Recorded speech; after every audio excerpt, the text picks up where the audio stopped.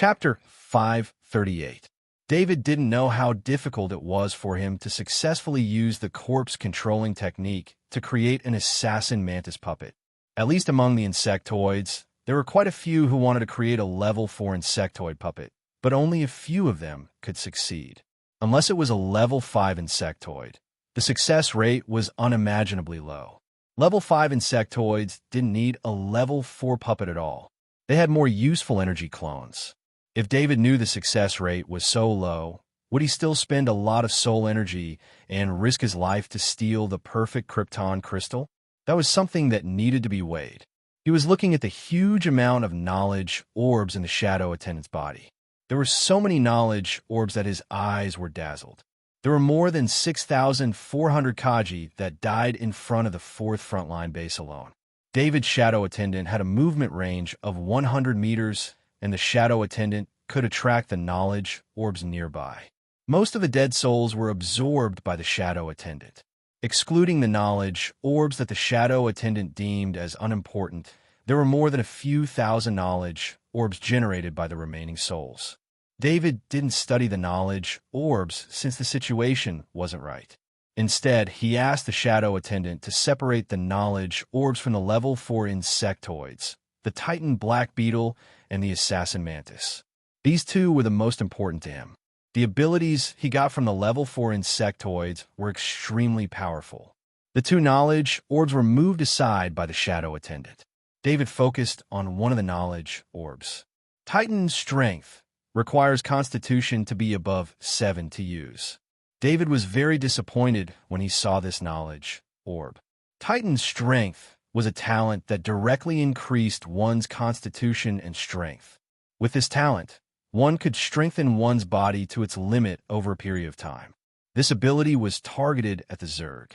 This should be the Titan black beetle's innate ability. This innate ability allowed the Titan black beetle to unleash its full potential, allowing it to possess the strongest physique and strength. However, this innate ability was of little value to David, or perhaps to humans. The limit of a human's constitution was 5 points. For a peak Kaji like David, his constitution and strength had already reached the limit.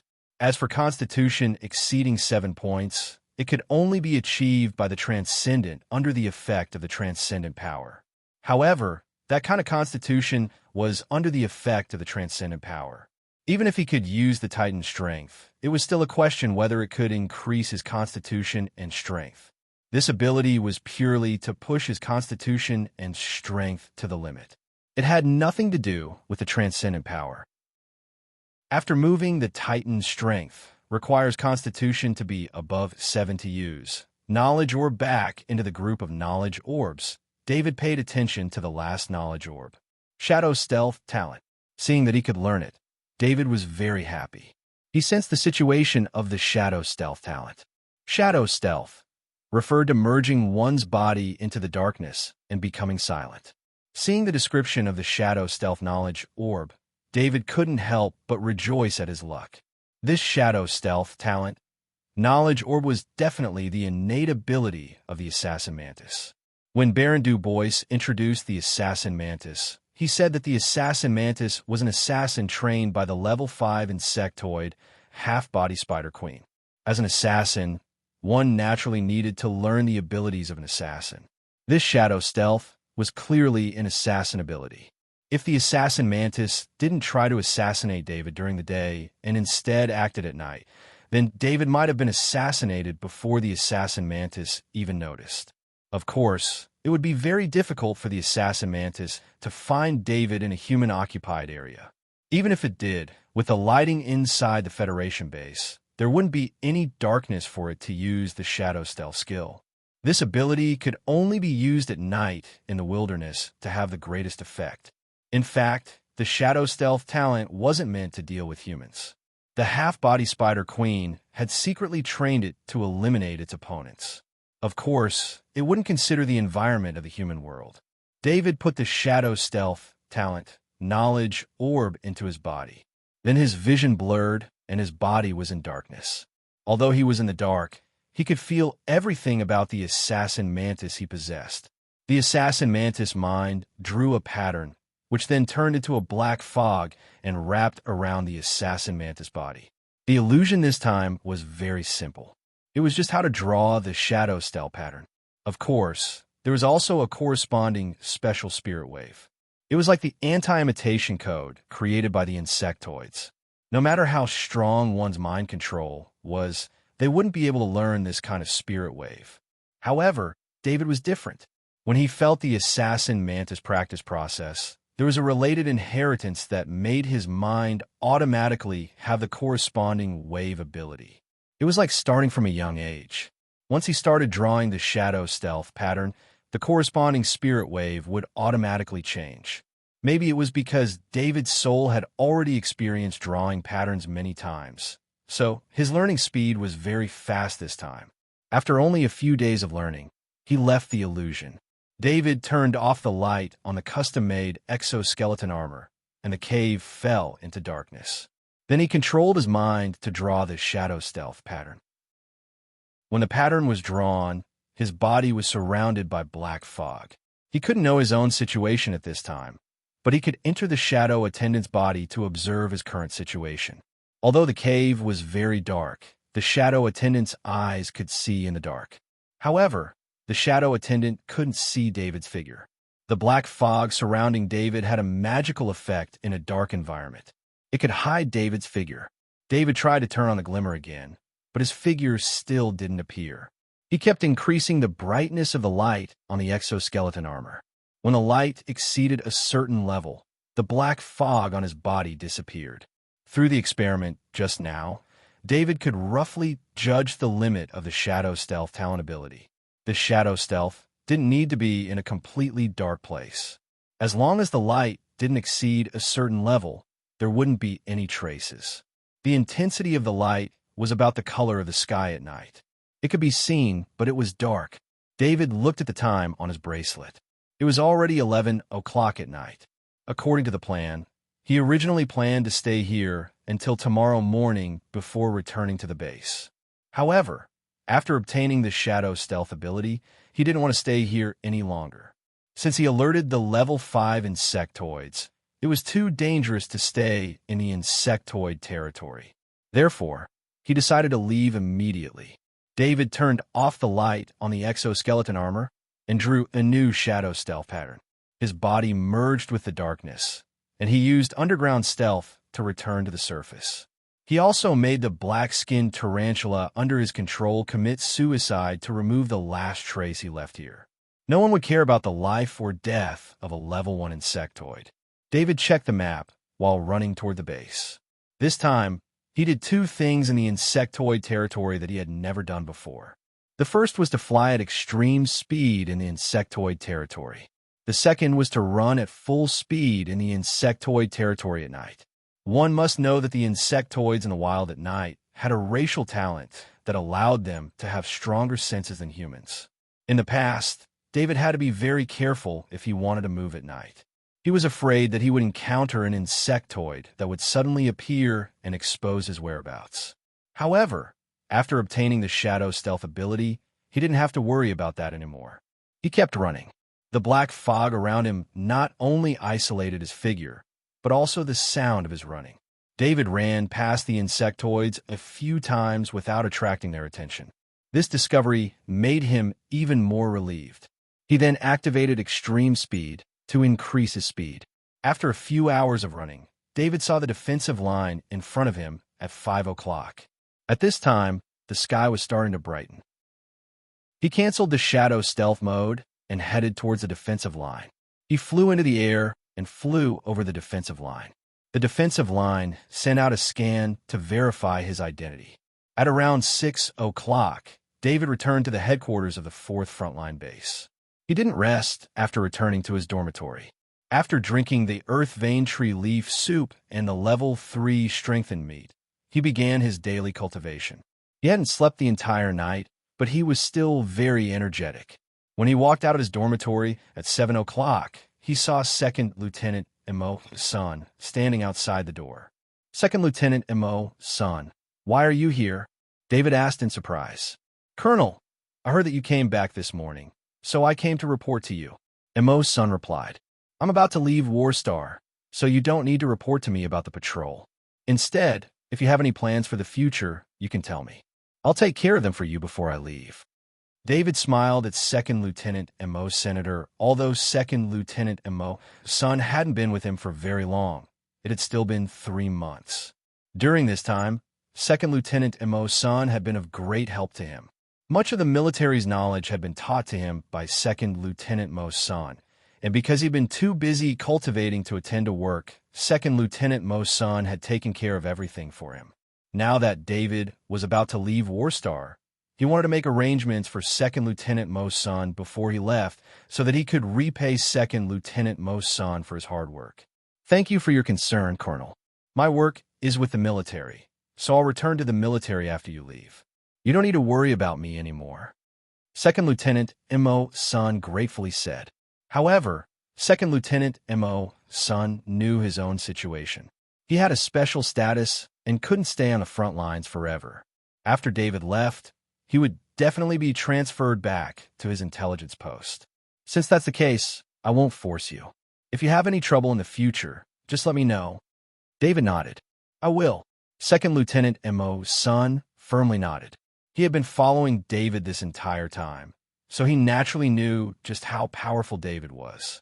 Putting aside the fact that David had deep relationships with many transcendent, he also had the right to trade with the great world of God, which gave David a status even higher than his own. Moreover, Second Lieutenant Emo's son was sure of David's strength. Even the majority of transcendent wasn't as strong as David. Of course, the strength Second Lieutenant Emo's son was referring to as David's long-range sniping ability. Thus, David's promise was still very important. Second Lieutenant Emo's son could sense David's sincerity.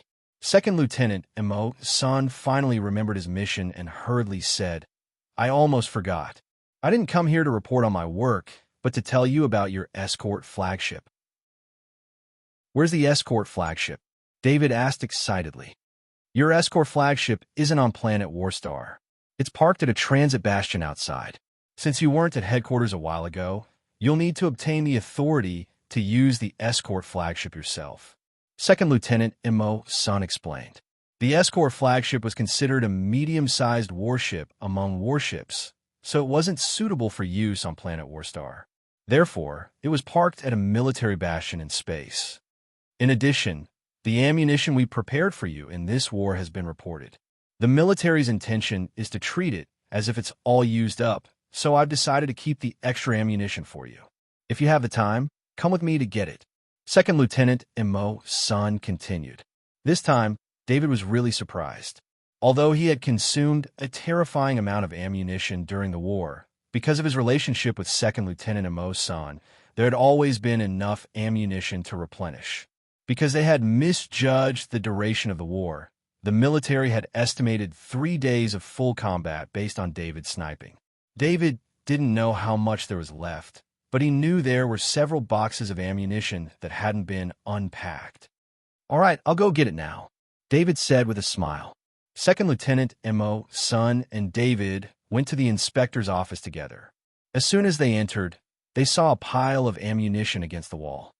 There are 1,300 supercaliber third-grade sniper bullets for 1,200 supercaliber second-grade sniper bullets and 6,700 ordinary second-grade sniper bullets. Second Lieutenant Emo's son pointed to the pile of ammunition and introduced it. David was secretly surprised when he heard this. The military was too generous this time, giving him so much ammunition. In fact, this was compensation from the military. They felt that the reward was far from what he had contributed to the war, so when someone suggested how to deal with this batch of ammunition, no one raised any objections. There was another reason for this, and that was that the amount of ammunition the military needed to train a master sniper wasn't any less than what was here. It might even be more. David had become a master sniper entirely through his own abilities, not by relying on the military's ammunition. This ammunition was a form of compensation. Chapter 539. There's a Cyclops giant beetle up ahead. Let's kill it. Benton Transcendent looked at his ID bracelet and pointed to the front left. For this hunting operation, the four Transcendent bought drones at their own expense and used them to strengthen the 4th Frontline base's field reconnaissance. The focus was on the position of the Level 3 insectoids. Of course, it was also convenient for them to see if there were any Level 4 insectoids so that they could avoid them in advance. Benton, you have to check if there are any Level 4 insectoids nearby. Don't screw us all up. Garth Transcendent reminded. Why would I? I've been studying this area during the days David left. Benton Transcendent said, unhappily. David proposed to go out with the 4 Transcendent to hunt Level 3 insectoids before he left. The Transcendent did a lot of preparation for this. The drones were one-time consumables, so they kept releasing them for many days. Even now, they still kept the drones in the sky for reconnaissance. David rode on his warhorse and smiled as he watched them talk.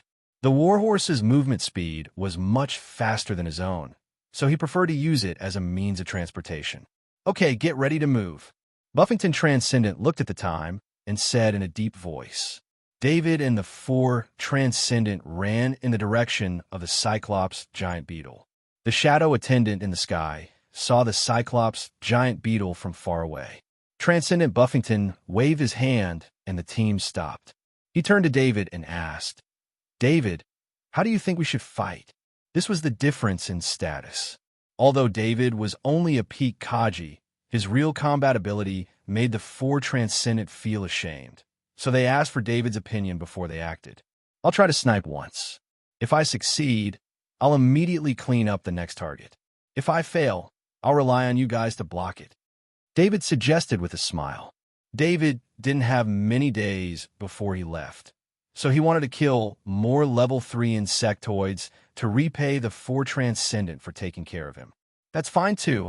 Babington Transcendent didn't care about the contribution of the 4 Transcendent in the battle. Anyway, they had already seen David's strength. This time, it was obvious that David had brought them to make a fortune. No one would be embarrassed. David didn't get off the horse. Instead, he laid on the horse's back and placed the Roarer sniper rifle on the horse's neck. Benton Transcendent saw David's actions and wanted to say something, but he was stopped by Buffington Transcendent.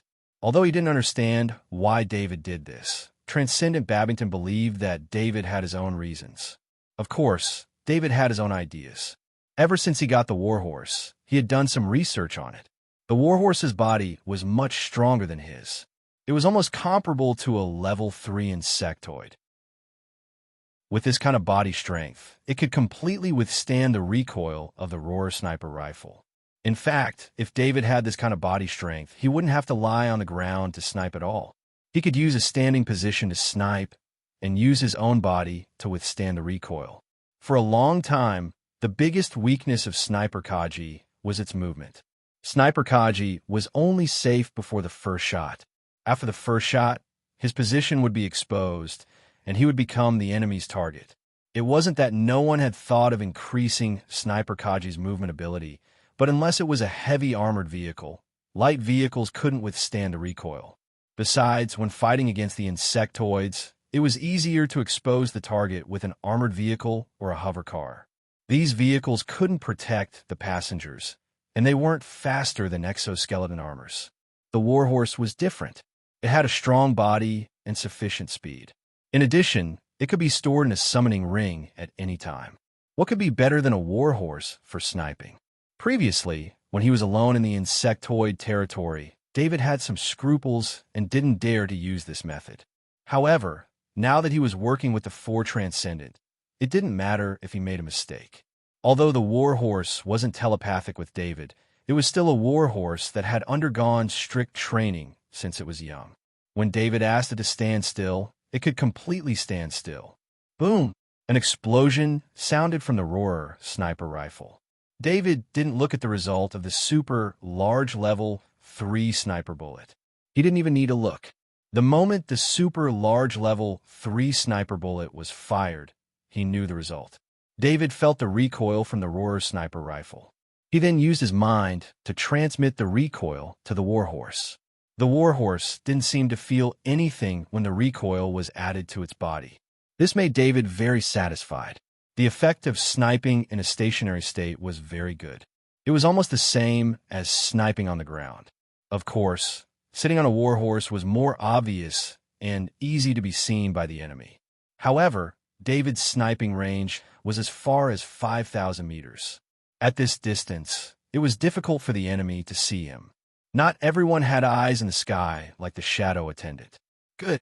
Benton Transcendent saw the Cyclops giant beetle struggling on the ground in the distance and couldn't help but shout. The Cyclops giant beetle was resting when it was hit in the neck by a super large level 3 sniper bullet. Its neck was penetrated and its spine was broken. It couldn't control its body. Benton Transcendent ran over with its spear. Transcendent Garth followed. Transcendent Buffington and Transcendent Augustine looked at David. David's sniping this time broke countless years of restrictions on sniping Kaji. If this sniping method can be promoted, it will greatly increase the combat power of sniping Kaji. Buffington Transcendent said with a sigh. However, he immediately smiled bitterly because he thought of the warhorse under David. This warhorse was only available in the great world of God. It was not easy to trade for this warhorse. In countless years of trading, he had never heard of a warhorse trade. This warhorse was stripped from a knight who made a mistake. David explained as he patted the warhorse's neck. Transcendent Buffington and Transcendent Augustine looked at each other. They completely understood that David's sniping method could not be promoted. In fact, David did not mention that the warhorse was only one aspect. Without a matching supply of feed, the warhorse would slowly lose its uniqueness. Before they came, David had clearly stated that he would not participate in the distribution of spoils. Therefore, Transcendent Buffington and Transcendent Garth did not distribute the materials of the Cyclops beetle on the spot. Instead, they decomposed the materials and put them into their space bracers. Transcendent Buffington took out his identity bracelet to check again and quickly said, "Go to the next target." It's 2 giant claw, flaming beetles. This was real-time information, so the information was very accurate. As long as they were fast enough, they would not miss. This time, I'll snipe first, David suggested. Okay. Babington Transcendent nodded in agreement. David let the warhorse gallop. He did not put away the roaring sniper rifle. Instead, he tried to set it up on the warhorse. The warhorse galloped very smoothly. Of course, this kind of balance was relative. In fact, there were still some small ups and downs. For a normal sniper Kaji, these small ups and downs would have a huge impact on his sniping. This was especially true for targets that were 5,000 meters away. Even a slight error could lead to a world of difference. However, David was different. His powerful spirit made his calculation and analysis extremely strong. The slight ups and downs of the warhorse could be completely calculated into the analysis of his sniping. However, this was the first time, so David needed to get used to this kind of sniping. The 4 Transcendent looked at each other and guessed that David wanted to snipe while moving. They were already very surprised that he could snipe while still on the warhorse. They were only slightly surprised, but they immediately chased after him. As they chased, they realized that the warhorse was indeed very fast. David let the warhorse gallop at full speed, and the 4 Transcendent could only follow from a distance. When the shadow attendant in the sky saw the 2 giant pincer flaming bugs, David also rushed to 5 kilometers away on the warhorse. Then, without any hesitation, he fired a super large caliber grade 3 sniper bullet. The 2 giant pincer flaming bugs were moving forward one after the other. They did not expect a sudden long-range sniper shot. One of the giant pincer flaming bugs tried to dodge, but it was still hit in the shoulder by the super large caliber grade 3 sniper bullet. David's first shot was aimed at the giant pincer flaming beetle's heart, but the 2 giant pincer flaming beetles were very vigilant, so David's first shot only managed to injure one of them. The other mega pincer flaming bug was startled by the sudden attack, and it quickly dashed towards David's direction. The Transcendent Babington heard the sniper's shot from behind, so he anxiously shouted, "Not good. Why did David not wait for us?" Although he knew that David was very powerful, there were conditions. For example, David needed to be in a complicated environment to be able to unleash his most powerful long-range sniper ability. Grandmaster Heavy Axe's ability also depended on what kind of insect his opponent was. For example, the giant pincer flaming bugs, which had the ability of transcendent flaming bugs, would be very troublesome if they did not have a corresponding defensive method. At least, with David's constitution, even if he was holding a grade 3 shield, he would still be hurt by the transcendent flaming bugs. The 4 transcendent rose into the sky together. They needed to help David as quickly as possible. However, after they rose into the sky, they saw another way of sniping. It was a way of fighting that was enough to break their imaginations. David was still lying on the warhorse in a very strange position. The warhorse did not slow down. It just turned around and galloped to the side. David reamed the sniper rifle at the injured giant pincer flaming bug.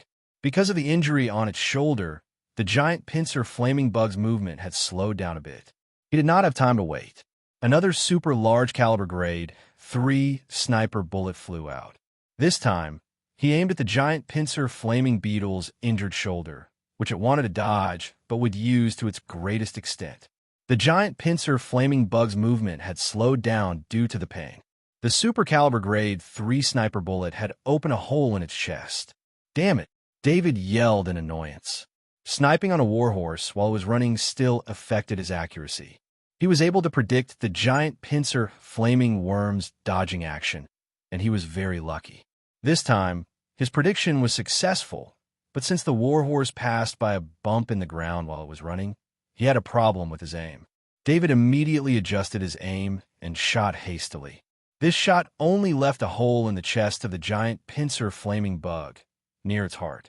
After 0.5 seconds, David shot again. This time, there was no problem.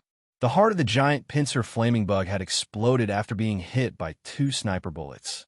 This was also the most number of times David had sniped an insect.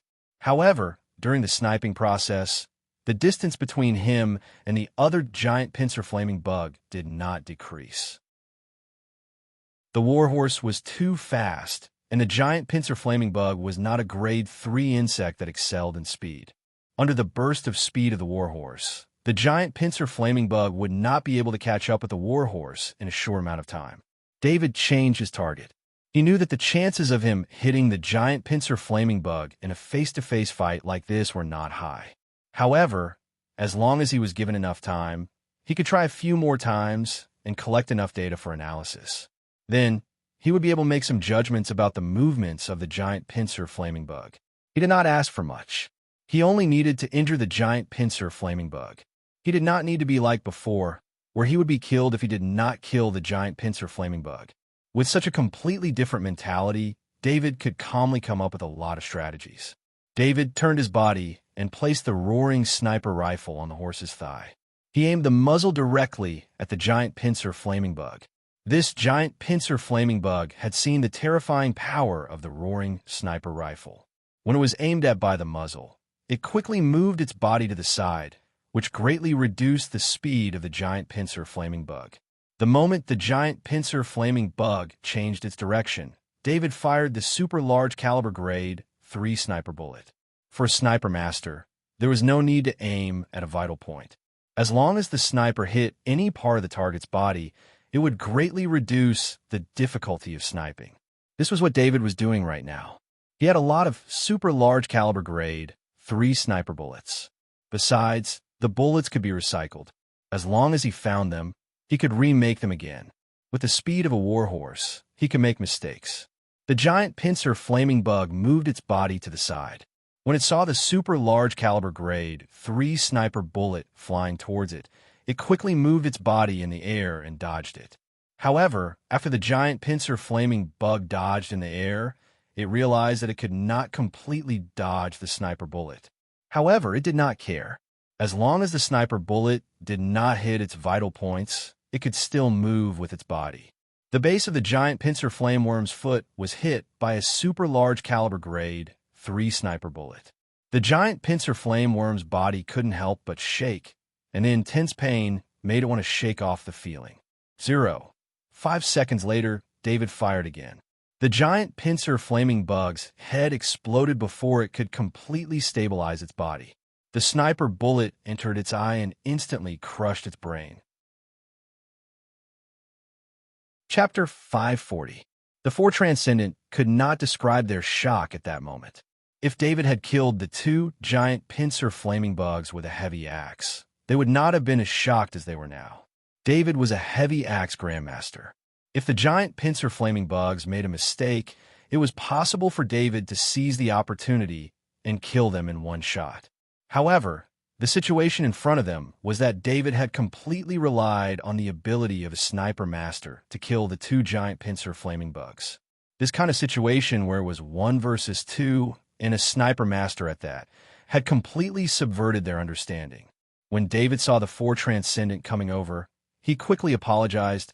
"I'm sorry, I was trying out a new combat strategy. I didn't wait for you guys to come before I started the battle." A group battle should follow certain rules, and David's behavior of breaking the rules was indeed wrong. What a pity this warhorse can't be mass-produced. The Babington Transcendent did not have time to care about David's preemptive attack. He looked straight at the warhorse and said, "Sniping while moving." This kind of sniping freed Kaji's combat style from a fixed position. This was also a problem that they had always wanted to solve, but could not solve. David was also very helpless. He knew that the warhorse had the energy that only a knight could have in its body. This kind of energy could only be generated by the divine bloodline. If the Federation could really replicate it, the first thing to appear should be a combatant like a knight, not a warhorse. The divine bloodline was an inexplicable mystery for the Federation. The Federation had tried everything, but still could not get the secret of the bloodline from the great world of God. In the following hunt, David was not as flamboyant as before. He was more like a real sniper of Kaji. However, when the four transcendent were fighting, as long as he shot, he would definitely hit the vital parts of the enemy. After a week of hunting, the 5 of them had almost wiped out all the level 3 Zergs within a few hundred kilometers of the 4th frontline base. In the end, when the Benton Transcendent saw the silhouette of a level 4 insectoid in the image sent by the drone, the 5 of them fled back to the defensive line in a panic, ending the hunting operation that had been going on for days. The 4 Transcendent members were very happy with the harvest of 25 level 3 insectoids. David was also very satisfied. For the next 2 weeks, David stayed in the base headquarters and spent every day cultivating. The day before he left, David rode his warhorse to Baron Du Bois' castle. He no longer had a position in 4th Forward Base, so he was only waiting to leave Warstar tomorrow. "Young Master David, you're here." The butler opened the door for David, and a knight came forward to take the warhorse. "Is Uncle Du Bois here?" David asked the butler who was leading the way. "Master and young Master Miller are both here." The butler replied with a smile. When he arrived at the entrance of the hall, he saw Knight Miller practicing his épée in the plaza. Baron Du Bois was standing to the side with a stick in his hand, giving him pointers. When he saw David, Baron Du Bois pointed to the spot next to him and did not say anything. David liked the feeling of being treated like family. He smiled as he came to Baron Du Bois' side and quietly watched Knight Miller cultivate. Knight Miller saw David and wanted to say something, but Baron Du Bois casually swung his stick, forcing him to swallow his words.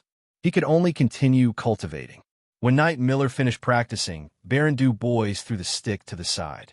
"How come David is free to come over today?" Baron Du Bois asked with a smile. David said to Baron Du Bois, "I'm here to say goodbye. Tomorrow, I'll be leaving Warstar for the military academy. This time, I'll be gone for at least a year. I don't know if I'll be assigned back to Warstar by the time I graduate. Studying is a good thing. Warstar has a lot of resources, so I'm sure you'll come back in the future," Baron Du Bois said with a smile. He didn't feel anything about the impending separation. "David, after you leave, I won't have any friends in Warstar," Knight Miller helplessly said.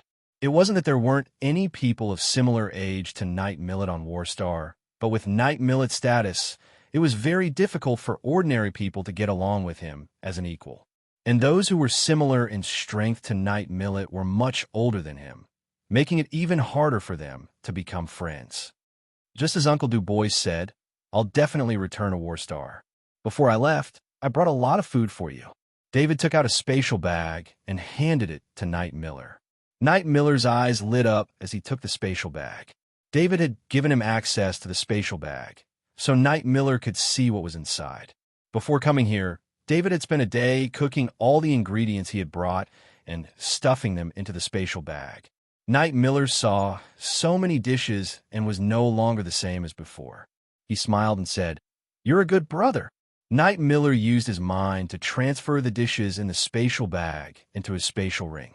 So many dishes could only be stored in a spatial item. Baron Du Bois suddenly thought of the news he had heard and hurriedly asked, "There's been something wrong with the insectoids recently.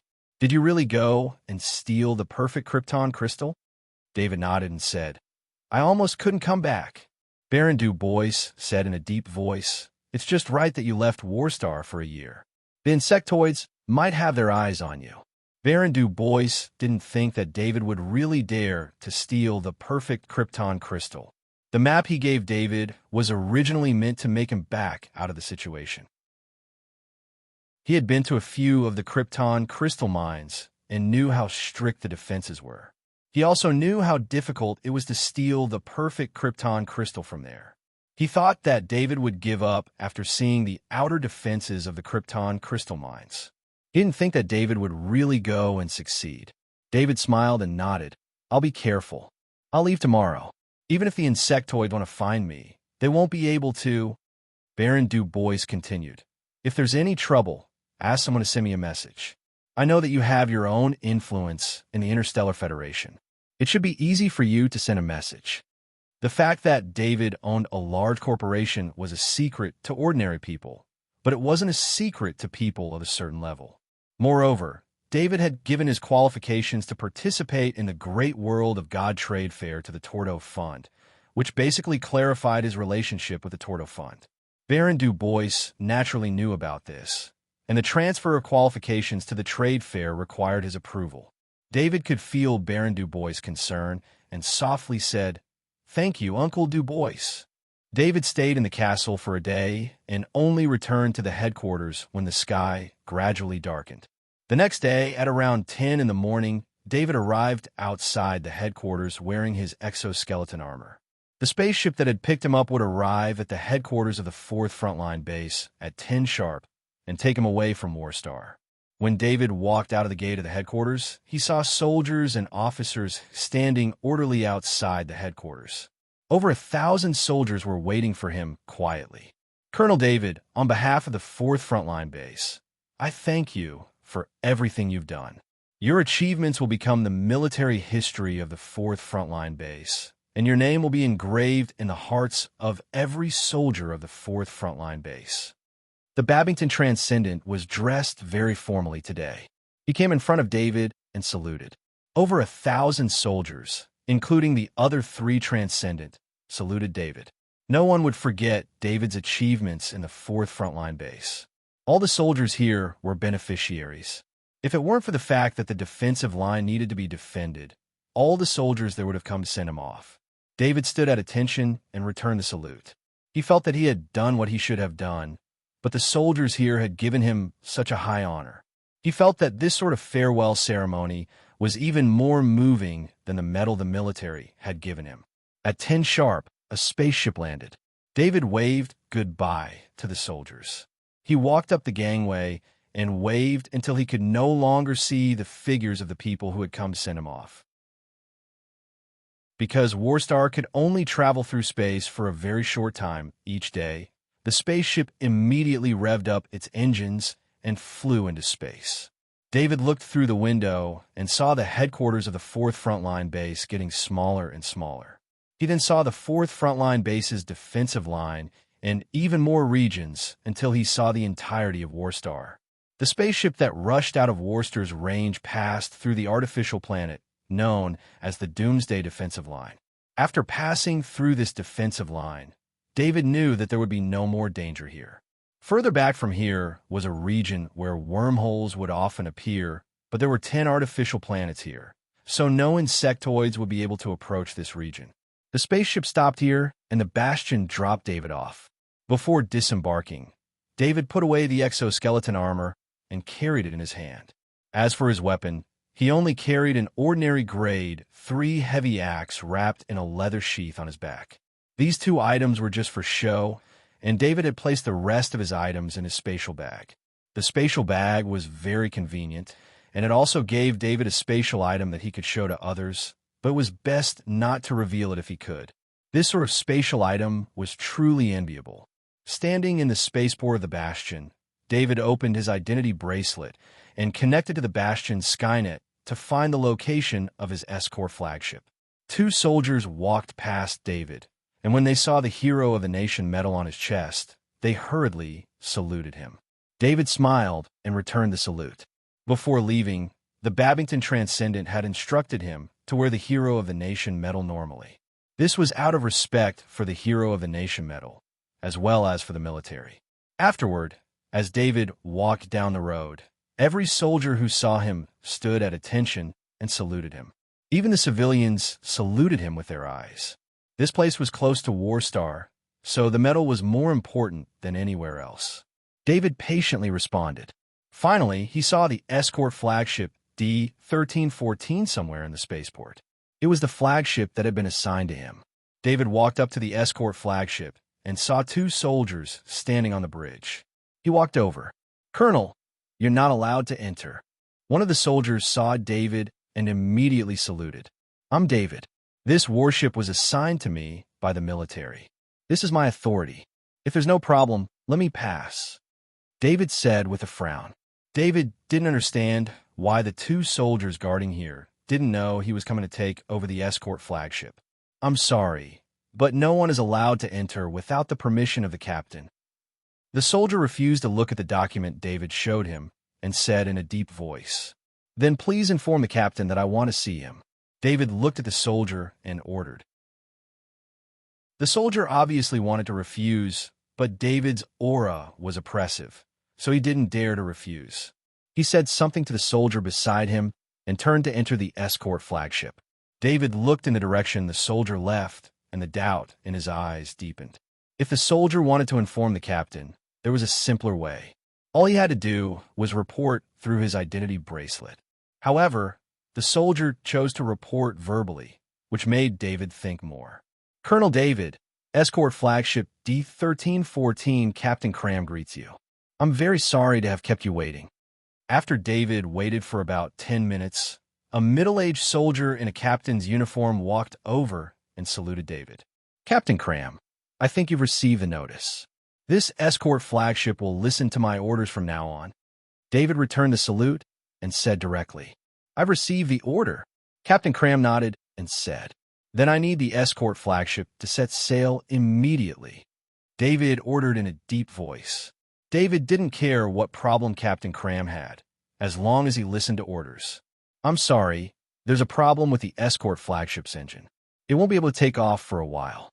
Our crew is currently repairing it," Captain Cram said with an apologetic expression. David's expression was a bit ugly. The possibility of a problem with the escort flagship's engine was extremely low. "Take me to see it," David said in a deep voice. "Yes, Colonel." Captain Cram's face showed a mocking expression the moment he turned his head. However, he didn't know that his expression was clearly seen by the shadow attendant flying in front of him. Walking into the ship, David found that Captain Cram's control of the ship was very high.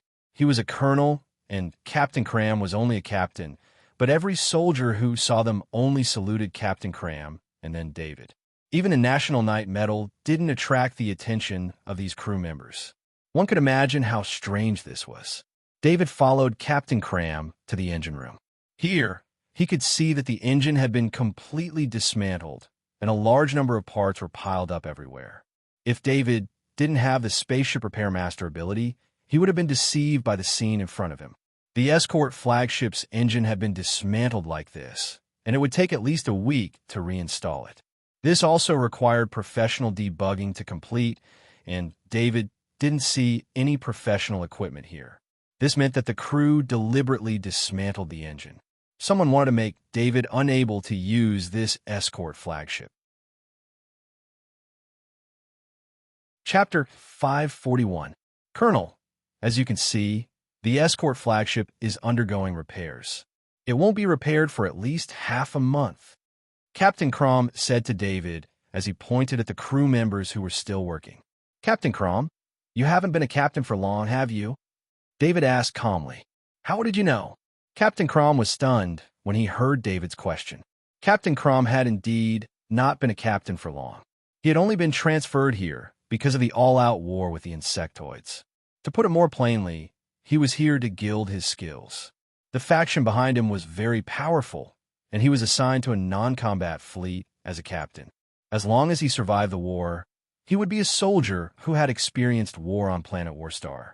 In reality, Captain Crom was only responsible for escorting supplies on the outskirts of planet Warstar. He had never even stepped on planet Warstar's land. Captain Crom did not understand how David knew this. When he heard David's question, he instinctively thought that David knew something and could not help but panic.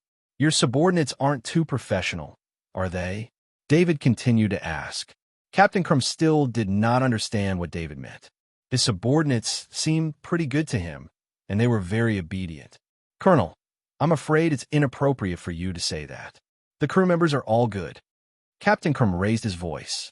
The crew members who had just heard David's words looked at David with unfriendly gazes, but when they heard Captain Crom's words, they all smiled. This is the engine's pressure stabilizing component. The material inside cannot come into contact with the air. Originally, it worked in a vacuum state. However, your men took the pressure stabilizing component apart. This pressure stabilizing component is worth 20 million credits. David introduced as he pointed at a disassembled component on the ground. This voltage stabilizer component was originally broken.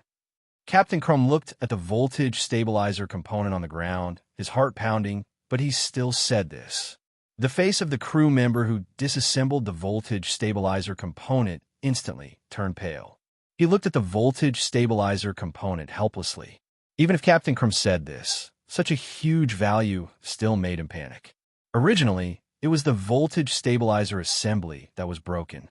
Since it was the voltage stabilizer assembly that was broken, why did you remove the rotor? Don't you know that this rotor system can't come into contact with anything?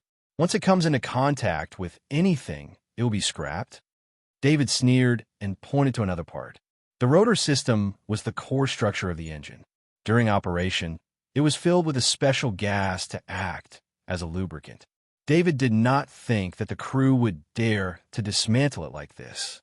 There are some problems with the rotor system, so I took it down for inspection. Captain Cram was already sweating as he quickly explained. Captain Cram, you probably don't know the value of the rotor system. This rotor system that you casually threw on the ground is worth more than 300 million credits. In addition, the entire engine has been dismantled. The engine is probably scrapped. The total loss is more than 600 million credits.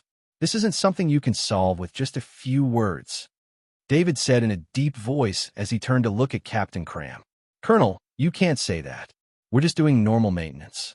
If there's a problem, it's the engine's original problem. Captain Cram instantly felt that he seemed to have caused a lot of trouble and immediately explained. Maybe you don't know, but the technicians on your ship didn't tell you that the dismantling of the engine can only be done by professional maintenance personnel. The engine is not a part of the ship that can be repaired. David pointed at the dismantled engine and said in a deep voice. Captain Cram was sweating profusely. How could he not have heard the technicians mention this? It was just a warship being damaged. For the person who gave him the mission, it was a small matter. As long as he could complete the mission, not only would the loss of the warship not be a problem, he could also be transferred from the war zone to a peaceful area and be promoted. He did ask the technicians how to make the warship damaged beyond repair within 10 days. The technician's answer was that unless there was a problem with the engine, the rest of the damage could be quickly repaired. That was why Captain Cram decided to let the crew dismantle the engine and completely destroy the escort flagship. However, Captain Cram did not expect David to know about engines. Moreover, it was not just an ordinary knowledge. The problem that David pointed out was definitely at the professional level. You don't have to explain anymore. If you have anything to say, go to the military court to explain it. The loss of 600 million credits is enough for you and your crew to spend the rest of your life in the mines. David said coldly. David was very angry. This escort flagship was assigned to him. He wanted to take this escort flagship to the Interstellar Federation Military Academy. Who knew that this group of people would ruin it? This has nothing to do with us.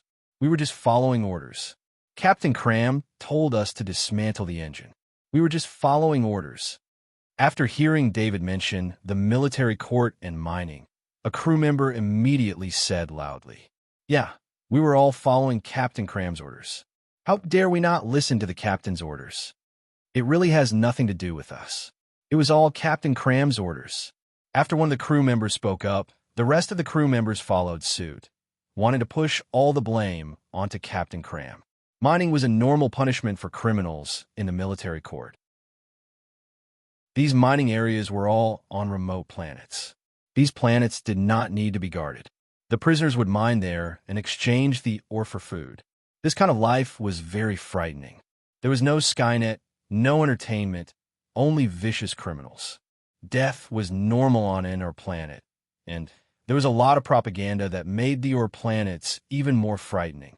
It was this kind of propaganda that made very few soldiers in the military dare to commit crimes. Criminals who did not commit serious crimes would not be sent to such places. However, the loss of 600 million credits was enough to satisfy this condition. David ignored these crew members. He directly opened his ID bracelet and used the military Skynet to contact General Adams. After General Adams met with David, he gave him this contact method. This was a special line that could be used to contact General Adams directly. It used a special signal that could be used when Warstar was not free. "David, didn't you leave Warstar to go to the military academy? Why did you think of contacting me?" General Adams quickly picked up the call, his voice sounding very friendly. General Adams might have seemed to have helped David a lot, requesting a commendation for David and forcefully suppressing any objections during the meeting, but General Adams knew very well that David had helped him even more. This all-out war launched by the insectoids would go down in history. In just a day and a night, the war had ended. This kind of speed was rarely seen in history. This achievement also increased General Adams's prestige in the military, and it would play a very important role in his advancement. General Adams treated David, the junior of his good friend, as his own junior, and David as his lucky star. It was because of David's participation that this war became a classic. Thus, General Adams was very concerned about David, paying special attention to David's departure from Warstar. If not for this, how would General Adams, who commanded the entire military force of the war zone, know of David's whereabouts? "General Adams, I've already left Warstar. I'm currently in a transit bastion outside the Doomsday defense line. I've run into some matters and don't know who to report to, so I'll have to trouble you." David was very apologetic for disturbing General Adams, so he replied. When he heard David call him General Adams, Captain Crumb's eyes went wide, and he looked at David in disbelief. Although Captain Crumb was only a temporary officer, how could he not have heard of General Adams's name? This was the highest officer in the war zone. If Captain Crumb had known that David could directly contact General Adams, he would never have accepted this mission. "David, there's no need to be polite with me. If you run into any trouble, just tell me," General Adams said with a laugh. General Adams was also very curious. If someone like David ran into any trouble, he would have dealt with it himself. Why would he come to him? Could it be that David had matured a lot after joining the military and was no longer as impulsive as before? Thinking of this, General Adams couldn't help but feel gratified. "General Adams, please take a look at the situation here." David opened a live feed and shared the scene with General Adams. "This is..." General Adams looked at the engine that had been disassembled and asked in confusion. "This warship is the escort flagship that the military assigned to me. What you see is that Captain Crumb ordered the engine to be disassembled and turned into scrap. The escort flagship that the military assigned to me has become like this." David continued to report. When General Adams heard David's report, he naturally guessed that there must be something fishy going on. "David, wait there for a while. The law enforcement team will be there soon." I will investigate this matter and give you an explanation," General Adams said in a deep voice. "Thank you." David thanked him. "In addition, it will take 3 days to redeploy another battleship. You just wait there. I'll get them to pick you up after the procedures are done," General Adams said to David after asking the adjutant next to him. "General Adams, I won't wait here. The warship will go directly to the military academy. School is about to start. I can't be late. I will take another spaceship to register." David calculated the time and said to General Adams, "Okay." General Adams also knew about the registration time, so he didn't say anything else. After ending the call, David stood while Captain Crumb and the crew were all limp on the ground. "Captain Crumb, can you tell me who wants to stop me from taking this warship?" David looked down at Captain Crumb and asked in a deep voice. David's voice had a hint of psyche. His use of psyche was still very rudimentary. If he increased his psyche, it would probably damage Captain Crumb's brain, so he could only exert a little psyche influence. Captain Crumb was just about to speak when he suddenly shut his mouth, his face pale. David frowned slightly. Captain Crumb's attitude made him understand that someone was indeed trying to mess with him. However, Captain Crumb was a soldier, and so was he. If this was Warstar, he could find a place with no one around and torture Captain Crumb. With Captain Crumb's mentality, he would only need a moment to make Captain Crumb spill everything. Captain Crumb felt all the hair on his body stand on end. He felt like he was being stared at by a ferocious beast. His heartbeat quickened, and his mouth went dry. At this moment, a team of Kaji law enforcers wearing white exoskeleton armor arrived.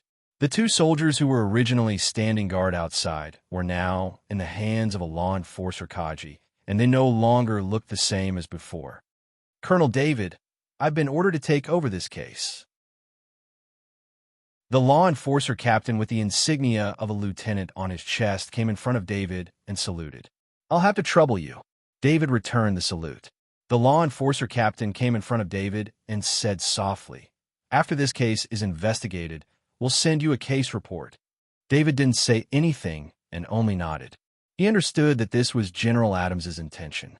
The law enforcers had no obligation to report anything to him. The law enforcer captain waved his hand, and a law enforcer Kaji stepped forward to put electronic shackles on Captain Crumb. The rest of the crew didn't receive such treatment and were only escorted out. A law enforcer Kaji stayed behind to collect evidence. David saw that there was nothing else for him to do, so he turned and left the flagship.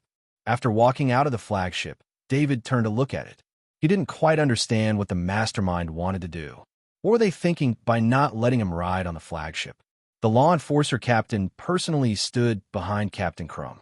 This matter was highly valued by the upper echelons of the war zone, so it naturally needed to be treated with extra importance. Thus, he personally escorted Captain Crumb. "Captain, I really admire his courage. He actually dared to tamper with Colonel David's warship. He really doesn't know what's good for him," a law enforcer walking beside the law enforcer captain said with a chuckle. The other law enforcers also deeply agreed with his words.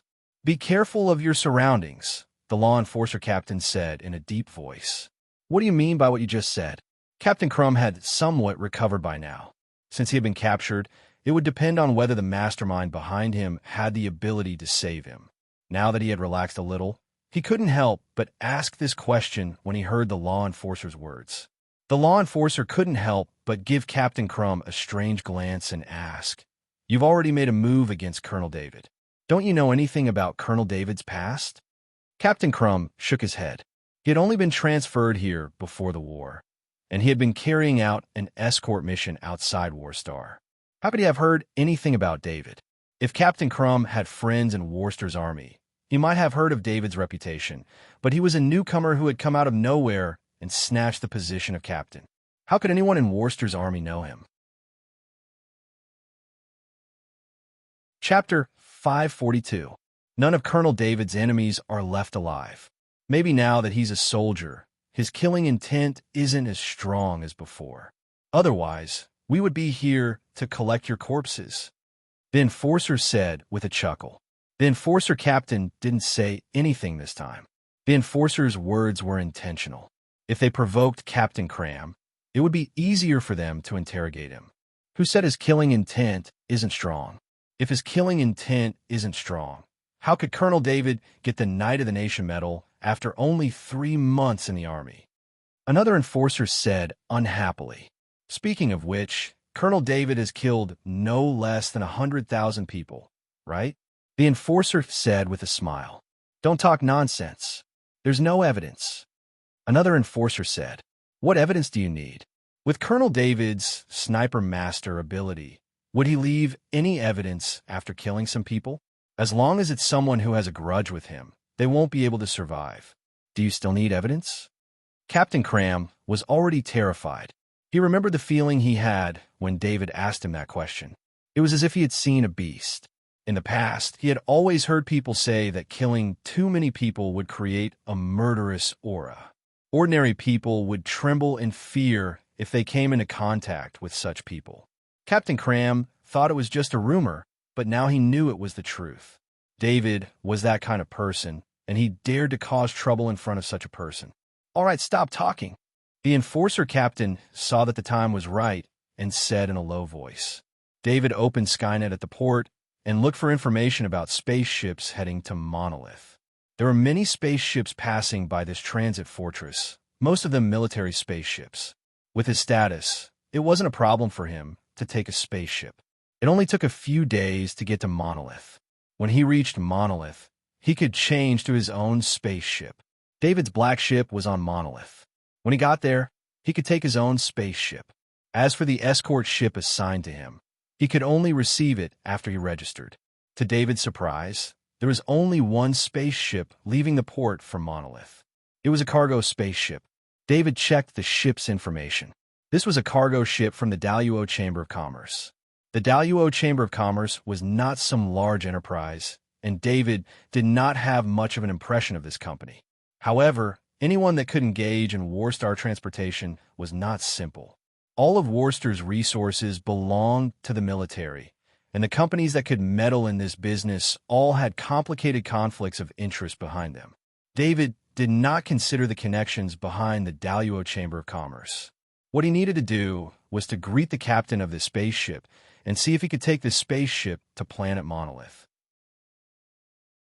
David carried the exoskeleton armor's loading box in his hand and carried the grade 3 heavy axe on his back.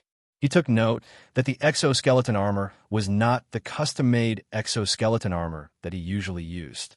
Instead, it was a standard exoskeleton armor. All of his equipment was stored in the portal bag. With the portal bag, he didn't even need the help of the shadow attendant to retrieve his equipment. According to the information on Skynet, David arrived at the port where the cargo spaceship was located. Although it was a cargo spaceship, it was still equipped with some self-defense weapons, which was normal. Some parts of the war zone were still very chaotic. In space, there were often space pirates who engaged in professional robberies, and there were also mercenaries on missions who would do some amateurish robberies. Of course, compared to a real battleship, these weapons were far too lacking. Sorry to disturb you. I want to see your captain. Please inform him, David said to a crew member who was working. Colonel, please wait a moment. The crew member was a little annoyed at being disturbed. When he raised his head and saw David's military rank and that particularly eye-catching Kingdom Knight medal, he immediately changed his attitude and spoke politely. The crew member opened his ID bracelet and softly said a few words. The captain asked me to bring you in. Please follow me. The crew member bowed slightly to David. David followed the crew member into the cockpit through the gangway. Colonel, please take a seat. When David arrived at the cockpit, he saw the big man sitting on the command chair. The big man turned to the crew member beside him and said, Go get me a glass of water. Thank you, David said as he sat on the empty seat beside him. My name is Chester. Is there anything I can help you with? Captain Chester said politely. My name is David. I would like to take your ship to planet Monolith. Is that okay? David said directly. You are a Kingdom Knight. Of course, there's no problem. The spaceship will depart in an hour. If you have any luggage, please bring it over as soon as possible, Captain Chester said with a smile. I don't have any other luggage. I only have this. David smiled as he pointed at the exoskeleton armor beside him. That's good. Please take a rest here. I will prepare a room for you when the spaceship starts cruising," Captain Chester said with a smile. After that, Captain Chester ordered the crew to make the final preparations. A crew member brought over a glass of water and placed it beside David. David watched with a smile as he waited for Captain Chester's arrangement. Time passed quickly. The cargo spaceship took off. First, it slowly left the port. Then, it accelerated into the depths of space. The cargo spaceship started its warp engine and entered the speed of light. "Colonel David, please follow me. I will bring you to your room." Captain Chester glanced at the untouched glass of water and made an inviting gesture to David. "Then I will have to trouble you, Captain Chester." David stood up and said, "It's no trouble at all. You are the hero of the Federation." Captain Chester said with a smile as he walked up and picked up David's exoskeleton armor before David could. Normally, any Kaji would not allow the exoskeleton armor to leave their side. However, Captain Chester's politeness made it impossible for David to snatch the exoskeleton armor from him. David could only let Captain Chester do as he pleased. He followed Captain Chester into the tunnel. Captain Chester said flattering words as he flattered David along the way. As David listened, the smile on his face did not change. "It's right up ahead," Captain Chester said as he pointed at a door in front of them. David's smile became even wider because the shadow attendant had already arrived at the room. This room was not the guest room that Captain Chester had mentioned. Instead, it was a training room. There were 12 Kaji armed with rank 2 weapons waiting inside. From the aura of those Kaji, David could tell that they were all elite Kaji. In fact, David had already sensed many things when he entered the cargo spaceship. For example, many of the crew members were Kaji. This was very rare on a cargo spaceship. Normally, Kaji were only responsible for escorting and did not work as crew members. Even though Kaji were basically cannon fodder on Warstar, they were still highly valued in other places. With a Kaji around, no one dared to do anything to them. As for the 12 elite soldiers, they were all equipped with second-grade weapons. This was not something that should appear on a cargo spaceship. In addition, David's powerful mental strength had already sensed Captain Chester's malice. Even though Captain Chester had a smile on his face, the malice in his heart was still there. Perhaps Captain Chester himself did not feel it, but in front of David, his attitude was as bright as a lamp in the dark. This was a problem of his own level. Captain Chester was only a Kaji. He did not know the use of mental strength. David, on the other hand, wasn't worried. He followed Chester into the training room. "Captain Chester, what's the meaning of this?" David asked without any change in expression. "Colonel David, you're really calm. I'm very impressed. If you hadn't offended someone you shouldn't have, I wouldn't have treated you like this," Captain Chester said as he retreated behind the 12 elite Kaji. "Looks like Captain Chester knows some things. That makes me feel a lot more at ease," David said with a smile. "You don't have to pretend to be calm. Your exoskeleton armor is in my hands. You should just surrender. I won't make it too difficult for you," Captain Chester said with a cold smile. "Captain Chester, you probably think that your acting is very successful. You should know that any assassination is useless against a weapon master. Just like the glass of water you gave me in the cockpit. Do you know why I didn't drink it?" David said with a shake of his head. Captain Chester had heard that weapon masters had an instinctive reaction to assassination, but he had scoffed at it.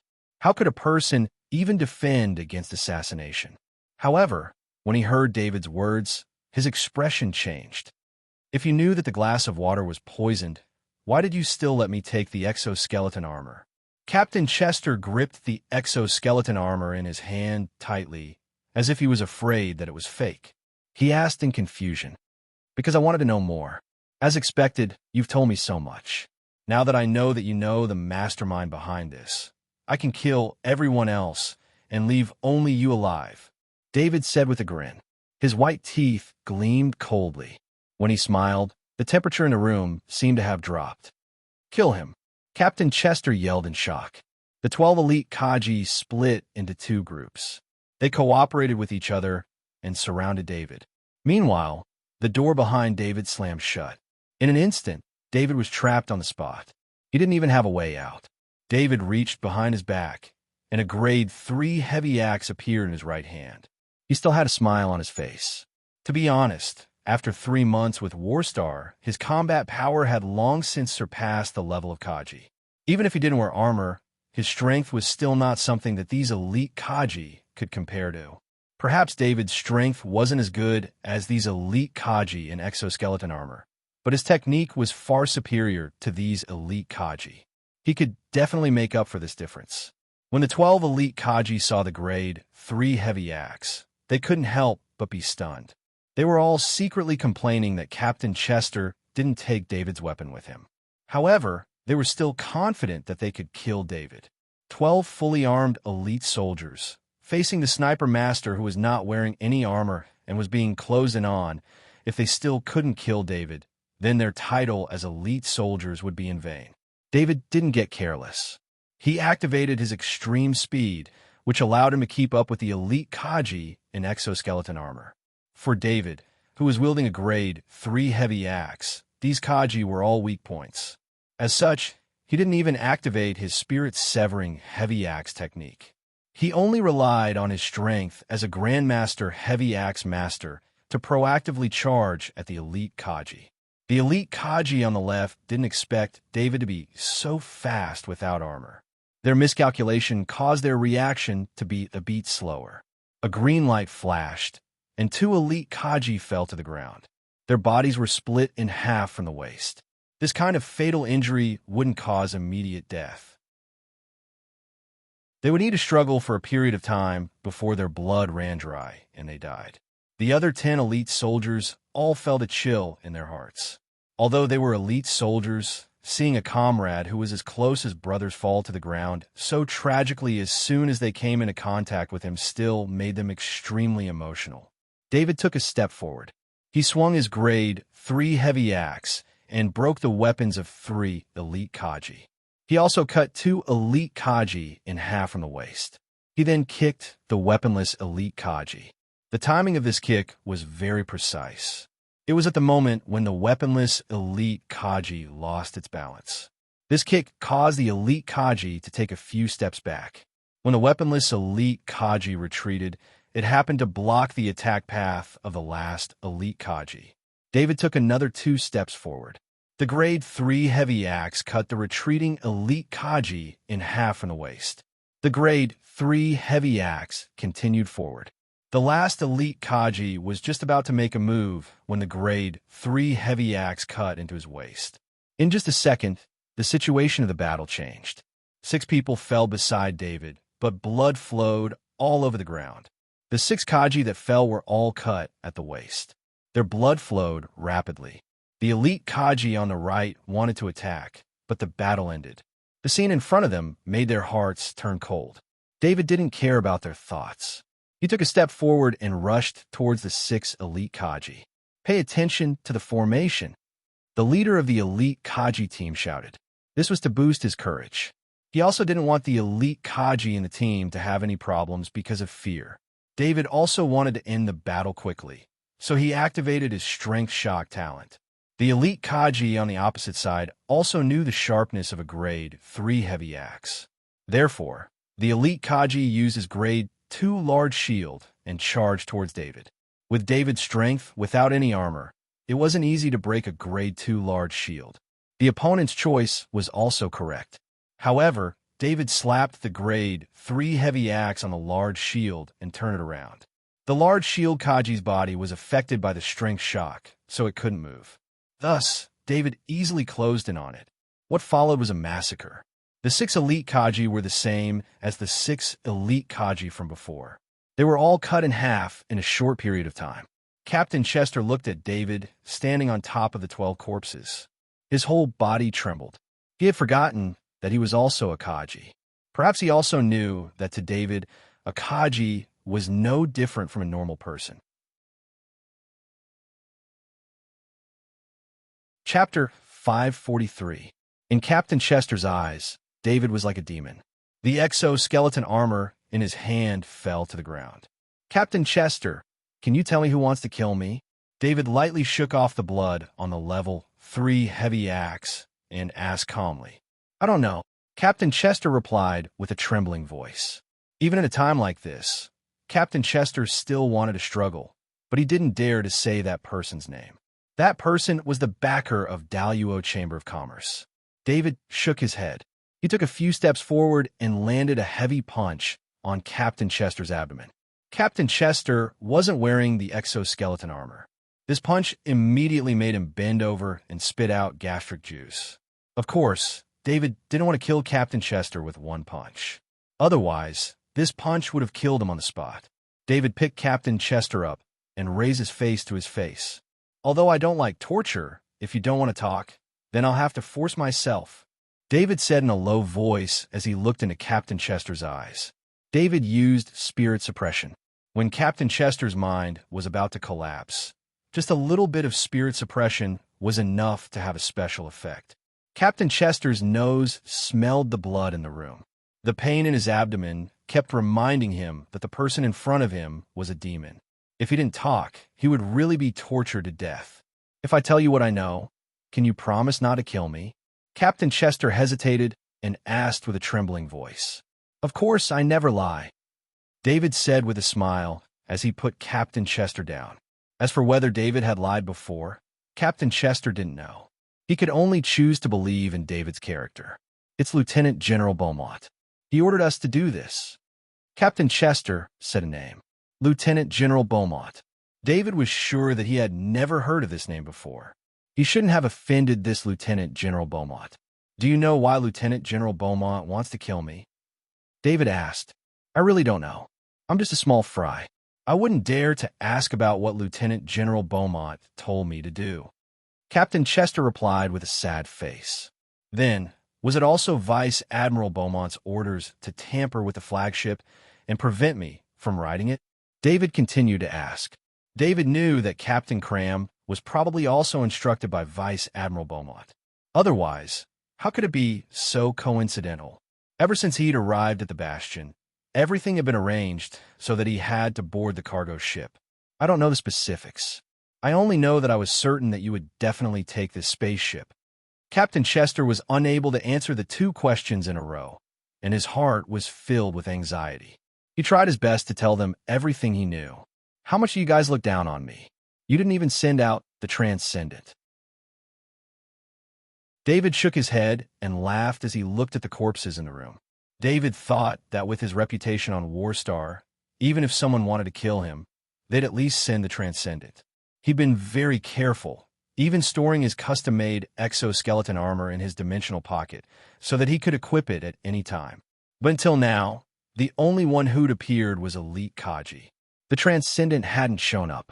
Originally, there were two Transcendents here, but something came up at the last minute, so Captain Chester realized that he had misspoken at this point, so he quickly stopped. So they're taking this seriously. David laughed.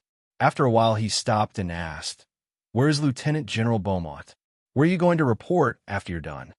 I don't know where Lieutenant General Beaumont is. Once the mission is complete, I'll just send him a video, Captain Chester replied. However, David could clearly sense that Captain Chester's mental state was fluctuating abnormally, and he knew that Captain Chester was most likely lying. Captain Chester, this is the first time you've lied, and it'll also be your last. You should know that if you lie in front of me, I'll find out. If you want to die, then keep lying, David warned. Panic appeared in Captain Chester's eyes. He'd heard of people who had the ability to read people's minds. He hadn't expected the demon in front of him to have this ability. Otherwise, how could he have been discovered as soon as he'd lied? I said, Lieutenant General Beaumont is waiting for me on the Bastion. Chester didn't dare lie this time. David was puzzled. Lieutenant General Beaumont was waiting for news on the Bastion? You answered well, David said with a smile. Captain Chester let out a sigh of relief. He could feel David's pressure disappear. His life was saved. Just as Captain Chester relaxed, he saw David place a hand on his head. He could faintly see a light in David's palm. David didn't use the enchanting pattern of the Fortress of Souls. Instead, he used his mind to draw one and pressed it into Captain Chester's head. The enchanting pattern of the Fortress of Souls could be used against second-level insectoids. It could even affect third-level ones. The longer it was cultivated in the Fortress of Souls, the better its effects would be. David wouldn't waste the enchanting pattern on a puny Captain Chester. All he had to do was draw it, and he could easily control Chester and turn him into his puppet. Once Chester was under control, he was basically a walking corpse. But David didn't kill him, so it didn't count as breaking his promise. But whether this life of Captain Chester's was what Captain Chester thought it was not what David thought it was. A sliver of David's mind entered Captain Chester's soul. He controlled Captain Chester to activate his identity bracelet and transfer the highest authority of the ship to him. In fact, David could have controlled the cargo spaceship with his Master of Electronic Countermeasures ability, but there was a simpler way, and he didn't need to do such a complicated operation. Then something unexpected happened. They watched as David and Chester walked out of the training room side by side. It was as if there was no conflict between them. All crew, gather in the cockpit. Captain Chester used his bracelet to issue an order. After a while, the 45 crew members of the spaceship came to the cockpit. Some of them knew something in advance, while others didn't know what was going on. But Chester's orders had to be obeyed. This was how he'd always been. Everyone, the 12 elite Kaji on the ship, have been killed by me. David was wearing a custom-made exoskeleton armor. He held a level 3 heavy axe in his hand. He looked at the nervous crew members and announced. The crew members became restless. But when they saw the green glow of the level 3 heavy axe, they quickly quieted down. Very good. I don't want to kill people for no reason. All of you, hand over your ID bracelets and stay in this room, next to the cockpit for the next few days. David ordered in a deep voice. He was very satisfied with the crew's reaction. Captain Chester walked in front of the crew members and began to collect their bracelets. The 45 crew members were very tactful. Facing a powerful Kaji that could kill 12 elite Kaji, especially when he was wearing an exoskeleton armor, they didn't have any thoughts of resistance. Plus, Chester was very obedient, so they followed suit. David really didn't want to kill people for no reason. As long as they didn't try to harm him, he didn't care. There was food in the room, and 45 crew members were cramped. But if they could survive, who cared? Without their bracelets, David took back their authority. Once the room was closed, they couldn't leave unless they opened it from the outside. David sat in the captain's seat and turned the cargo ship around. They hadn't left the bastion for long. About an hour and a half later, the cargo ship was 100 kilometers away from the bastion. For a spaceship, this distance was very close. David stopped the cargo spaceship in space. He gave an order to Captain Chester to guard the place. This order would make Captain Chester do his best to guard the crew. Chester put on his exoskeleton armor and stood outside the room with a hammer in his hand. David left the cargo ship. He couldn't reveal what he was about to do, or else he might go from hero to criminal. He draped the camouflage cloth over his body, and the short wings on the back of his exoskeleton armor spat out energy to propel him toward the bastion. As the deputy director of Worcester's logistics department, Lieutenant General Beaumont was one of the top 15 high-ranking officers on Warstar. He was currently sitting in an office. This bastion was part of the logistics department, so he often worked here. In truth, Lieutenant General Beaumont didn't like to stay on Warstar. Instead, he often came here. His position on Warstar was very awkward. Although he was a lieutenant general, his position wasn't particularly high. He didn't have a right to participate in high-level meetings to decide important matters on Warstar. The main force of Lieutenant General Beaumont's faction wasn't in the war zone, but in the upper echelons of the Federation. This restricted his actions on Warstar. Fortunately, his ambitions weren't on Warstar. As long as he had some experience here, he would return to the Federation. Moreover, danger was everywhere on Warstar, so Lieutenant General Beaumont was very afraid of death. Only in the doomsday line of the 10 artificial planets could he feel safe. The person standing in front of Lieutenant General Beaumont's desk was Captain Crumb, who had been taken away by Kaji. Captain Crumb was currently bowing with a fawning expression on his face. Crumb, your matter this time is very troublesome. Immediately leave Warstar and return to Planet Cradle. Lieutenant General Beaumont sternly said to Captain Crumb. If it weren't for the fact that the person behind Captain Crumb had a very close relationship with him, he wouldn't have been able to use his authority to rescue Captain Crumb from the law enforcers. In order to rescue Captain Crumb, Lieutenant General Beaumont had offended General Adams. However, Lieutenant General Beaumont didn't care because the end of the insectoid war had given him quite a bit of merit. Even if he hadn't gone a war star, his logistics work was still very important. Lieutenant General Beaumont believed that he would be transferred back immediately, so it didn't matter if he offended General Adams. "If I go back like this, what about my position?" Captain Crumb asked softly. Captain Crumb was now a criminal. Even if he returned to Planet Cradle, he would still be tried by a military tribunal. However, their relationship there was very deep, so this matter could be settled. Captain Crumb didn't want this to happen, however. If he went to trial with the evidence of his crimes in the military system, even if it was settled, he wouldn't be able to establish himself in the military. Now you're still thinking about this? If you don't go back immediately, the consequences will be 40 years of hard labor. Lieutenant General Beaumont angrily slammed the desk. Captain Crumb was very unconvinced. He had been following Beaumont's orders, so now that something had happened, of course he had to go to Beaumont. David silently approached the bastion. He used one of the ships that had entered the port to easily avoid the bastion scanning. He didn't move on the ground because his appearance would attract too much attention. He had done some research on bastions, so it wasn't difficult for him to find a maintenance entrance. Using a few tricks, David opened the door and walked into the bastion's maintenance corridor. David found the middle of the corridor, where he flipped through a map of the bastion. He also used Skynet to look up information on Beaumont, a high-ranking war-star general, second in command in the logistics department. He had a lot of power, so it was no wonder that David was forced to pick the cargo ship. As for Beaumont's location, it was clearly marked on the map. David didn't hack into the bastion systems. It took a lot of time to fully control the system, and he didn't want to risk Beaumont leaving the bastion. So he chose the quickest way. After finding the map, he used the bastion's maintenance corridor to get to Beaumont's location. Along the way, the shadow attendant kept an eye on him, so he was able to avoid most of the probes. The ones he couldn't avoid were blocked by the shadow attendant. In less than 20 minutes, he arrived at Beaumont's office. There was no way to get to Beaumont's office, but David didn't need one. He had the shadow attendant fly up first and saw a familiar face. David didn't expect to see Captain Crumb in Beaumont's office. Wasn't he arrested by the enforcers?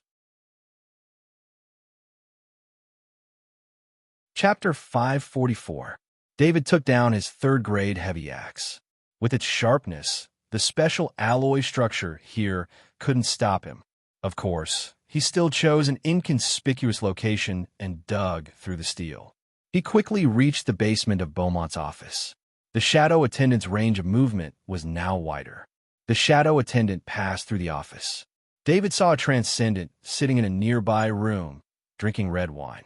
The transcendent wasn't wearing a military uniform, so he wasn't a transcendent. However, the transcendent was definitely here to protect Lieutenant General Beaumont. David immediately changed his target. He chose the transcendent's location. His movements were lighter because the ground here wasn't made of dirt or stone. A third-grade heavy axe would still make a sound when cutting through steel, so he needed to be more careful. He shifted the location of the hole to the basement on the side. This basement was a little far from Lieutenant General Beaumont's office and the room where Transcendent was. It was just enough to facilitate his actions. David drilled his way out of the basement. The military didn't care about the cost when building this bastion. The special alloy here was 10 meters thick. It made it so that no matter how heavy the attack was, the bastion's energy system wouldn't be damaged. If David didn't have a third-grade heavy axe in his hand, he wouldn't have been able to pass through the thick alloy. After leaving the basement, David was much more relaxed.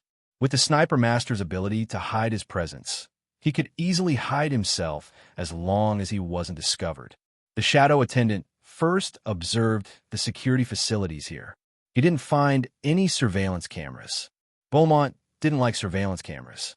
Or it could be said that many people didn't like to install surveillance cameras in private places. In Beaumont's opinion, this was the center of the defense. There were too many checks on the periphery. Outsiders couldn't enter, so there weren't too many security systems. Of course, the most important thing was that he had the personal protection of a transcendent consecrator. This consecrator was sent by their faction to protect him, and he was considered a very important member of their faction. Since no one was peeking in, David boldly walked down the corridor to the Transcendence Room. When he was 10 meters away from the Transcendence Room, David opened his mouth and released a high-frequency sound wave of the Transcendent. David didn't know how strong this Transcendent was, but he didn't dare be careless. He was very clear about his own strengths, and his weaknesses were also very obvious. Only by making good use of one's advantages could one defeat the enemy. The moment the high-frequency sound wave was released, David had already activated his extreme speed, vitality enhancement, strength shock, strength enhancement, and strength overlap. He sped up and rushed towards the room. In the room, the Transcendent, who was leisurely drinking red wine, suddenly felt a wave of energy.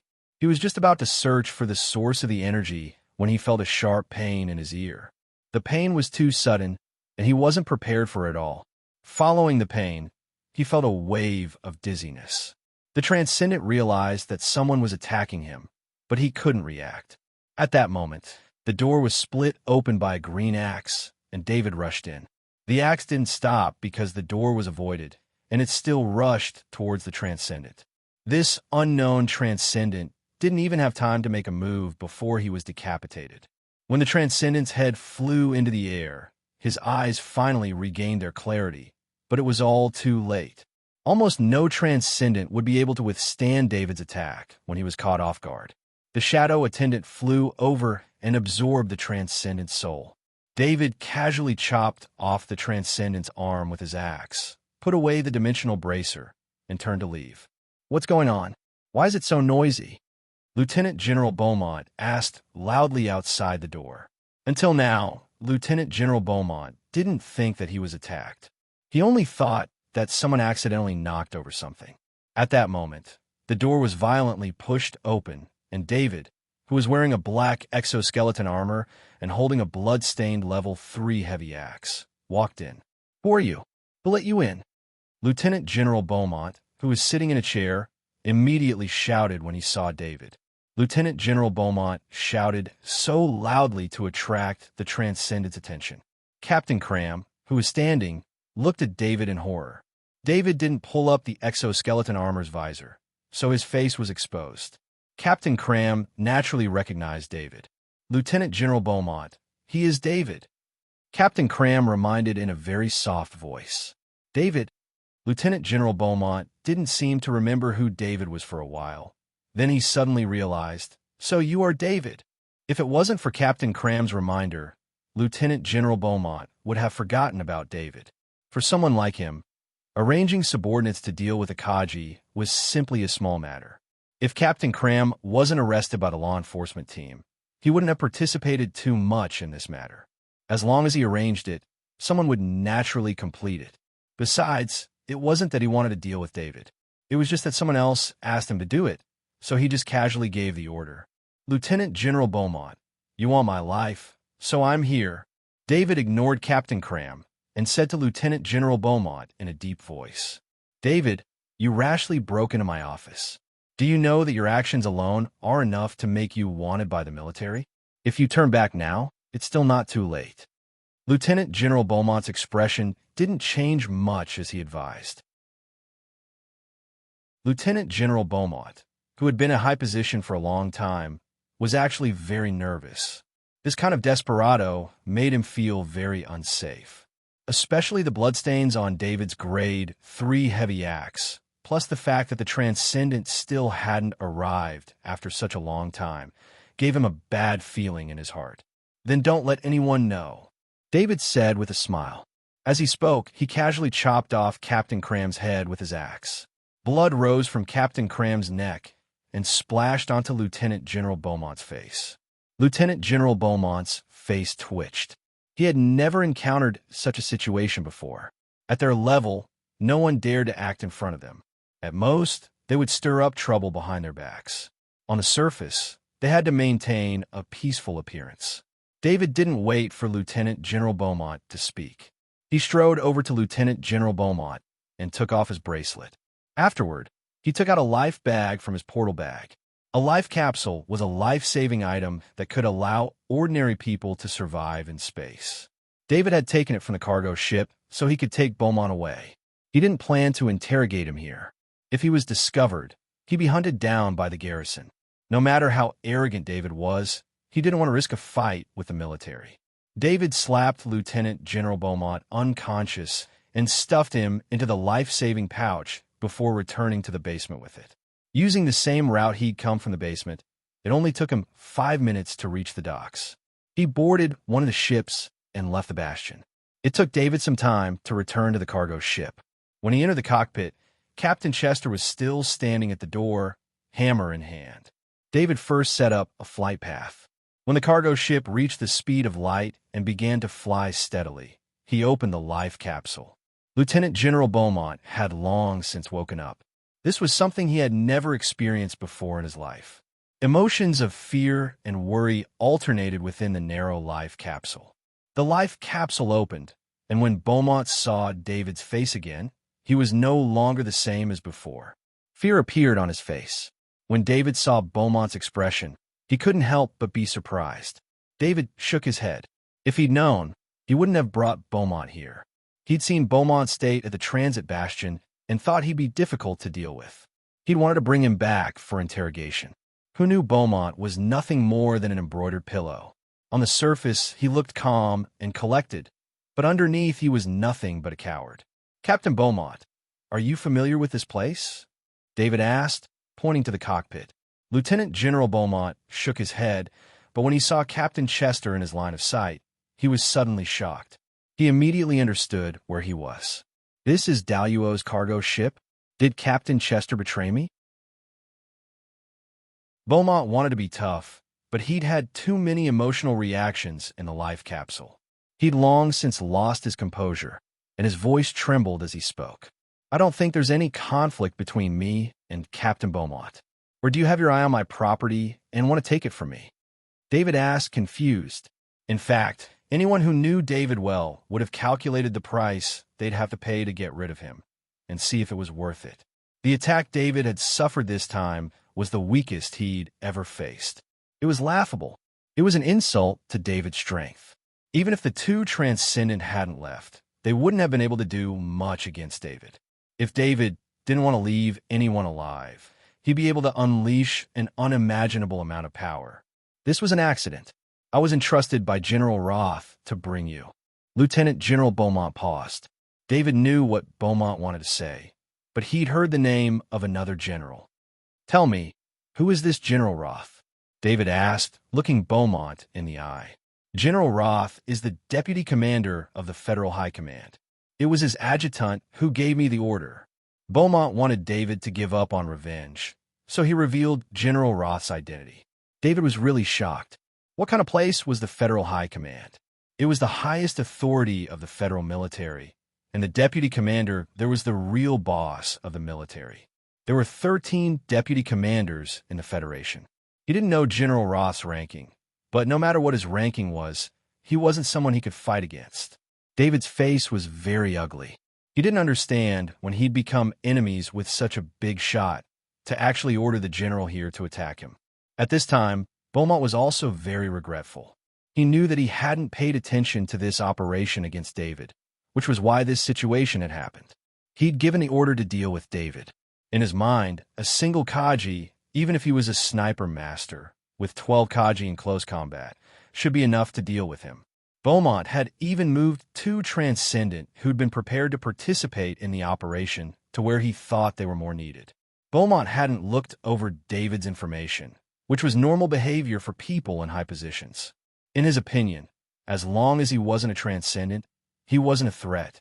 Of course, Beaumont's opinion came from General Roth's adjutant, who'd sent word that he'd help take care of Kaji.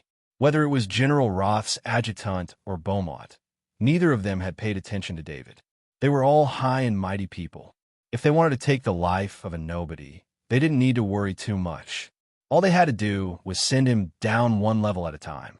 An ear-piercing alarm went off in the bastion. Beaumont's disappearance and as many corpses had been discovered.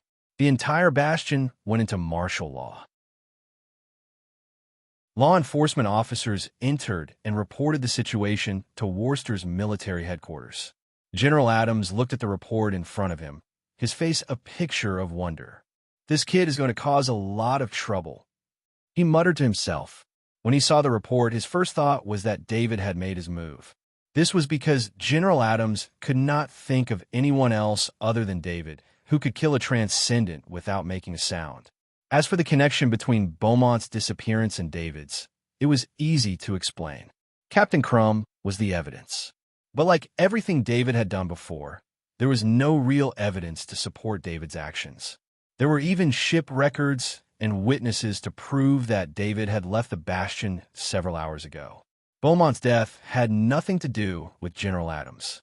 On the contrary, he hated people like Beaumont who came to make a fool of themselves. But since it had happened outside of Worcester, he needed to investigate. Adjutant, tell the law enforcement officers to investigate. Don't get too involved, just be realistic. General Adams ordered. Yes, I understand. The adjutant had been with General Adams for many years. He understood the meaning of his orders.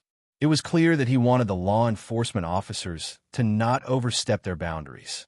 The adjutant didn't know that General Adams had already guessed who was responsible. He only thought that General Adams didn't like Beaumont. Many people knew that Beaumont wasn't welcome in Worcester's military. It wasn't a big secret. The law enforcement officers received their orders and began their investigation. As for David, David's name didn't appear in the report because of David's alibi.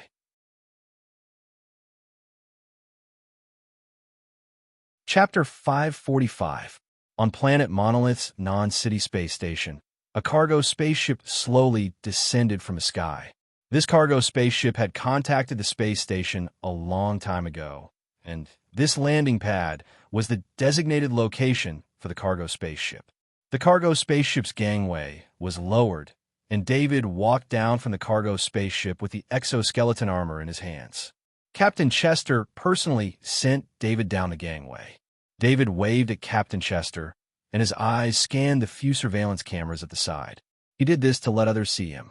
The whole process of Captain Chester sending him off was actually just David doing two things at once. When Captain Chester turned back to the cockpit, his face returned to its cold expression. He sat in the empty cockpit and piloted the cargo spaceship to fly into space again. David set the cargo spaceship's flight direction. The spaceship would fly toward an unexplored space zone.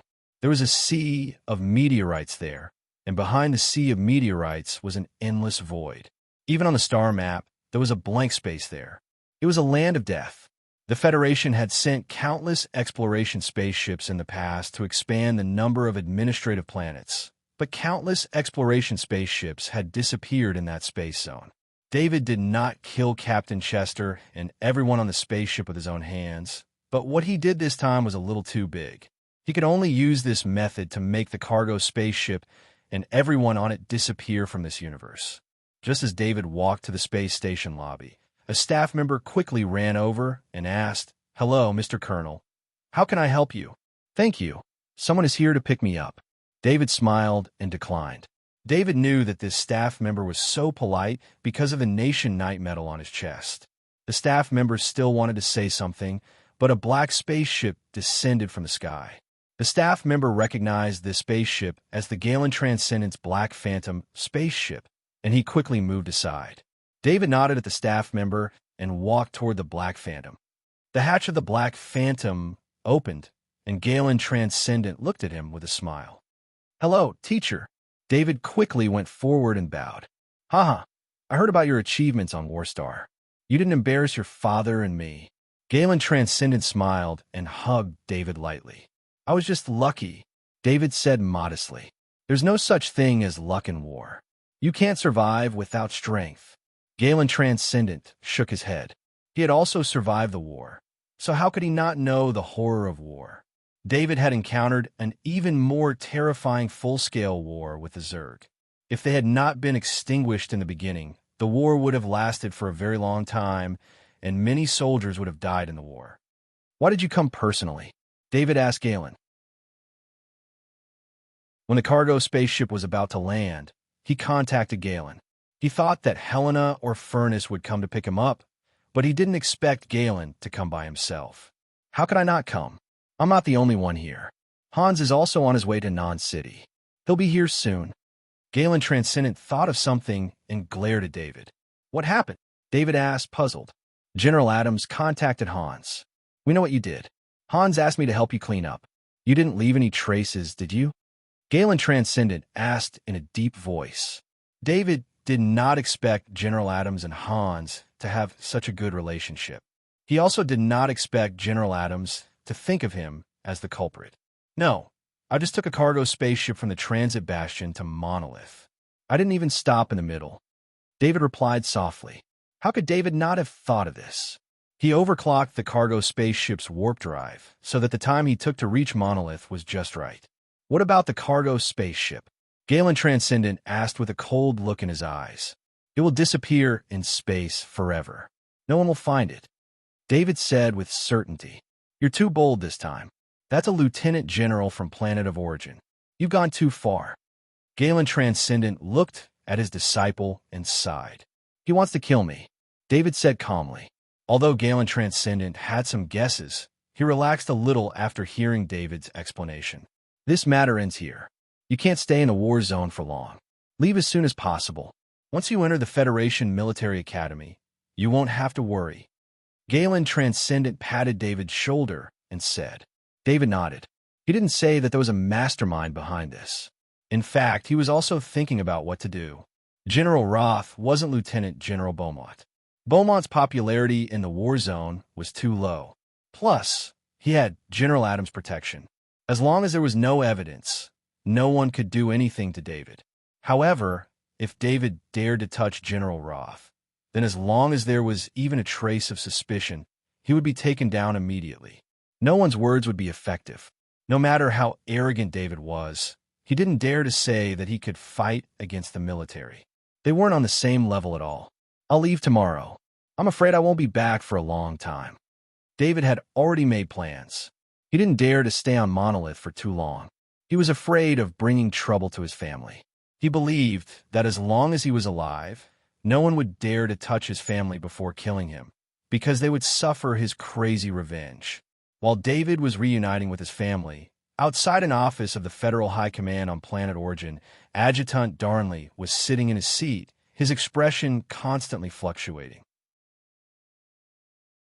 He had just received a report from Warstar that Lieutenant General Beaumont, an important officer under General Roth, had gone missing, and the Transcendent in charge of protecting him had been killed.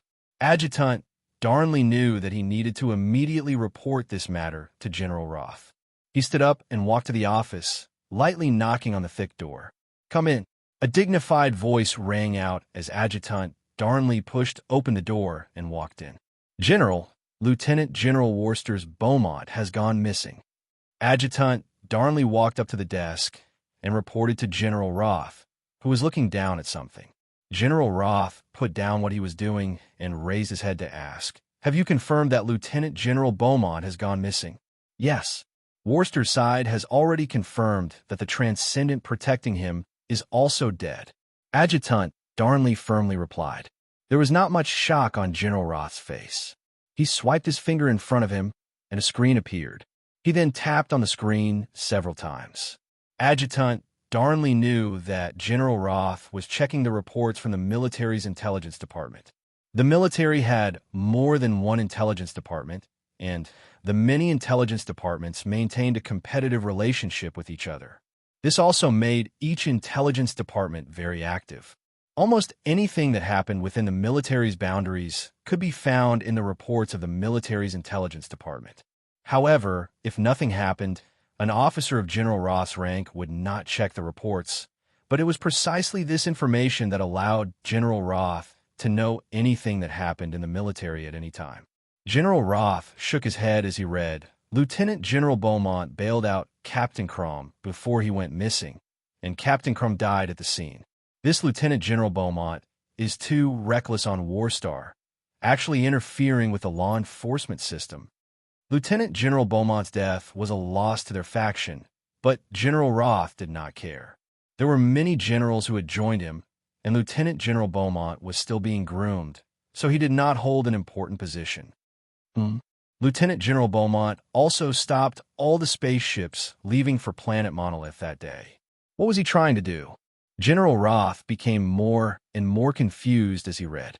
Why would Lieutenant General Beaumont do such a small thing himself and be found out by the Intelligence Department?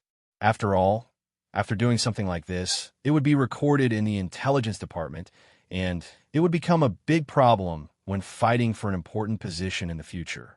General Roth was not the only one who could check the Intelligence Department. The other 12 generals and the Grand Marshal could also check it. Adjutant Darnley was a bit uneasy as he stood on the other side. He finally made up his mind. General, actually before the incident happened, Luke asked me to ask Lieutenant General Beaumont to do something. I saw that it was not a big matter, so I helped Luke contact him. Adjutant Darnley said softly. Didn't Luke go after that singer? What did he want to do? General Roth could not help but frown when he heard Luke's name. Luke was General Roth's youngest son, and also the son he was most dissatisfied with. But because he was the youngest son, his wife doted on him a lot. Luke heard that the singer has a boyfriend on Planet Battle. It's a Kaji, so he asked Lieutenant General Beaumont to help him deal with it. Adjutant Darnley replied carefully. Nonsense. General Roth could not help but curse. He then pointed at Adjutant Darnley and said, How can you help Luke with such a request? He's been spoiled by you all. Darnley's adjutant didn't dare to say anything. He had no choice but to help Luke. This wasn't the first time Luke had done something like this. Even if he didn't help, General Roth's wife would ask him to do it.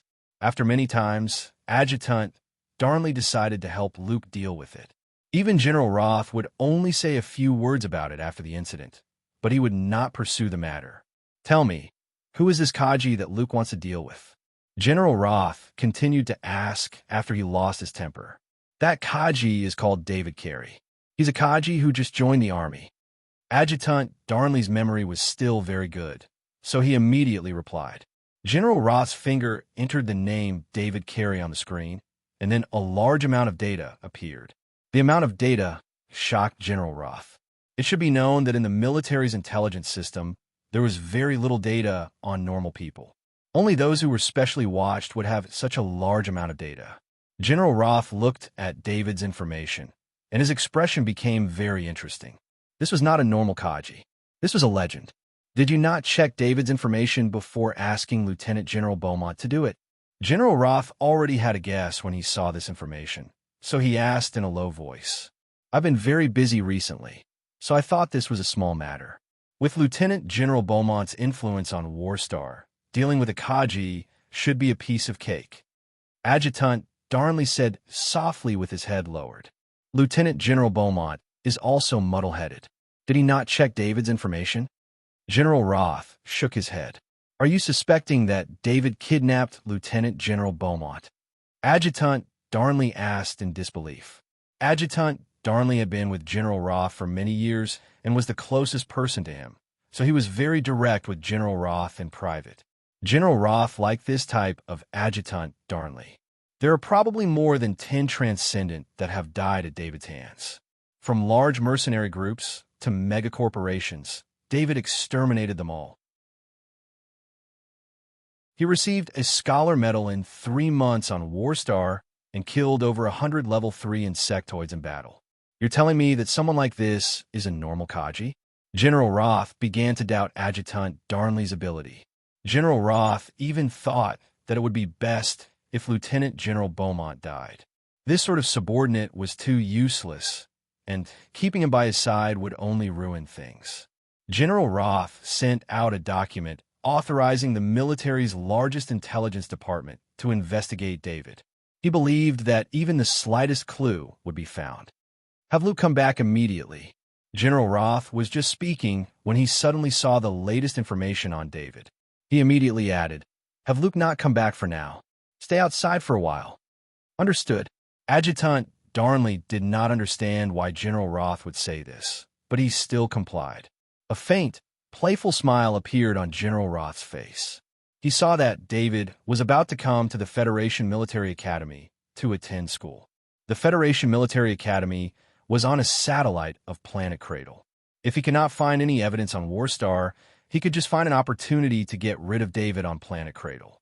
However, General Roth did not know that his adjutant Darnley had used General Roth's name to pass the message to Lieutenant General Beaumont. It was easier to do things in General Roth's name. Thus, the mastermind David had learned from Lieutenant General Beaumont was not Luke, but General Roth. General Roth did not know this.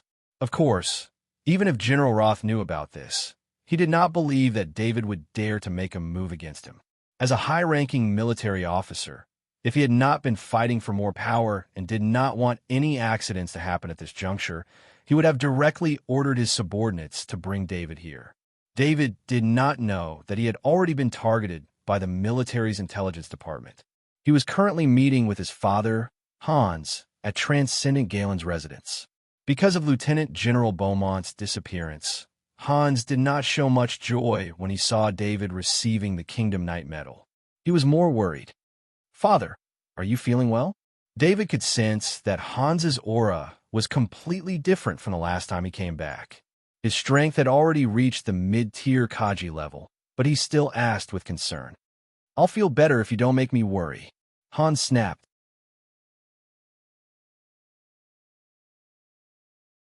Chapter 546. That's enough, Hans. They want David's life. How can David not fight back? He's already done it. Transcendent Galen tried to persuade him from his side. "David, you've grown up. You have your own opinions, but you must pay attention to your own safety." Hans wasn't really angry. He changed the topic after hearing Transcendent Galen's words. "I'll pay attention," David said with a smile. "You've already received the Knight of the Nation medal. You should retire from the army," Hans suddenly said again. Hans heard from General Adams that this Lieutenant General Beaumont had a backer. Once David was noticed by that side, David would be in a lot of trouble in the army in the future. That was why Hans had the idea of letting David retire from the army. With the Knight of the Nation medal, it would be easy to get permission to retire from the army. David already has the rank of colonel in the army. After graduating from the military academy, he'll be a general. Why do you want David to retire? Transcendent Galen asked in confusion.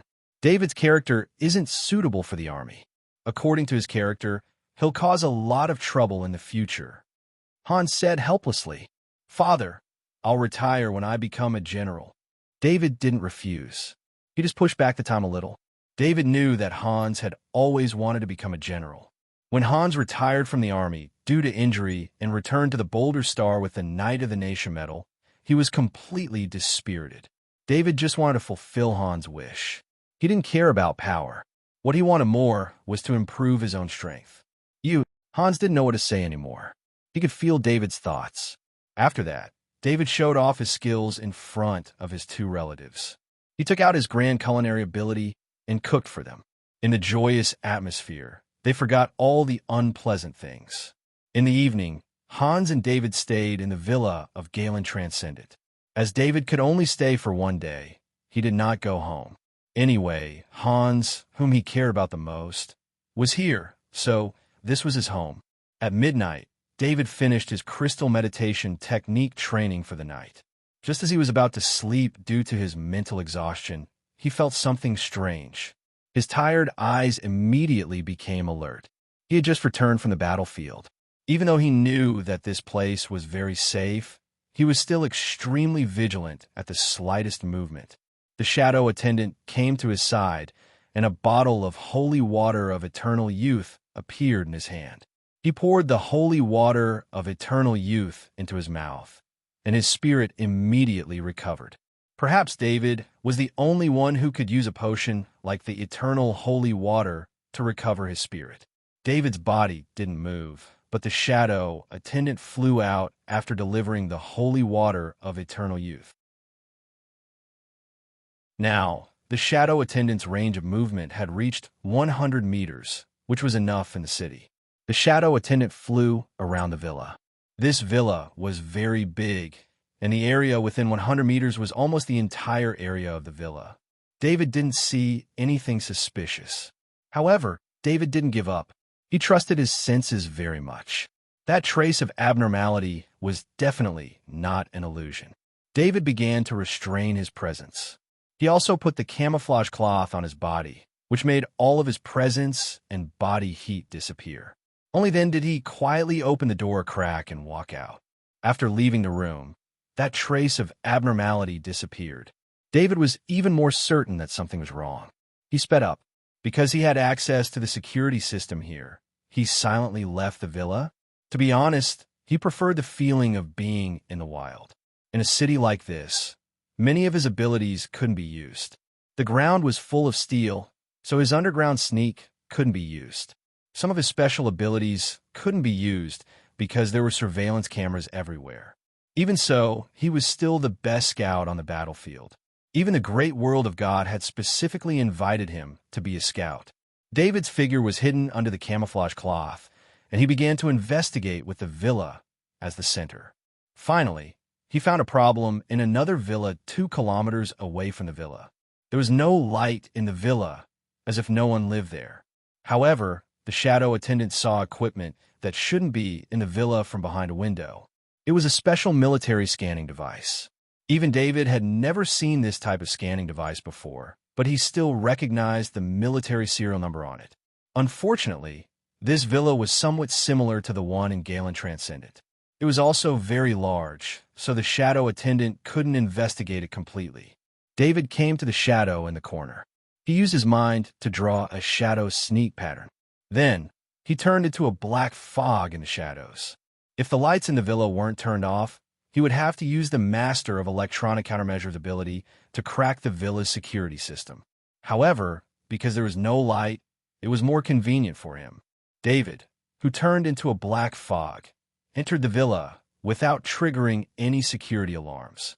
Neither the scanning nor the security system detected David's entry. David came to the wall next to the villa. He didn't need to enter, as long as the shadow attendant had enough distance.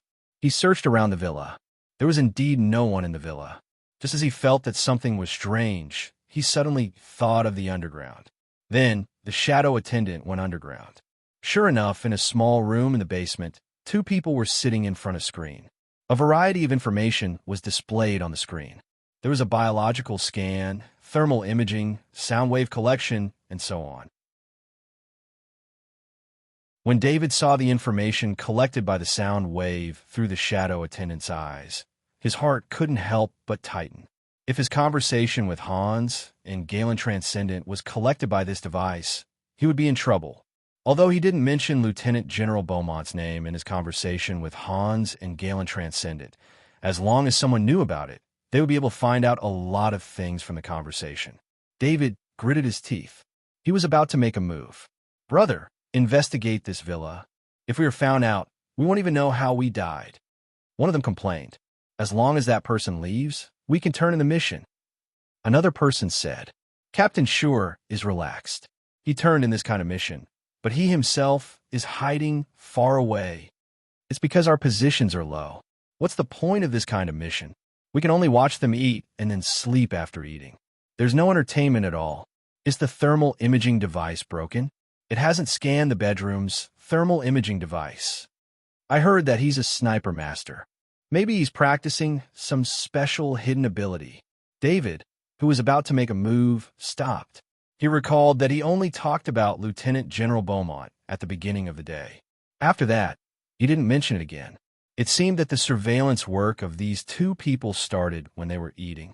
Otherwise, they wouldn't have said that. Of course, David didn't just listen to their conversation. The shadow attendant flew into the room. Just as the 2 people were looking at the screen, a series of codes appeared on a device behind them. David saw the activation time of the device and couldn't help but feel relieved. He didn't want to alert the enemy. Just by looking at the advanced scanning device and the military serial number of the scanning device, he knew that the people here belonged to the military. The black fog flew out from the mansion.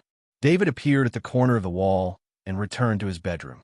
The next morning, David finished his training. When he came to the living room, he saw Hans and Galen Transcendent. "Morning." David greeted the 2 of them, but his hands were gesturing. It was military sign language. Hans and Galen Transcendent were both from the military, so they naturally recognized this sign language. We're being watched. This was the sign language. Galen Transcendent's eyes sharpened. He made a questioning gesture to David. David pointed in the direction of the surveillance and explained the situation with a hand gesture. Let's have breakfast first, Galen Transcendent said in a normal tone, but his hand was entering a command on his identity bracelet. David didn't care about Galen Transcendent's operation. This was Galen Transcendent's territory. Galen Transcendent knew what to do better than him. Just as the three of them were having breakfast together, four armored hover cars flew from the sky and surrounded the villa. Then, Galen Transcendent's direct subordinate, Kaji, jumped out of the hover car and rushed in without caring about the crazy alarm of the security system. With the precise location provided by David, the two intelligence agents were caught very quickly. Kaji and the others took the two intelligence agents away. The whole operation took less than 2 minutes. Other than the alarm, there was no other movement. Leave early today. I'll let Black Phantom send you away, Galen Transcendent said with a sour expression. Galen Transcendent had a very high status on Planet Monolith. He was a Transcendent belonging to the government and guarded Planet Monolith with the other 5 Transcendent. However, he was being watched in his own home.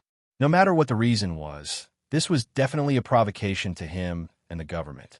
Just as Galen Transcendent was talking, a message was sent. David, those two are intelligence agents from the military. Looks like you're being watched by some people from the military, Galen Transcendent said in a deep voice. Teacher, I'm sorry for the trouble. David apologized. What are you talking about? Putting aside the fact that you're my disciple, just based on my relationship with Hans, do you think I can get away with anything? Galen Transcendent glared. David, we're fine. Galen belongs to the government, and I'm a nation knight. Those people from the military won't be able to touch us without any evidence. Hans also comforted him. Hans was actually still worried about David. The two of them were relatively safe on Planet Monolith, but David was in the military and was in greater danger. Wait, I'll contact Alvin. Transcendent Galen waved and said. Alvin was the military's Transcendent on Planet Monolith and had a very close relationship with Galen Transcendent. Galen, it's so early. Are you inviting me to have breakfast together? As soon as the call connected, a cheerful voice could be heard from the other side. Alvin, there were 2 military personnel in the villa next door who used a scanning device to scan my villa. The military must give me an explanation for this matter. Galen didn't hold back and directly retorted. There's such a thing? Wait a moment, I'll be there immediately. Transcendent Alvin was also shocked and said, I'll wait for you in the villa.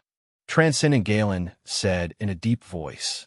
After cutting off contact with Transcendent Alvin, Transcendent Galen reported the incident to the government. Then, he informed Daryl Transcendent and Mervyn Transcendent of the Kaji Association, as well as Hadley Transcendent of the Non-Chamber of Commerce. The reason why Planet Monolith could remain stable for so many years was because of the close cooperation of the 6 Transcendent. They drove out anyone who wanted to cause trouble on Planet Monolith. When something happened, the 6 Transcendent could unite. When something like this happened, Transcendent Galen naturally had to inform all Transcendent. 10 minutes later, Transcendent Alvin did not come alone. He came with another Transcendent from the military, Transcendent Barkle. As soon as the 2 military Transcendent came in, the other 3 Transcendent also arrived. Master David, you're here, too. The several Transcendent were extremely polite when they saw David. They did not treat him lightly just because he was a disciple of Galen Transcendent. David also greeted the several Transcendent. Galen, I've already asked. They're definitely not from Planet Monolith's military. I can guarantee that, Transcendent Alvin said in front of all the Transcendent. This matter could be big or small. Spying on a Transcendent was tantamount to provoking all the Transcendent on Planet Monolith. Everyone knew that the 6 Transcendent on Planet Monolith were one. Alvin, I don't care who sent them. I just hope this won't happen again in the future. Transcendent Galen said in a deep voice. Don't worry about that. Find out the contact of those 2 on Planet Monolith. No matter who they are, as long as they're on Planet Monolith, we'll make them pay. Transcendent Alvin nodded. Galen, our non-chamber of commerce will stop all foreign spaceships and cooperate with this investigation. Transcendent Hadley said, we'll also send people to participate in the investigation. No matter who it is, if they dare to touch Planet Monolith, we'll cut them off. Transcendent Mervyn added, after less than 10 minutes of this morning's meeting, Planet Monolith was sealed off. All the forces began to move. All the interpersonal relationships of the two informants were listed. Even though the two informants had undergone torture training before they could confess, everyone involved in this matter, including the captain that the two informants spoke of, was dug out. Knowing that these people were military intelligence agents, the 28 people involved in this operation were all taken away from Planet Monolith. The results were unknown. Planet Monolith was protected by the law. Killing on the surface of Planet Monolith was illegal. But in space, the law could not be enforced. At noon, just as David was about to board Black Phantom and head to the spaceport to rendezvous with Hastings, the operation ended. From this, it could be seen how powerful the six Transcendence forces were on Planet Monolith. Even the military's intelligence department was cleaned up by them. David, you have to become a Transcendent as soon as possible. Once you're a Transcendent, your enemies will have something to worry about, and you'll have fewer restrictions on your actions. As long as you're in the right, you can fight back because all the Transcendent are on the same page. Transcendent Galen said to David as he bid him farewell. The reason why the six Transcendents' reaction was so intense was because the military's intelligence department had violated the Transcendents' interests. This was the reason why all the Transcendent would stand on the side of the six Transcendent. Because of this, even the military's intelligence department would not dare to violate the Transcendents' interests.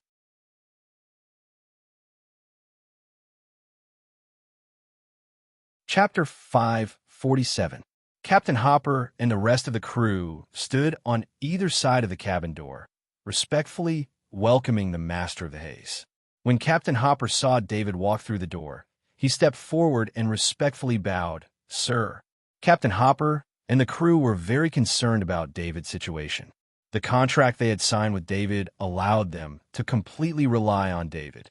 The news from Warstar excited Captain Hopper and the crew time and time again. "Hopper, thank you for your hard work." David nodded with a smile. As he walked through the corridor of the haze, David looked at the displays on either side of the corridor with a smile on his face.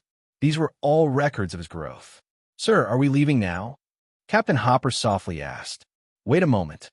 I need to use Planet Monolith Skynet for a few things." David waved his hand. After arriving at the cockpit, David stood in front of a screen and opened the warship's weapons control system. Connect to Planet Monolith Skynet and verify the authority of the ship owner. David ordered the large AI core. This large battleship Haze had been purchased by the Haze Transcendental from the black market. Although it had been modified after purchase, its core still belonged to the military. It was only after an expert had done some shielding, and with Haze Transcendent's own strength, this large warship had become a private spaceship. However, David's status was different. Not only was he a soldier, but he was also a colonel and a reserve general who was allowed to own an independent warship. He also had the Nation Knight medal, which gave him a lot of benefits. Thus, David had taken the initiative to connect the Haze to Planet Monolith Skynet in order to verify the identity of the Haze. Planet Monolith Skynet received David's application and transferred it to the military network. This sort of application didn't need to be manually reviewed, as there was always a chance that something would go wrong. Using the AI system to conduct an automatic review was the best way to avoid human intervention. The master of the Haze was David, and after the ship owner's approval, the corresponding authority was restored. On the light screen in front of David, there was a prompt that said, "The battleship planetary destroyer cannons have been reactivated." David was relieved. This was exactly what he wanted.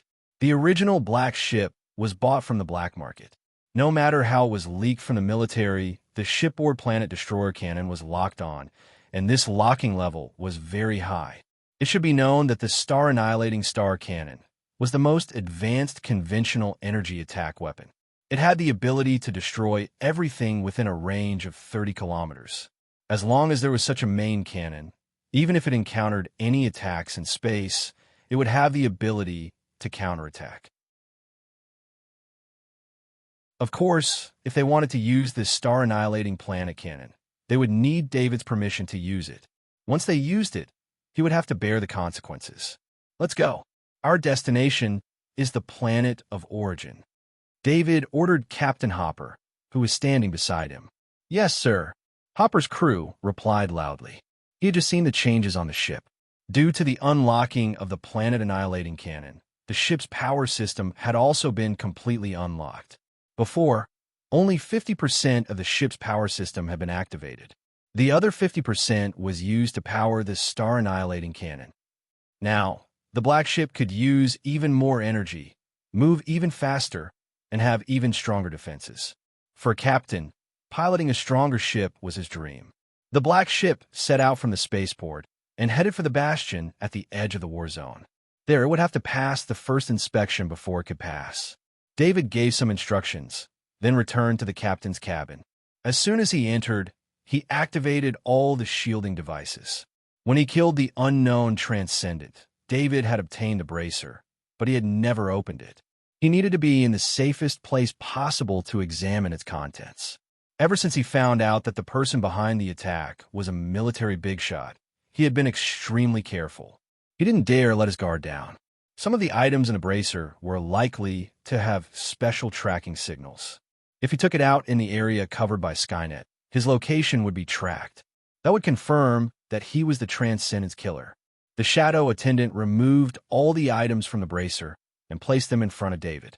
90 Transcendent crystals. This number surprised David.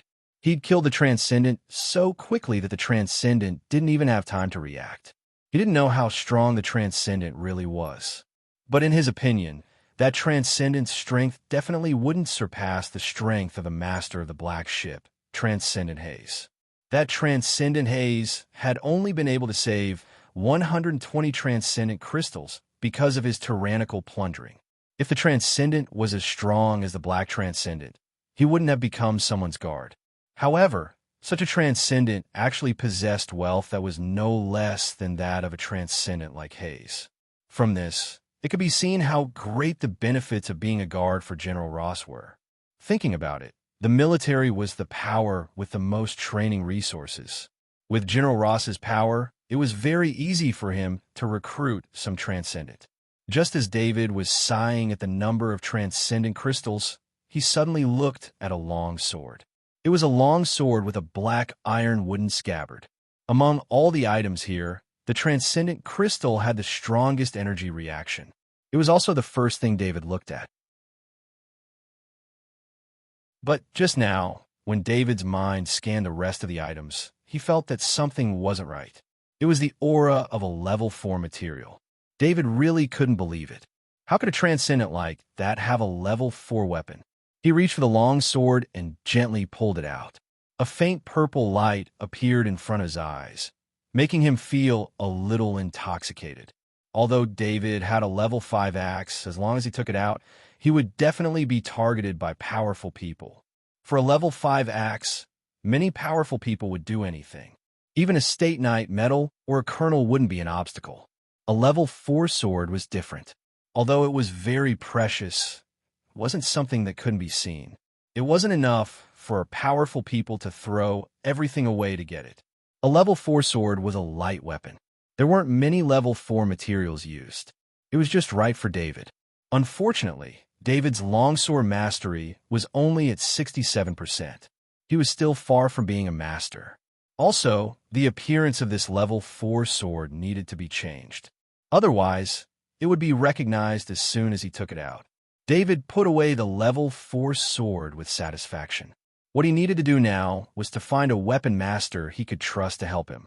David planned to go back to planet Lunka in the Iridia Star sector when he had time and ask Master Macintosh for help. Macintosh was the only weapon master David knew and could trust. David then took out the Transcendent's Transcendent armor. This Transcendent armor also used a small amount of level 4 materials in important parts. It made the Transcendent armor stronger than any other Transcendent he had ever seen. Other than that, there was a large amount of level 3 potions and some items that David could not identify. It could be said that the Transcendent's wealth was beyond David's expectations. This also piqued David's interest in this Transcendent, who did not even have the chance to make a move. He placed a hand on the Shadow Attendant's shoulder and ordered the Shadow Attendant in his mind. Separate the Transcendent's knowledge orb. Since he had obtained too many knowledge orbs recently, David did not have the time to organize them. Therefore, all the knowledge orbs floated in the Shadow Attendant's body. Originally, he was not interested in the Transcendent that he had casually killed. Only now did he realize that he had misunderstood something. When David saw the attributes of the knowledge orb, he realized what kind of Transcendent he had casually killed. Longsword Mastery, 99% perfection. The Transcendent was actually a longsword master, and a peak longsword master at that. What David did not know was that the Longsword Master Transcendent was a Transcendent invested by General Ross. Because this Longsword Master Transcendent had lived on planet Origin for a long time and lacked experience, and because Lieutenant General Beaumont had gone to a dangerous war zone, he had been assigned to Lieutenant General Beaumont's side. However, General Ross did not expect that Lieutenant General Beaumont would not be stationed on planet Origin. So the Longsword Master Transcendent also did not have the opportunity to hone himself. Of course, this did not mean that the Transcendent was not strong. On the contrary, when a Transcendent had the ability of a Longsword Master, his combat strength would become even more terrifying. This terror was not shown in the battle against the insectoids. If this Transcendent did not use a level 4 longsword, his light longsword would not be able to deal much damage to level 3 insectoids on the battlefield. The greatest advantage of a longsword was that it could be used more flexibly and quickly in a battle against humans. Therefore, many Transcendent who did not plan to go to the battlefield would use a longsword. On one hand, longswords required fewer materials and were easier to accumulate. On the other hand, longswords were more suitable for Transcendent battles. The Transcendent was considered one of the top among General Ross employees, which was why he had so many resources invested in him. Of course, the most important thing was that he was invested in by General Ross, so there was no need to worry. David had the Shadow Attendant transfer the Longsword Mastery, 99% max, Knowledge Ball into his body. As soon as the Knowledge Ball entered his body, his vision blurred. In the illusion, he had gone through several decades of sword training, and the Transcendent he possessed was able to use the sword to an unimaginable degree. Unfortunately, this degree of mastery was only at the pinnacle of perfection. Without the corresponding inheritance of a longsword, coupled with his own talent, he would forever be a longsword grandmaster. The tens of years in the illusion was just a moment in reality for David. When he opened his eyes again, they were shining. With a wave of his hand, the level 4 longsword appeared in his hand. He then waved the longsword in his hand and performed a set of basic longsword techniques. However, this set of basic longsword techniques in his hand, which was meant for beginners, was extremely powerful. At least I didn't lose out too much, David thought to himself as he lightly waved the level 4 longsword in his hand. David had no idea why General Ross wanted to kill him. Although he was known as an absolute genius and a powerhouse with limitless potential, there was a limit to how strong the powerhouses of the Interstellar Federation could be. The Transcendent could still put up a fight against a spaceship, but if they were facing a spaceship fleet, they could only resign themselves to death. It was because he had seen the difference between the Transcendent and the powerhouses of the great world of God on Warstar that he clearly understood that the Transcendent was not as transcendent as he had imagined. Killing Lieutenant General Beaumont meant that he had formed a grudge with General Ross. Especially after he found out that he was being watched by the military, he was even more certain that General Ross was suspicious of him. For an unknown reason, he had formed a grudge with a military big shot. This made David very depressed, but the Longsword Mastery, 99% perfection, Knowledge Sphere, and a level 4 longsword could be considered a form of consolation. There was still some distance left, so David began to clean up the knowledge spheres in the Shadow Attendant's body. David was curious as to what knowledge sphere Lieutenant General Beaumont had given him, so he ordered the shadow attendant, "List out all of Lieutenant General Beaumont's knowledge spheres." Soon after, a knowledge sphere appeared. David looked at it and found that it was military command, 67% perfection. I didn't think that Lieutenant General Beaumont would have a master-level ability. David could not help but sigh. David did not think that anyone who could become a lieutenant general out of countless soldiers was not capable. Those who were not capable would have been left behind from the start. Lieutenant General Beaumont was an excellent graduate of the military academy. After reaching a certain level through his own hard work, he had the opportunity to become one of General Ross's people.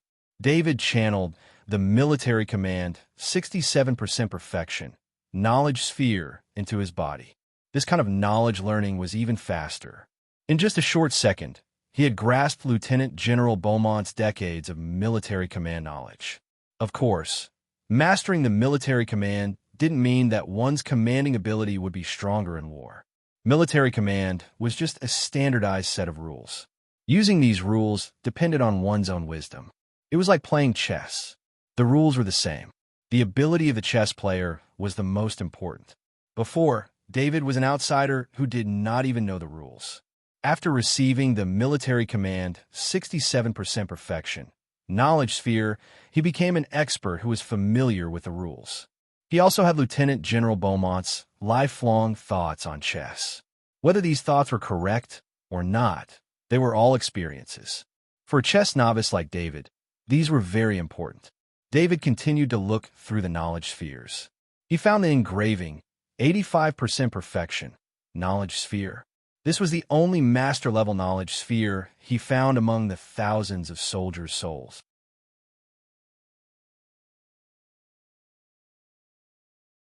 Chapter 548. Sir, the bastion is just ahead. We need to disembark and wait for inspection, Captain Hopper reported to David through his ID bracelet. I'll be right there, David replied as he tidied up his belongings. When David arrived at the cockpit, he could already see the bastion's silhouette through the transparent porthole. David revealed his ID bracelet to the bastion for inspection. Welcome, Colonel David. You have the Knight of the Nation medal. Please follow the instructions and enter the express passage. The voice of a bastion soldier came through the comms. Thank you, David said. David remembered that the Knight of the Nation medal gave him the privilege of not having to wait in line anywhere. He didn't think it was a good thing, but he didn't think it would come in handy. Following the bastion's guidance, Haste bypassed the ships waiting to enter and headed for another tunnel. In fact, special passages were reserved at all important checkpoints. These passages were prepared in case of emergencies. This action of the haze startled the other ships, but no one said anything. On one hand, it was obvious that the haze was no ordinary ship. It was a large military battleship modified, and not something ordinary people could own. On the other hand, those who could use the special passages were people they couldn't talk about. Haste docked at the port where the special passage was located. David, Captain Hopper, and the rest of the crew disembarked. It wasn't until now that David realized there were more than 300 crew members working on Haste. He couldn't help but shake his head. Fortunately, Captain Hopper was there. He didn't even know his crew had expanded to this size. When Captain Hopper had welcomed him, he'd been accompanied by veteran crew members. I didn't expect Haste to have so many crew members. Thank you for your hard work, David said to Captain Hopper, who stood beside him. Sir, the number of crew members is still too small. We can only maintain the minimum operating standards. If we want Haste to be at full strength, we'll need at least 2,000 crew members, and they'll need experienced ones, Captain Hopper said with a wry smile. It was very difficult to recruit crew members in the war zone. The crew members here were all old subordinates that Captain Hopper had contacted through his previous connections. Then continue to recruit people. The crew members will be paid according to the highest standards. I'll leave it to you, David said with a smile. He had long since passed the days of worrying about credits. The two of them walked forward. However, they had only taken a few steps when they received the message that the scan had ended. I didn't know the special passageway was so special. It was Captain Hopper's first time using the special passageway. He didn't expect the scanning speed to be so fast. In the past, it would take him an hour or two to complete the inspection, but this time, it only took him a few minutes. If it wasn't for the fact that this kind of scan was harmful to the human body, they wouldn't have allowed the people on the ship to disembark. The scanning time was simply too short. David smiled and returned to the haze. David had been very careful. After he left the spaceship, the shadow attendant flew into the sky and observed the surroundings. To his surprise, after passing through 2 checkpoints and arriving at the teleportation gate, he did not encounter any unexpected situations. When the haze sailed towards the giant portal floating in space, David immediately released the shadow attendant. He stood closest to the wall of the spaceship so that the shadow attendant could be 100 meters away from the haze.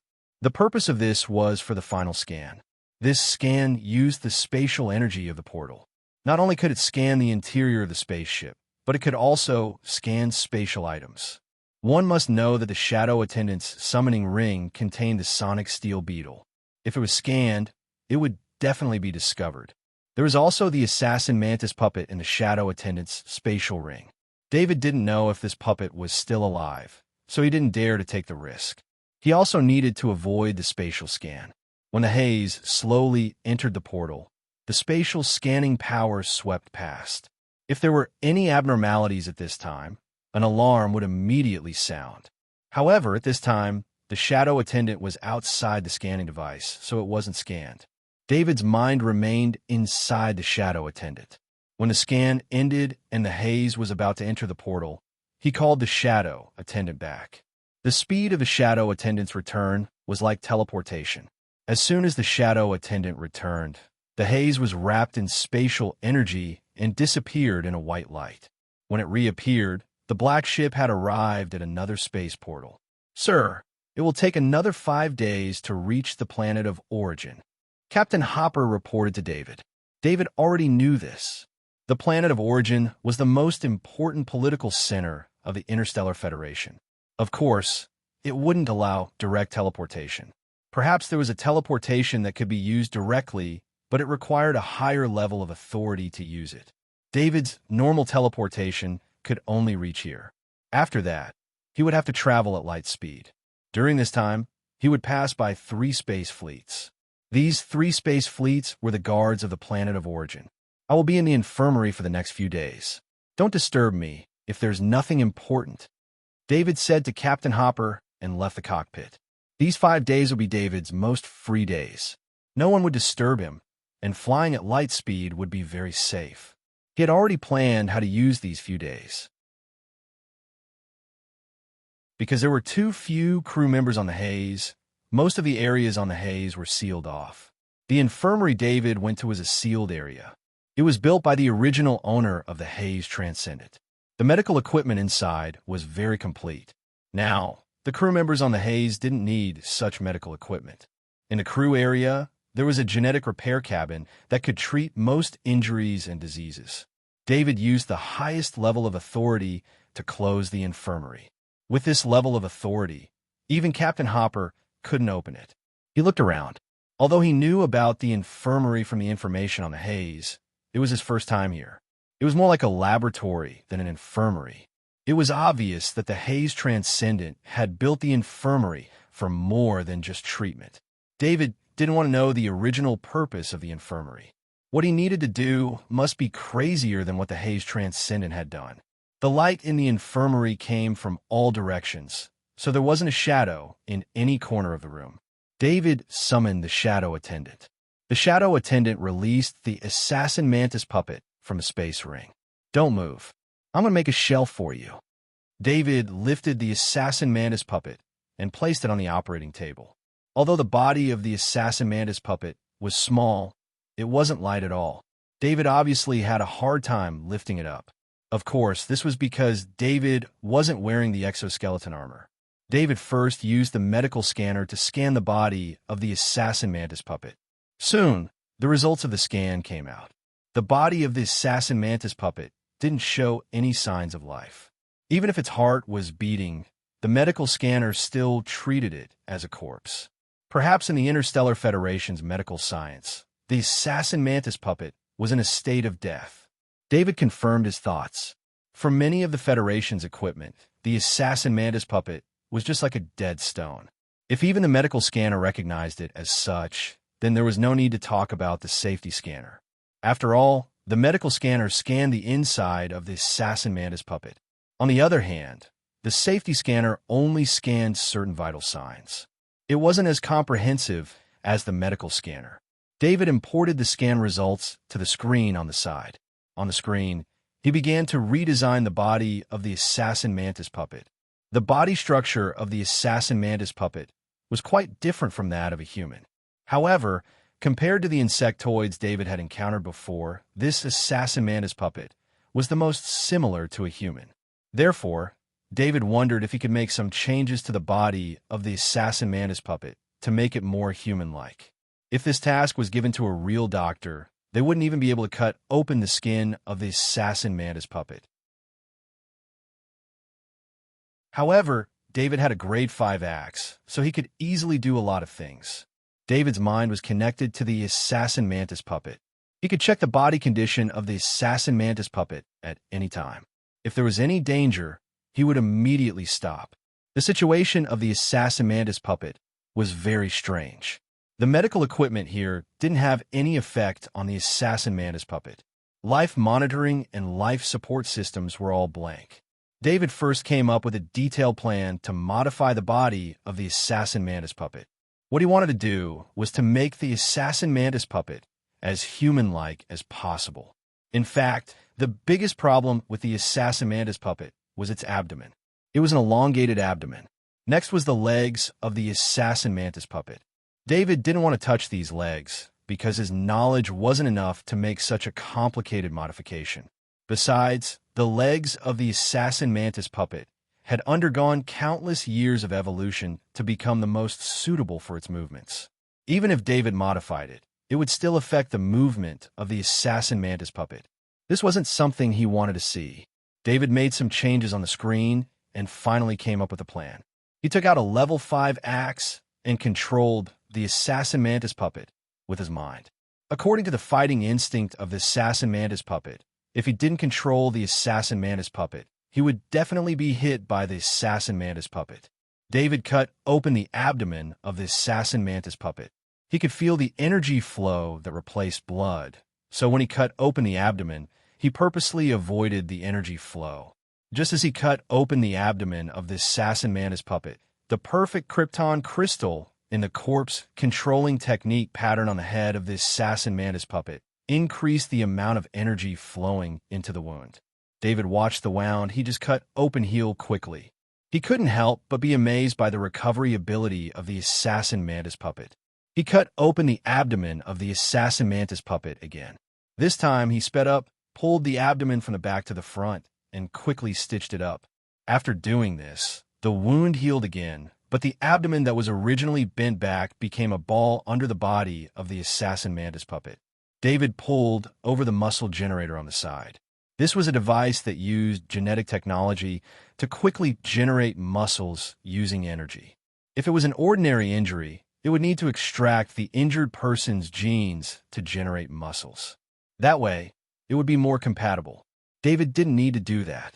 He directly used the sample genes in the muscle generator. According to the previous design, the muscle generator added self-generating muscles back and forth on this assassin mantis puppet. The so-called self-generating muscles were originally used to cover the artificial limbs of people with arthropods. These self-generating muscles only needed to provide energy to automatically maintain the design state. The muscle generator was very fast. According to David's design, the assassin mantis puppet was covered with a layer of muscles. Then the skin generator automatically came over and began to cover the body with skin. This skin was also self-generating. Once it was damaged, it would automatically recover as long as there was energy. This technology was not only applied to people with arthropods. Some high-end robots also used this technology, but these robots would not appear on the market. Soon, David looked at the assassin mantis puppet lying on the operating table and nodded with satisfaction. To be honest, the current assassin mantis puppet didn't look like a normal person, because its arms were too long, and the blades hidden in its skin made its arms too thick. The same was true for its legs.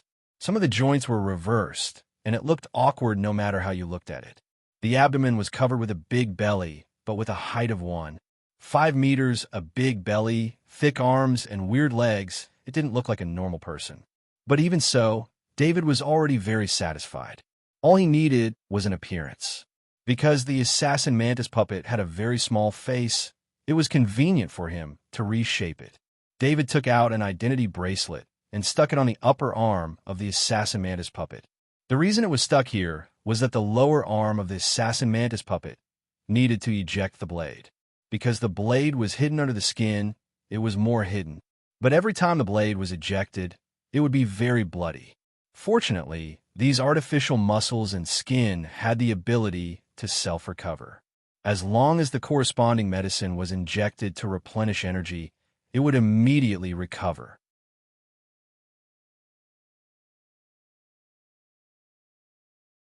Chapter 549. The identity in the identity bracelet that David prepared for this assassin mantis puppet was obtained from the Kerr Intelligence Organization. He then injected it into an empty identity bracelet. The identity was that of an orphan, only 15 years old, and the identity information was very simple. The naked assassin mantis puppet looked very strange. However, after changing into a set of loose clothes, it managed to hide some of its peculiarities. Standing in front of David was a chubby boy. His face was very ordinary, so it was hard for people to have a deep impression of him. David let the shadow attendant put the assassin mantis puppet back into the space ring. This assassin mantis puppet would be his most important means of concealment. After changing into a human form, at least before using it, it would not arouse suspicion. It took 3 days to modify the assassin mantis puppet. After another 2 days, when David finished his morning training, he felt that the black ship had left the speed of light. "Sir, we will arrive at the planet of origin in an hour. We cannot use the speed of light." Captain Hopper reported to David through the identity bracelet. In the past 5 days, no one disturbed David. Only now did Captain Hopper contact David. David was very curious about the planet of origin. It was the center of the entire Interstellar Federation. He went to the cockpit and found a place to sit down. After a period of time, a planet could be seen in front of the haze. It was a planet that was mostly covered by water, and the land was mostly green. This was the planet of origin, the birthplace of the Interstellar Federation. In the outer orbit of the planet of origin, there were many small planets orbiting the planet of origin. David's target this time was one of the small planets, the red Helios planet, which was also where the Federation Military Academy was located. The red Helios planet was not only where the Federation Military Academy was located, but it also had many weapons research departments attached to the Federation Military Academy and some military research centers. After the identity verification, the haze landed on the surface of the red sun planet. There was a military airport here, and the haze would dock there. As soon as the black ship stopped, it received a set of guidelines from the AI system of the red sun planet. The crew of the black ship could not enter the surface of the planet of origin, but they could use the public facilities of the red sun planet. At the same time, they could go to any open planet near the planet of origin. This was a rule that restricted the crew. The crew knew very well that it was not easy to enter planet of origin. One needed a certain identity to enter. It should be noted that the population of planet of origin was many times smaller than that of other administrative planets. Even the number of tourists was strictly controlled. The benefit of this was that the ecological environment of planet of origin was the best in the Interstellar Federation. The scenery was beautiful, the air quality, the population density, and the cultural environment were all very suitable for living. David didn't need to worry about the crew. Captain Hopper could handle it. David carried the loading box of the exoskeleton armor and a level 3 heavy axe as he walked down the black ship. Stepping on the surface of the red sun planet, he felt that the gravity here was very normal. For a planet like this to have such an effect, it would require a powerful gravity-generating device inside the planet. However, he immediately felt that something was wrong. He had the talent of underground sneaking, and he had a special sense of the ground. The ground under his feet was very abnormal. A trace of his consciousness entered the shadow attendant, and the shadow attendant flew underground. Sure enough, even if the shadow attendant flew 100 meters underground, it was still made of steel. This meant that the entire Red Sun planet was very likely an artificial planet. David didn't like the environment here. His talent of underground sneaking couldn't be used. David opened the admission letter of the Interstellar Federation Military Academy on his identity bracelet. The admission letter had the corresponding registration route. Just as David was looking at the admission letter, a small transport ship landed not far away. The person who came down was a lieutenant colonel in his 30s. After the lieutenant colonel came down, the small transport ship immediately left. The lieutenant colonel's actions were the same as David's. He also opened his identity bracelet to check something. Why didn't the military academy pick me up? How can we walk such a long way? The lieutenant colonel complained to himself. Hello, are you here to sign up too? David heard the lieutenant colonel's words. His heart skipped a beat. This was probably his classmate, so he went up and asked, Colonel, I'm a student of this shore training class. Are you one too? The lieutenant colonel raised his head and looked at David and the loading box in David's hands. The lieutenant colonel was obviously shocked when he saw the Knight of the Nation medal. He knew very well what it meant for a colonel to join this shore training class, especially when David was so young. My name is David. I think we're classmates. David smiled and introduced himself. My name is Beckett. I'm very honored to be your classmate. Beckett also smiled and said, Looks like we're facing the same problem. How we sign up? David pointed at the luggage next to Beckett and said, If I'd known, I would have brought a hover car. Who knew that there wouldn't even be a car to pick me up? Beckett said with a helpless smile, Now that you mention it, I remember that I should have a hover car on my ship. David heard Beckett's words and couldn't help but smile. He opened his identity bracelet and let Captain Hopper put down the Type 2 Land Tiger. He had been using this Land Tiger ever since he was in Parent City. It was now one of his many collections. This is your ship? Beckett asked in shock.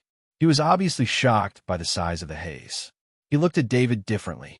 He had guessed that David was joining the shore training class because he wanted to be promoted to general. After seeing the haze, Lieutenant Colonel Beckett confirmed this thought. Usually, only two types of soldiers would join a one-year shore training class like this. The first type of soldier was marginalized and needed to be transferred from an important position. Joining the shore training class was a gentle way to transfer them. The other type of soldier was about to be promoted and needed to join the Interstellar Federation's shore training class. Of course, no matter which type of soldier it was, they had to have a strong background. The Interstellar Federation's military academy was not that easy to get into. Every army only had so many places. This is not a military ship. It's my personal ship. David saw that Beckett had misunderstood and quickly explained. A spaceship equipped by the military meant that one would almost certainly become a general. Only then would one be equipped with a spaceship for travel. So that's how it is. Beckett nodded with a smile, but he didn't change his mind. David drove the Type 2 Land Tiger armored vehicle to the registration location with Lieutenant Colonel Beckett. After driving for about 20 kilometers, they arrived at a military camp. David saw a lot of sweaty soldiers carrying luggage walking toward the camp. According to the coordinates on the admission notice, the registration location was the military camp in front of them. The Land Tiger was stopped at the entrance of the camp. Stop! Get out of the car immediately! The one who stopped the Type 2 Land Tiger was a major wearing an instructor's insignia. He shouted at the armored vehicle. David and Beckett both got out of the car and saluted to the instructor. This was the rule. In a military academy, no matter what your rank was, as long as you were a student, you didn't have to think about your rank. In front of the instructor, you were just a student. Who told you to drive the hover car here? Instructor Mosley was very angry. He specifically ordered that no new students were allowed to drive from the airport to here. This was to make the new students come here themselves. This was a deterrent. In order to better manage these experienced officers, Drill Master Mosley needed to let them know their identity. "Sorry, Instructor." David stepped forward and said. Instructor Mosley was about to continue his anger, but when he saw the National Knight Medal in front of David, his expression softened. He knew very well what a National Knight Medal meant. It was a medal that was awarded to those who had made outstanding contributions in the war. Most importantly, a colonel wearing the Nation Knight medal showed the extraordinariness of the Nation Knight medal. "Don't do this again. Park the hover car in the garage over there." Instructor Mosley's voice softened as he said in a low voice. "Thank you, Instructor," David replied. David didn't drive the Land Tiger himself. Instead, he used the autopilot mode. The car would automatically park in the garage over there. "You guys wait at the field." Instructor Mosley pointed at the field in the camp. David and Beckett walked towards the field. There were already many students waiting there. "Luckily, or else I would have been punished on the first day. I was the one who suggested this. I'm so sorry," Beckett said apologetically. "It's not your fault. I also thought it would be more convenient to bring a hover car." David replied with a smile. When they walked to the field, the students had already spontaneously lined up in 2 rows.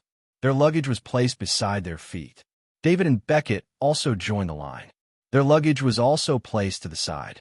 David glanced around and found that there weren't many field officers here. Most of them were captains. He was sizing them up, and they were sizing him up. The youngest here was 27 or 28 years old, and they were only captains.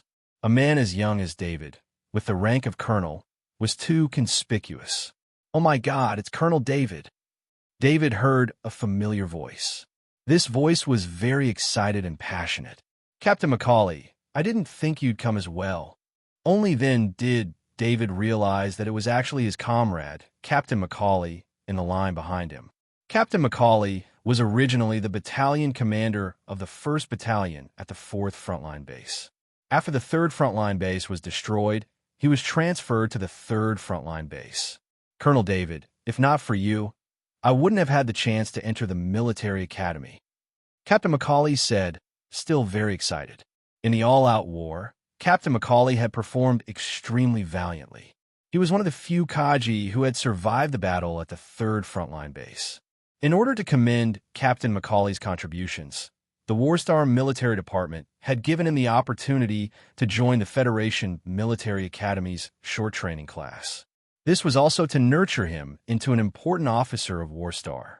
After Captain Macaulay finished this training, he would become a major and be transferred to an important post. This would be the first time his military career would soar.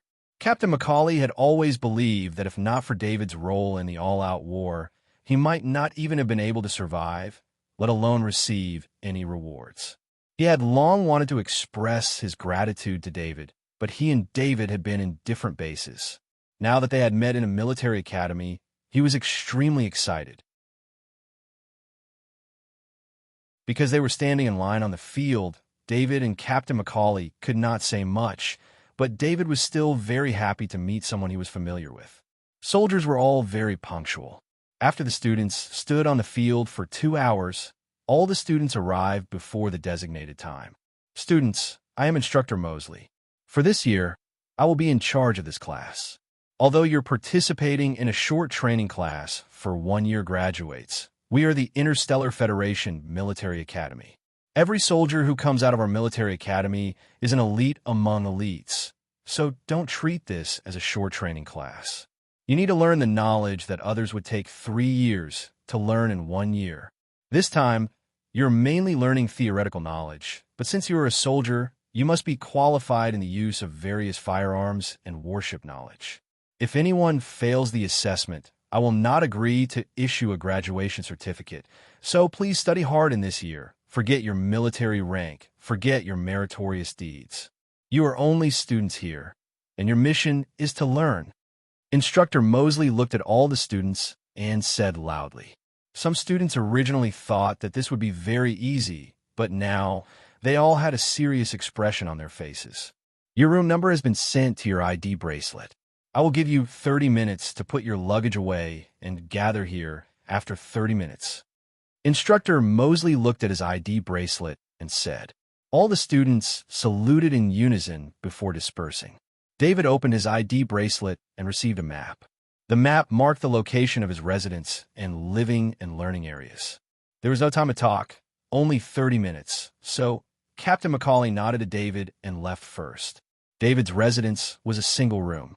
The room was not big, but everything was complete. He took out his clothes from the portal bag and put them in the cabinet. He also put his equipment in the room.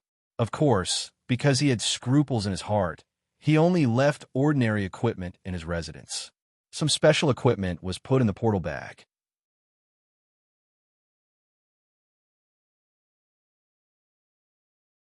Chapter 550. 30 minutes later, Instructor Mosley led 75 students of the short training class to run on the field with weights for an hour.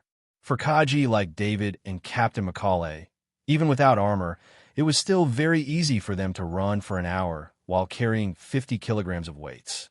However, this class was not only made up of Kaji, at least half of the students were not Kaji. Although these students had also trained, as long as they did not become Kaji, their physique was only at the level of a normal person. Therefore, after an hour, some of the students were already struggling to move. That's all for today. Some of you are too weak. If you're still like this before graduation, you won't be able to graduate. From now on, morning training will start at 6 o'clock every morning. Instructor Mosley said in a deep voice. Then he looked at David and said, "If any of you have special conditions, you need to report to me. Student David, you stay. The rest of you are dismissed." After the students left, only David was left on the field. Student David, are you accumulating energy to break through the transcendent state? Instructor Mosley asked David. Instructor Mosley could see that David's strength had reached the peak of Kaji's state. Naturally, he knew that David was a genius to reach this stage at his age. At this stage, it was necessary to accumulate energy in order to break through the transcendent state. Yes, but I can start training an hour earlier every morning. It won't affect the morning training. David did not want to be special. He just needed to wake up an hour earlier. After his spirit had improved, the amount of time he needed to sleep was also a lot shorter. Very good. You have to be more careful in the military academy. Don't make any mistakes. Instructor Mosley nodded and reminded. David's eyes moved. He understood the meaning behind Instructor Mosley's words. Thank you for your concern, Instructor. David said gratefully. Someone came to me and wanted me to be stuck in your studies. Although I didn't agree, if you have problems in your studies, I can't cover for you. Instructor Mosley said softly. Instructor Mosley did not really want to help David. He just didn't want to go against a National Scholar Medal winner.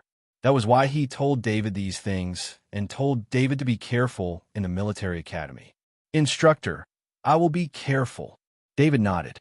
Anger rose in his heart. Although he had thought of this possibility, he did not think that General Roth would really suppress him from the Federation Military Academy. In fact, David was mistaken. For someone of Admiral Roth status, he wouldn't do such a thing if he wanted to kill someone. He would only make a plan and kill the enemy.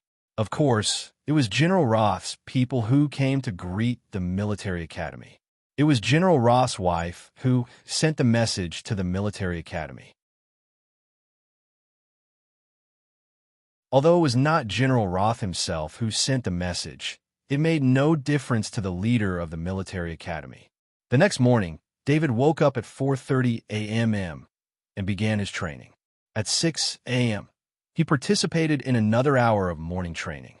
At 8 a.m., in the classroom, it was supposed to be a military theory class taught by a professor. However, it was Instructor Mosley and a lieutenant general who came. When Instructor Mosley walked into the classroom, he first glanced at David. His eyes were filled with worry. This is Vice Principal Trade-On of the Federation Military Academy. This morning's class will be a mock exam. Instructor Mosley announced in a deep voice. Students, you are all elites of the military. The military academy is also a place to nurture elites. If someone's knowledge level is not up to standard, then he does not deserve to stay in this class. Vice Principal Trade-On said to the students. David looked at Vice Principal Trenton. He understood that this Vice Principal Trenton was most likely the person Instructor Mosley had mentioned. Otherwise, why would such a vice principal of a military academy, a dignified lieutenant general, suddenly come to the short training class to conduct an examination that was not part of the plan and say that those who failed were not worthy of staying in the class? Anyone who had seen David's file would know that David had only been in the military academy for 3 months. Normally, he mainly fought with the insectoids and rarely participated in military affairs. The military academy's exam would naturally have a large amount of military knowledge. The one who was most likely to fail this kind of exam was David. Report. David raised his hand and said. Immediately, all eyes were on him. Student David, what's the matter? Instructor Mosley was afraid that David would say something bad, so he quickly asked with a look, I want to know if this exam is a military academy's official exam. David stood up and asked loudly, This is my decision. In a military academy, you can only obey or leave. Vice Principal Tradon looked at David and said sternly, Understand. David nodded and said. David could not suppress the anger in his heart. He knew that he had to do something. Otherwise, he would have to stay in a military academy for another year and would definitely be troubled by Vice Principal Tradon. Especially as Vice Principal Tradon had said, the military academy was very special. David could only obey the orders given.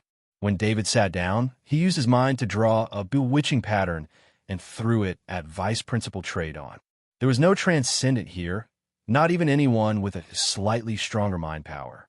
Under these circumstances, Vice Principal Tradon was so close to him, yet he still wanted to make an enemy out of him. This was truly an act of suicide. No one would have thought that there would be someone as daring as David who dared to make a move on a vice principal in a military academy class. However, David did not care. The damage of this bewitching pattern was very special. It directly destroyed the opponent's soul. Under these circumstances, no scientific method would be able to find out the cause.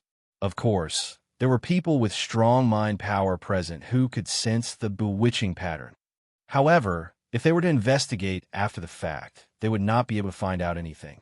When David sat back in his chair, the bewitching pattern entered Vice Principal Tradon's soul.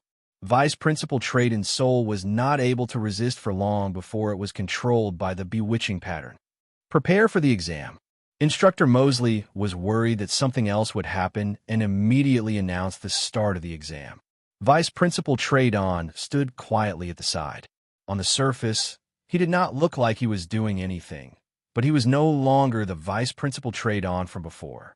Questions appeared on David's desk. There were a total of 300 questions. 200 of them were related to the military and were all basic knowledge of the military.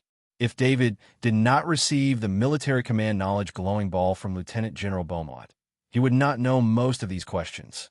His current level of military knowledge was almost at the level of a military professor. These questions were very easy for him. David's answering speed was very fast. He finished all 300 questions very quickly. When he submitted his answers, only 100 minutes had passed. Student David, 298 questions are correct. 2 questions are wrong. As soon as David submitted his answers, the exam system automatically gave him a score. Instructor Mosley received the score at the same time. He took a look and was very surprised by David's knowledge level. His previous worries were swept away.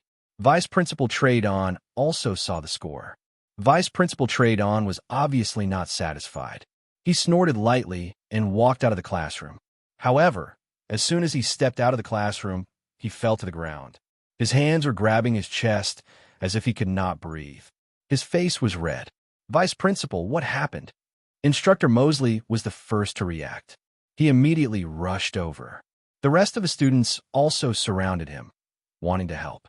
Many of these students had returned from the battlefield, so they knew some first aid measures. You guys go back and sit down first. I've already called the medical staff.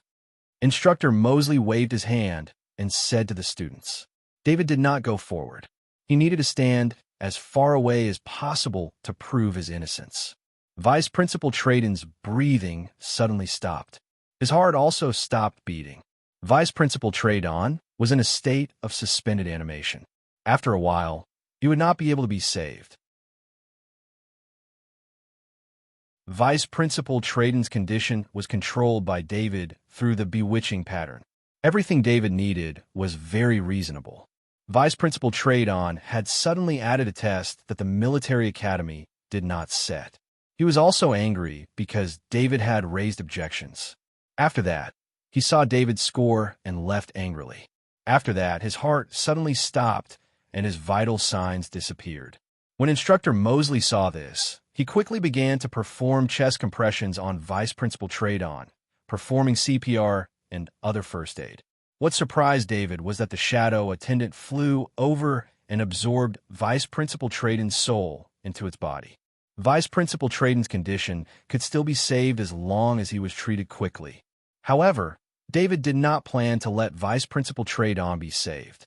As long as the bewitching pattern was there, Vice Principal Trayton would not be able to breathe on his own. However, he did not expect the shadow attendant to be able to absorb Vice Principal Trayton's soul. The soul was still under the control of the bewitching pattern.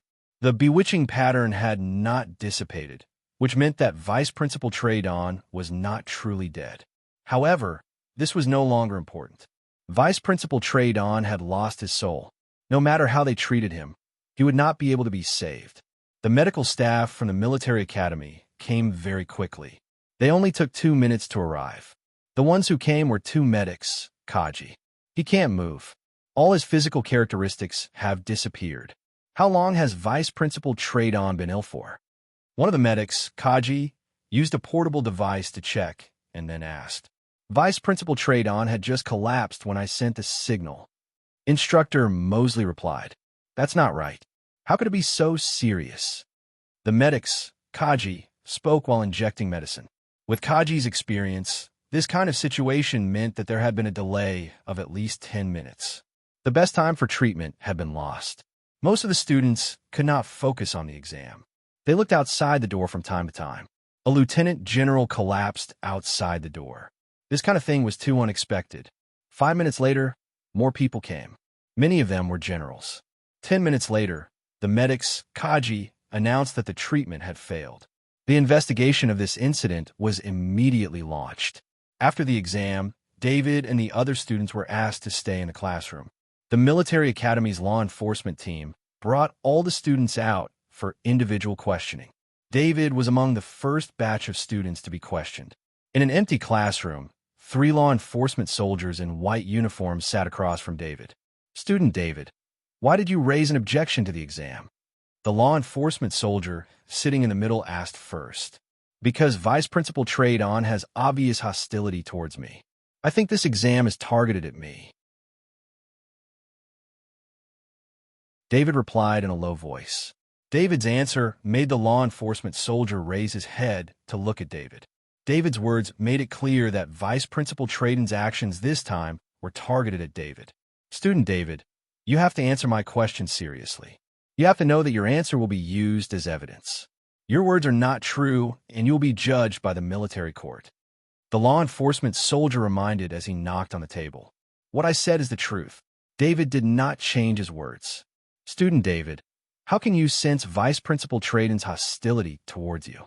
The law enforcement soldier beside him could not help but ask. I'm a sniper master and a heavy axe master at the same time. I can sense any hostility towards me. David replied in a low voice. The law enforcement soldier beside him twitched the corner of his mouth and did not say anything else.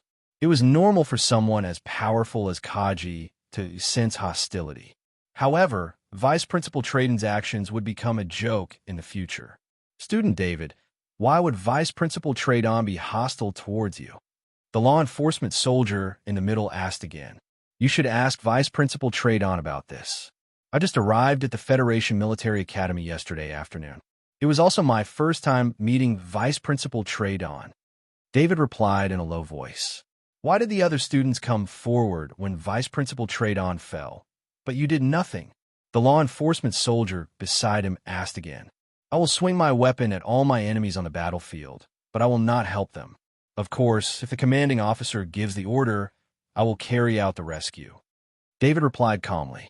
This incident did not last long. The investigation was completed in the afternoon. Due to Vice Principal Trayton's position and military rank, This incident had attracted a lot of attention. News spread everywhere that Vice Principal Tradon had failed to make things difficult for a Nation Knight medal recipient and was even angered to death. This caused David's reputation to spread rapidly in the military academy. Within a short period of time, David had become a celebrity in the Federation Military Academy. This was exactly what David needed. After Vice Principal Tradon's incident, anyone who wanted to make things difficult for him would have to consider the consequences. Targeting a Nation Knight medal recipient and breaking the rules of the military academy, Vice Principal Tradon's reputation in the military was tarnished even after his death. The Nation Knight medal was a very high honor in the military. As a soldier, Vice Principal Tradon had targeted a Nation Knight medal recipient for no reason. This caused Vice Principal Tradon's accidental death to be quickly closed by the Federation Military Academy. Especially those soldiers who had returned from the battlefield, they could not help but clap their hands in joy when they found out about Vice Principal Tradon's death.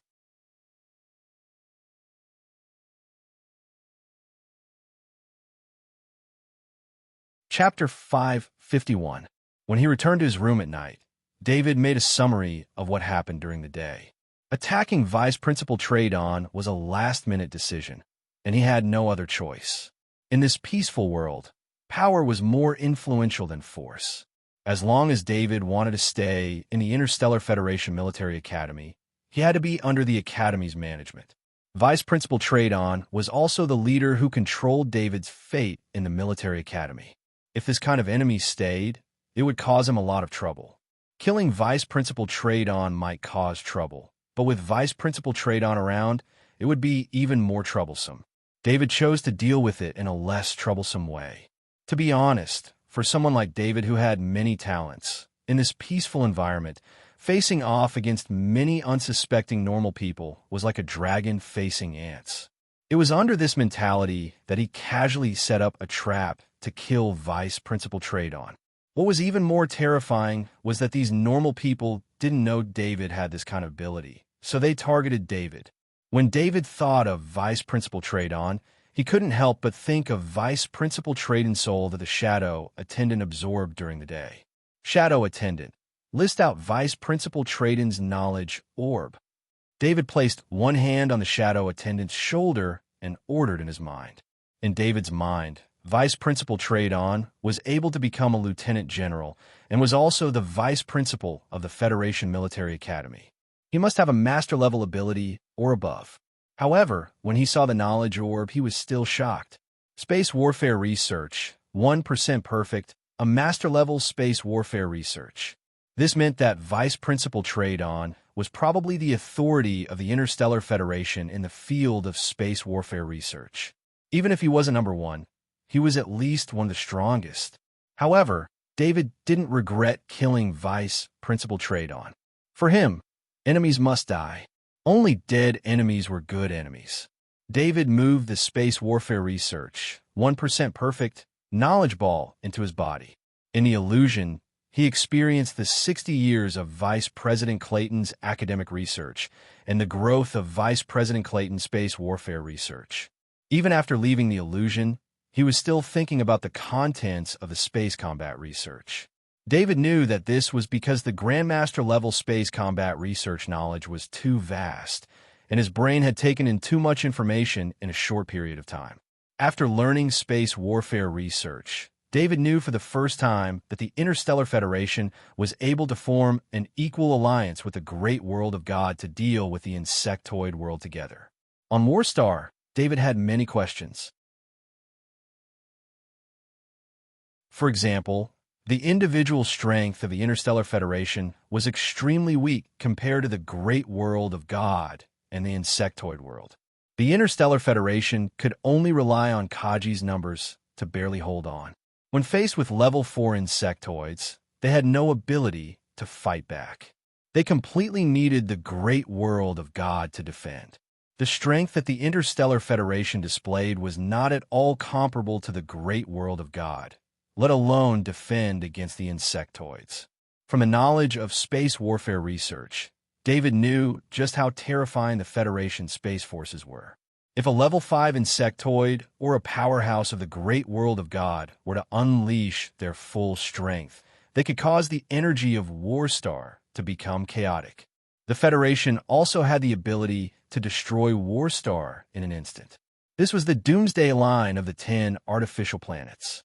When they unleashed a concentrated energy attack, they could destroy Warstar.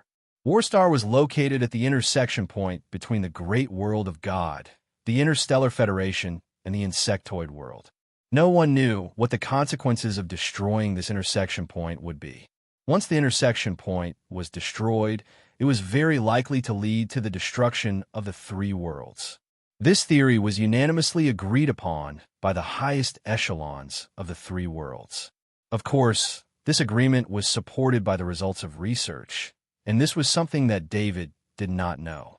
It was precisely because of the Interstellar Federation's space warfare capabilities that Warstar was able to maintain its current state and prevent the insectoids from invading the Interstellar Federation from space. The knowledge of space warfare research was very vast, and it contained almost every aspect of space warfare, including combat, deterrence, investigation, logistics, and so on.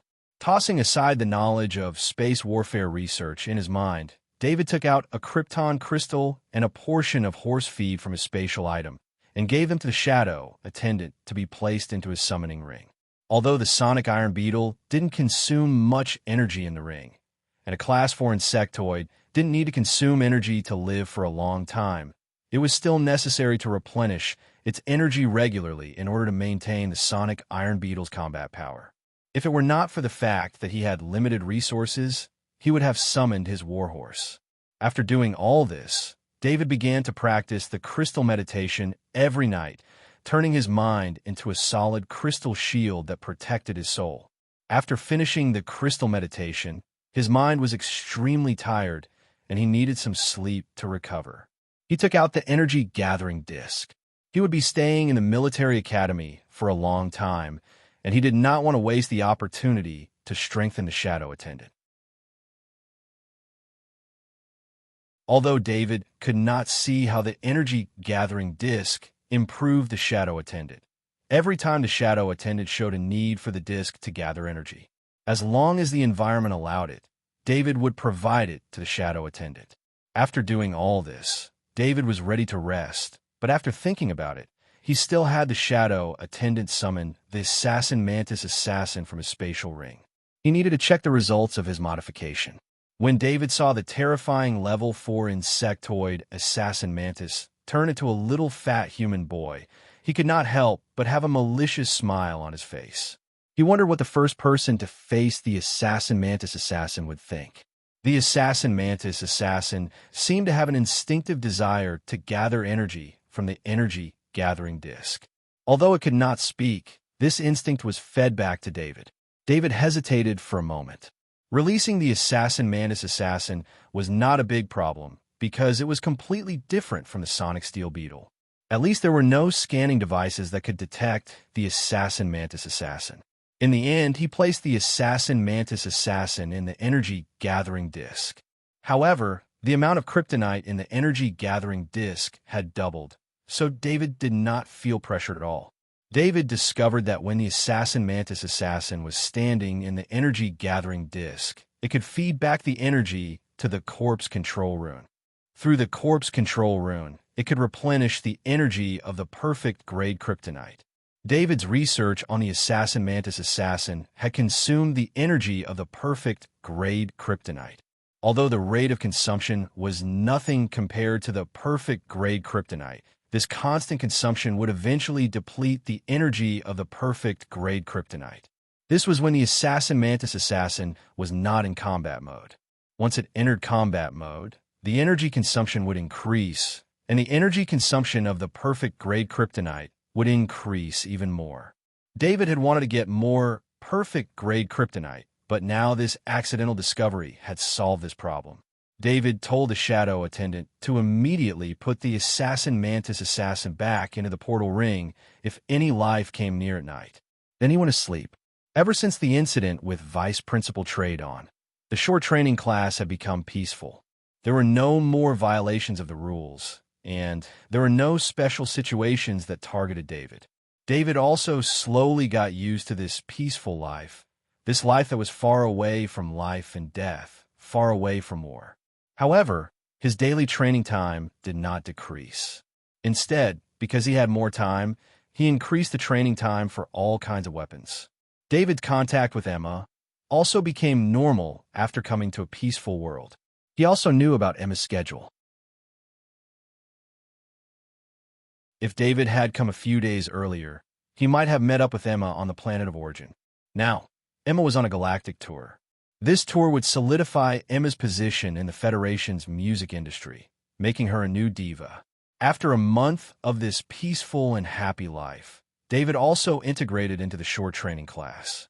His achievements in all fields were outstanding, especially in the subjects related to military command and space warfare, which surprised the professors who taught him. Sitting in the class, the first 2 rows of the class were 20 field officers. Although they were all students in the military academy, military ranks were still very important. Beside David sat Lieutenant Colonel Beckett. Since the first day they met and were scolded together, the two had become friends. "David, do you know about the military parade that's coming soon?" Beckett used this time to ask David. There was still a while before class started. After spending a month with David, Beckett spoke more casually. Of course, this was also because they were all students. In the military academy, there was no need to refer to each other by military rank. The military academy is going to have a military parade. David had been very focused recently. Other than training, he didn't have much contact with the outside world, so he didn't know. "It's not a military parade." "God, don't you know about the Federation's military parade that's held once every 10 years? Beckett said with a slightly louder voice. How old is David? Maybe he didn't pay much attention to the military parade before, so he didn't know. Beckett's voice alerted Colonel Bloom, who was sitting on the other side of David. He said with a smile. Colonel Bloom and David were the only 2 colonels in the short training class. They were both here to prepare for the promotion to general. Naturally, Colonel Bloom and David had a closer relationship than the other students. Federation's military parade? I really don't know about it. David thought for a moment and shook his head. Then he didn't need any explanation from the two and directly looked it up on his bracelet. The Federation's military parade was held once every 10 years by the Interstellar Federation. This kind of military parade was very widely publicized in peaceful areas. During the parade, almost all media outlets would broadcast it live. However, the Federation's military parade wasn't very attractive to the planets in the war zone. This was because on those planets, the military was the main force. All kinds of military equipment could be seen everywhere. All kinds of battleships also appeared frequently. War could break out at any time. David was born on Monolith, which was a planet that didn't pay much attention to the Federation's military parade. When he came to Lunka Planet in the Iridia sector, he didn't make it in time for the last Federation's military parade. Plus, he didn't spend a lot of time on Lunka Planet, so he naturally didn't hear about it. The Federation's military parade was a review of the Interstellar Federation's elite army. A large number of elite soldiers and all kinds of equipment would appear at the parade. Beckett, even if there's a spot in the military academy, I'm afraid they won't consider our short training class. Colonel Bloom expressed a different opinion. Although the short training class was part of the Interstellar Federation's military academy, they didn't have the chance to interact with other classes. This showed the attitude of the Federation's military academy. Of course, this also had to do with the fact that the students in the short training class all had military ranks. It should be known that the military academy students who were still in school didn't have military ranks. Many of them were still around 20 years old. Other than David, most of the students in the short training class were old enough to be the military academy students' uncles. I don't know. I only heard about it. It depends on the military academy's arrangement. Colonel Beckett didn't know the details. Where's the Federation's military parade this time? David was also interested and asked. I know about that. It's on Planet 1. Colonel Beckett replied with a smile. Planet 1 was the first man-made planet on the planet of origin. Due to technical problems at the time, the man-made planet wasn't very large, and its shape was also problematic. It was only a flat surface of 10 square kilometers. After that, Planet One was used as the venue for important events.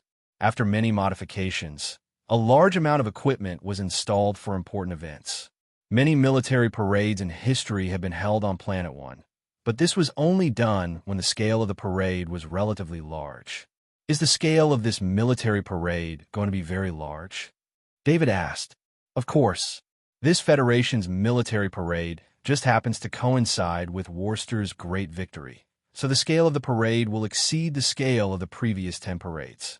I heard that many warships have been transferred over recently. You'll be able to see almost every model of warship. Colonel Beckett's eyes lit up when he said this. For soldiers in peaceful areas, it was very difficult for them to see all the warships even after serving in the military for many years. Only soldiers in war zones could come into contact with all kinds of warships, but not all soldiers could see all the warships. I wonder if the Grand Marshal will attend? Colonel Bloom asked with great anticipation. The chances of the Grand Marshal attending are very high. Even if the Grand Marshal doesn't attend, the other Vice Marshals will definitely attend. Colonel Beckett said with a smile. For them, being able to see these bigwigs of the military was already very satisfying. It should be known that these bigwigs of the military were usually only seen in videos. For soldiers, these bigwigs of the military were like stars in the eyes of ordinary people.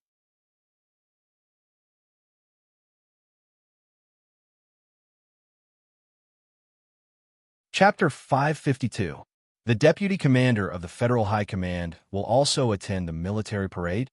David confirmed with a slightly strange voice. Lieutenant Colonel Beckett and Colonel Bloom didn't notice David's abnormality. Of course, the probability of even the Grand Marshal attending is very high. The scale of this Federation military parade won't be small. In order to promote the military's achievements, these military bigwigs will all attend. Lieutenant Colonel Beckett said with certainty. Beckett, is there a way to go and watch it live? David knew that Lieutenant Colonel Beckett had recently made a lot of friends in the military academy, so he asked, David, it's not easy to watch it live. At most, we can only watch it from the nearby space on a spaceship. If you want to enter planet number 1, you need an invitation. I can't get it with my ability. Lieutenant Colonel Beckett heard David's question and couldn't help but smile bitterly. For the entire military, a lieutenant colonel like him was really nothing. Not to mention a lieutenant colonel like him. Even among the generals, there were very few who could go to the scene to watch it live. Unfortunately, if it's a soldier participating in the military parade, he can go to planet number 1 to watch it live. Colonel Bloom also said helplessly. They also knew that this was unrealistic. The soldiers participating in the military parade had already been determined and trained long ago. They wouldn't wait until now. The list of Federation military academies participating in the military parade hasn't been announced yet. Every time the Federation military academies participate in the Federation military parade, probably only those who enter the quota can go to planet number 1. Colonel Bloom said with some hope. Although he knew it was impossible, he still hoped to be selected by the Federation military academies. Just as everyone was discussing, Instructor Mosley walked into the classroom, and the discussion in the classroom immediately stopped. David Macaulay, come out for a moment. Instructor Mosley walked to the podium and called out the names. David was slightly taken aback and stood up. Captain Macaulay, who was sitting a few rows behind, also stood up. The two looked at each other and then followed Instructor Mosley out of the classroom. Sit down. Don't be too serious. It's a good thing. Instructor Mosley took the two to the office and said with a smile when he saw Captain Macaulay's expression. After letting the two of them sit down, Instructor Mosley poured water for the two of them before sitting opposite them. I'm sure you've heard that the Federation's military parade is about to begin. The Grand Marshal has personally requested that all those who have contributed to Planet Warstar must participate in this military parade. Therefore, I've come to inform you to prepare to participate in the Federation's military parade. Furthermore, you'll need to form a Kaji phalanx on your own to be inspected by the Grand Marshal. Instructor Mosley continued. David was overjoyed when he heard the news from Instructor Mosley. He had been thinking about how to participate in the Federation's military parade, and now he had a chance. Ever since the incident where Vice Headmaster Tradon targeted David, David had some ideas about General Ross. Previously, although he had some thoughts about General Lore's arranging people to assassinate him and wanted to take revenge, General Lore's position was simply too high. Especially after David came to the Red Sun planet, he realized how difficult it was to assassinate a military boss on the planet of origin. Not to mention that planet of origin had restrictions on every entry. Even if David used his nation-night identity to enter planet of origin, he would not be able to get within a few kilometers of the Federal High Command, where General Ross was. In addition, planet of origin was densely covered with various scanning and monitoring equipment, making planet of origin the safest planet in the Federation. It was almost impossible to sneak in from planet of origin. Underground stealth was impossible to sneak in due to the isolation system on the surface. Shadow stealth was also impossible to sneak in due to the lack of light. Furthermore, planet of origin had locked the identity bracelet of every intruder, which also increased the difficulty of the operation. Therefore, although David had the idea of assassinating General Ross before, he did not have any actual plans. It was just an idea that existed in his mind. However, the holding of the Federation's military parade gave David a glimmer of opportunity. So when he heard that he could go to planet number 1 to participate in the military parade, his heart was full of excitement. This is a rare opportunity. Your exoskeleton armors need to use the same protocol exoskeleton armors, which will be arranged by the military academy. When you arrive at planet number 1, it will be issued to you. You don't need to worry about this, but you must wear all the medals. Instructor Mosley said and glanced at David. David nodded. Because he was a Nation Knight, he usually only had to wear the Nation Knight medal according to the rules. As for the Gold Star and Silver Star medals, he did not wear them. This time you are participating in the Hero Kaji Phalanx. You are all Kaji and have been trained for a long time. I think there should be no problem with a phalanx, but you still need to arrive at planet number 1 a week in advance to participate in the training. Don't have any accidents at the military parade. You can go back now. Instructor Mosley said. Yes, Instructor. David and Captain Macaulay stood up and saluted. On the way back to the classroom, Captain Macaulay's face was flushed. His excitement was overflowing. Colonel David, am I really going to participate in the Federation's military parade? Captain Macaulay asked in disbelief. If Instructor Mosley is not joking, you should be going to participate in the Federation's military parade. David replied with a smile. Could Instructor Mosley be joking? Captain Macaulay continued to ask. David felt that Captain Macaulay's IQ must be in the negative at this time. How could Instructor Mosley joke about this kind of thing? This was the military academy, a disciplined force. When they walked into the classroom, Captain Macaulay was still excited, which made the students very curious. Why did the instructor look for you? If it's not confidential, just say it. Colonel Bloom asked impatiently. Even if I don't say it, you will know tomorrow.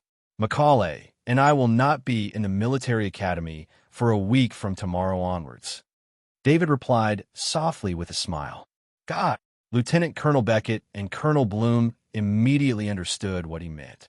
Leaving the military academy for a week at this time, the military parade would be officially held a week later. What else was there to consider? That's the Federation's military parade. That's the Federation's military parade. Lieutenant Colonel Beckett on the side murmured enviously. David, on the other hand, felt a little helpless. His trip might disturb the Federation's military parade. Perhaps his actions would be extremely wrong in the eyes of these soldiers, but for his own safety, he still planned to carry it out. The whole class was a little distracted during the day's class. Even the most hardworking students glanced at David and Captain Macaulay from time to time, wishing they could replace them. David waited for the class to end before heading to the haze. He needed to make some preparations. Driving the Type 2 Land Tiger armored vehicle to the haze berth, David entered the haze. After telling Captain Hopper, who came to greet him, not to disturb him, He locked himself in the maintenance room. An hour later, he came out of the maintenance room. After coming out, he took out all the dimensional bracers on his body and put them into the secret room in the captain's room. He was afraid that he would have to go through some inspection before go to planet number 1. He didn't want to expose so many dimensional bracers. The origin of these things would require too much explanation. Due to the relatively small size of the dimensional bag, it could be handed over to the shadow attendant for a short period of time during inspection. With the weight and size of the dimensional bag, the shadow attendant could completely wrap it up without much effort. However, if the dimensional bag was handed over to the shadow attendant for safekeeping, it would affect the shadow attendant's actions to a certain extent. In addition, the dimensional bag was a dimensional item that David could use himself. Other than when he needed to hand it over to the shadow attendant for inspection, David would usually keep it with him. After everything was done, David called Captain Hopper over. "Hopper, I have something for you." David said to Captain Hopper, "Please give me your orders, sir." Captain Hopper immediately stood up straight and said, "You will pilot the Haze tomorrow and head to Planet Cayenne in the Cater sector. Find Master Seeley there, and Master Seeley will replenish the crew you need. I will be studying in a military academy for more than 10 months, so I don't need to use the Haze for the time being. Stay in the Cater sector and listen to Master Seeley's orders." David ordered in a deep voice. If what David was going to do next was exposed, it would be an earth-shattering event that would affect many people. Therefore, David arranged for Captain Hopper to take the Haze away, and Master Seeley would take care of the Haze. If the most dangerous time came, Master Seeley would transfer most of the wealth of the Tordo Fund to an anonymous account. It was the same for Master Alva. With the Kerr intelligence organization in Master Alva's hands, if there was any bad news, he would be the first to know and immediately take action. This was also a backup plan that David had prepared. His two most trusted subordinates would manage his assets. As for his father, Hans, even if David's operation failed and was exposed, it would be difficult to have much of an impact on Hans, who was also a scholar. "Yes, sir." Captain Hopper did not understand the reason. He was just following orders. David did not drive the Type 2 Land Tiger this time. This souvenir was still on the Haze. Although this armored vehicle was not precious, it was a memorable item. The next morning, David and Captain Macaulay took the spaceship prepared by the military academy and flew to planet number 1. As he approached planet number 1, David saw many different models of battleships hovering around planet number 1, protecting planet number 1. He also saw the full picture of planet number 1. Planet number 1 was a huge space platform. There were no buildings on its surface. It was just an empty platform. Seeing such an artificial planet in space always made people feel the greatness of the Federation's construction. Planet number 1 had a very long history, and the technology back then was far less advanced than it was today. Planet number 1 had witnessed the history of the Federation and also grew with the Federation. The spaceship was close to the edge of planet number 1, where there was a passage to receive the spaceship. All the facilities of planet number 1 were below the flat surface. The spaceship stopped at a spot, and David and Captain Macaulay got off the spaceship. As soon as they got off the spaceship, scanning energy swept across their bodies. It included many types of scanning energy, enough to find all the dangers that the Federation's technology could find. Before David got off the spaceship, he gave the space bag to the shadow attendant for safekeeping. The shadow attendant was holding the space bag and hiding in a special space on the side. The scanning naturally did not find any problems. Because everything was prepared here, David and Captain Macaulay did not even bring their personal belongings, only their medals. The scanning energy stopped, and a map appeared on David and Captain Macaulay's ID bracelets. There was a green line on it. "Colonel David, please move along the green line.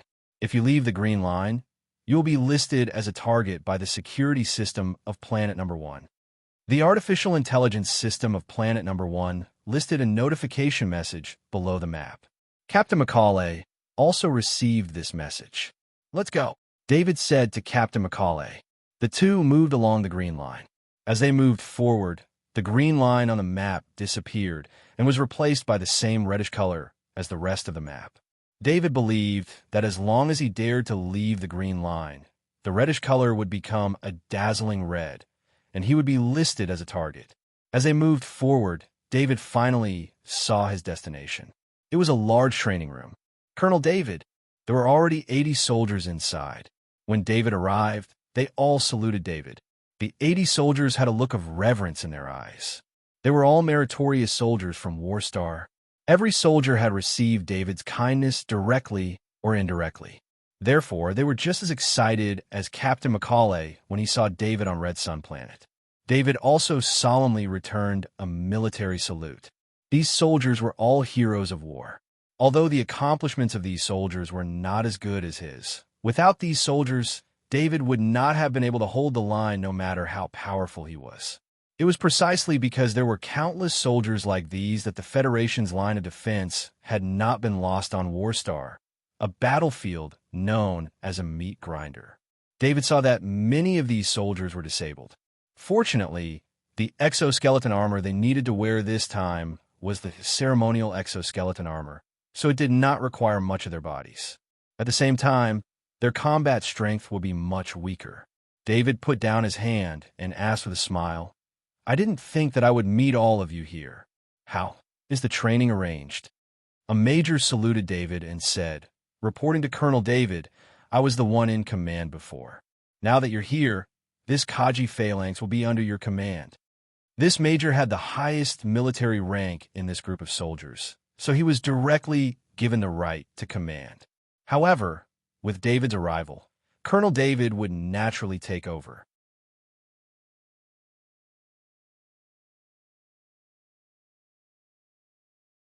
Chapter 553. The training content was very simple. The 9x9 phalanx needed to maintain a certain distance. Since the ceremonial exoskeleton armor hadn't been issued yet, the phalanx could only be used to practice formation and cooperation. David also noticed the problem. Everyone in the 9x9 phalanx had a specific position, and his position hadn't been issued to his ID bracelet. For example, Captain Macaulay's ID bracelet had the position of Captain Macaulay in the 9x9 phalanx. David could only stand aside and direct the phalanx training. With the ability of military command master, it was very easy for him to do this job. David's orders made the phalanx training more clear. In just 10 minutes, he had the phalanx moving according to his will. Although this had to do with the Kaji's long battle training, it also had to do with his commanding ability. Just as David was directing the phalanx training, his ID bracelet sent a message asking him to follow the route to the parade headquarters to receive orders. David waved his hand to let the major take over the training, and he himself followed the green route on his ID bracelet to the parade headquarters. The parade headquarters was one floor below. After passing through a few strict checks, he arrived outside the parade headquarters. "Colonel David, please come with me." A soldier had been waiting for him for a long time and immediately said when he saw him. The soldier led David into the parade headquarters, where more than 100 civilian soldiers were busy. The soldier led David to the door of the inner office and stopped. "Colonel David, go straight in. The general is waiting," the soldier said as he opened the door for David. "Thank you." David thanked him and walked into the office. In the office, a middle-aged major general was scolding someone through the channel. David could only stand aside and wait. "Welcome, hero of the Federation," Major General Alberta said with a smile when he saw David after he finished scolding someone and disconnected the channel. "Everything is for the Federation," David replied. "I'm Alberta, the liaison for this military parade. The military is preparing to publicize Warstar's heroic deeds, and you and the other Warstar heroes are participating in this parade. This will greatly increase the citizens' impression of the military, and more outstanding people will join the military," Major General Alberta explained to David. David stood up straight. He knew that he should just quietly listen. The 82 meritorious soldiers participating in the military parade were all selected by the Grand Marshal himself. "You have been assigned as the leader of this phalanx. You have to make sure that the phalanx doesn't make any mistakes during the parade. Major General Alberta said solemnly. "I promise to complete the mission." David replied loudly. "You can all be trusted. You are all heroes of the Federation. You will appear at the end, and you will follow the captured insectoids on display. Let the citizens of the Federation see the might of the military." Major General Alberta sternly said. David was startled. He had heard that there would be insectoids on display this time. It should be known that living insectoids were not allowed to appear in peaceful areas. This was an iron law, and he had no idea why they were doing this. However, this was not something he could ask about. The military naturally had its own reasons for doing this. Go back first. The new ceremonial exoskeleton armor has been transferred over. You'll be in charge of receiving it later, Major General Alberta said with a wave of his hand. David saluted and left the office, leaving the parade command center under the guidance of the soldier. David had just returned to the training ground when the logistics department delivered the equipment. Every ceremonial exoskeleton armor had a corresponding name and was bound to the user's identity. Only the user could use it. In addition to the ceremonial exoskeleton armor, every user also received a Grade 2 weapon that they were accustomed to using. David also received his own ceremonial exoskeleton armor and a Grade 3 heavy axe. Everyone's ceremonial exoskeleton armor was silver white in color. Only David's ceremonial exoskeleton armor was painted gold. When everyone had changed into the ceremonial exoskeleton armor, the square formation immediately displayed a completely different aura. The ceremonial exoskeleton armor was simply too beautiful. It was more of a work of art than an exoskeleton armor. From every detail to the overall appearance, it reflected the thoughts of the designer, which was to do his best to display the elegance of the Kaji. In particular, the white ceremonial exoskeleton armor paired with the blue Grade 2 weapon was extremely dazzling. David's golden ceremonial exoskeleton armor paired with the green Grade 3 heavy axe was also extremely dazzling. In the training that followed, the 81 silver-white Kaji marched forward and stopped in an orderly manner. In addition, every soldier had experienced the baptism of the cruel battlefield. Their entire body carried a fierce aura, which gave a strong impact to the spectators. David understood that the ceremonial exoskeleton armor relied entirely on its appearance. He felt that the ceremonial exoskeleton armor could only increase his strength by 5 times at most. It was a huge difference compared to the normal exoskeleton armor that increased his strength by 10 times. Not to mention, many exoskeleton armors had special enhancements in terms of speed and defense. The ceremonial exoskeleton armor only had a thin layer of alloy shell. This ceremonial exoskeleton armor was even weaker than the Colonel exoskeleton armor that the military had given him when he was in Warstar.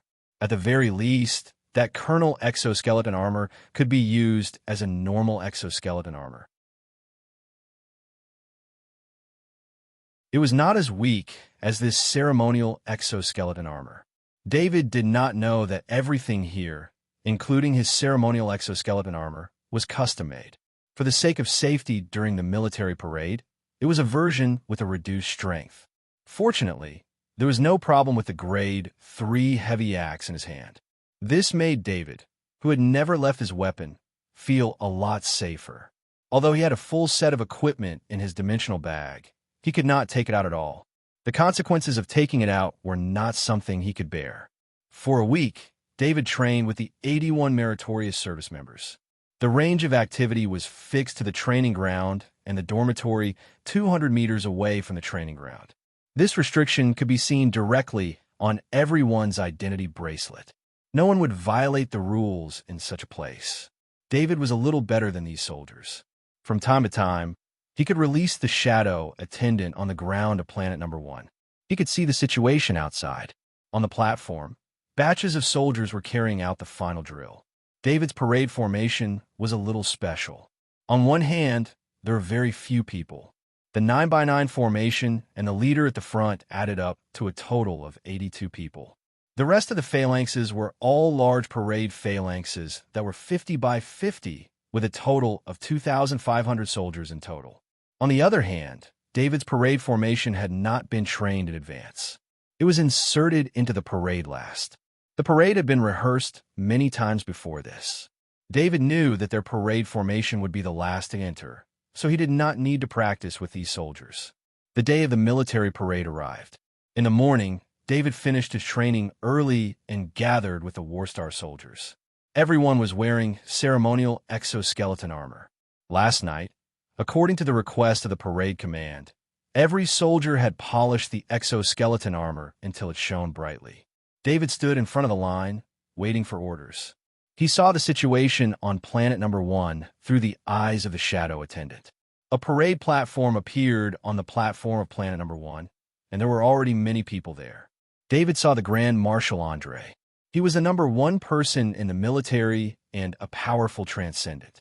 However, with the passage of time, this powerful transcendent was now showing signs of aging. Next to Grand Marshal Andre were 13 generals. This was the first row of the parade platform, and there were 3 rows behind them. There were generals and government officials in formal wear. When David saw the 13 generals, he immediately found General Lawrence. He had seen General Lawrence's appearance in the data before, so he recognized him at a glance. He also judged the distance from the parade platform to General Lawrence. As long as he walked to the front of the parade platform, he would definitely be within 100 meters. This distance was enough for him to do some things. On the left and right of the parade platform were long viewing platforms. These viewing platforms were much shorter than the parade platform, and they were filled with tens of thousands of invitees. As he was thinking, the national anthem of the Interstellar Federation sounded. Grand Marshal Andre stood up, and then everyone on the parade platform and viewing platform stood up. After the national anthem ended, Grand Marshal Andre began to speak. Because the distance was too far, the shadow attendant could only see Grand Marshal Andre's movements and couldn't hear what he said. In fact, most of the soldiers who participated in the parade couldn't see the parade process with their own eyes. They were all waiting for the parade to begin. David was very lucky to be able to see it through the shadow attendant. The soldiers with David could only stand there and wait for orders quietly. They didn't know what was happening outside. After a round of applause, Grand Marshal Andre and everyone on the parade platform sat down.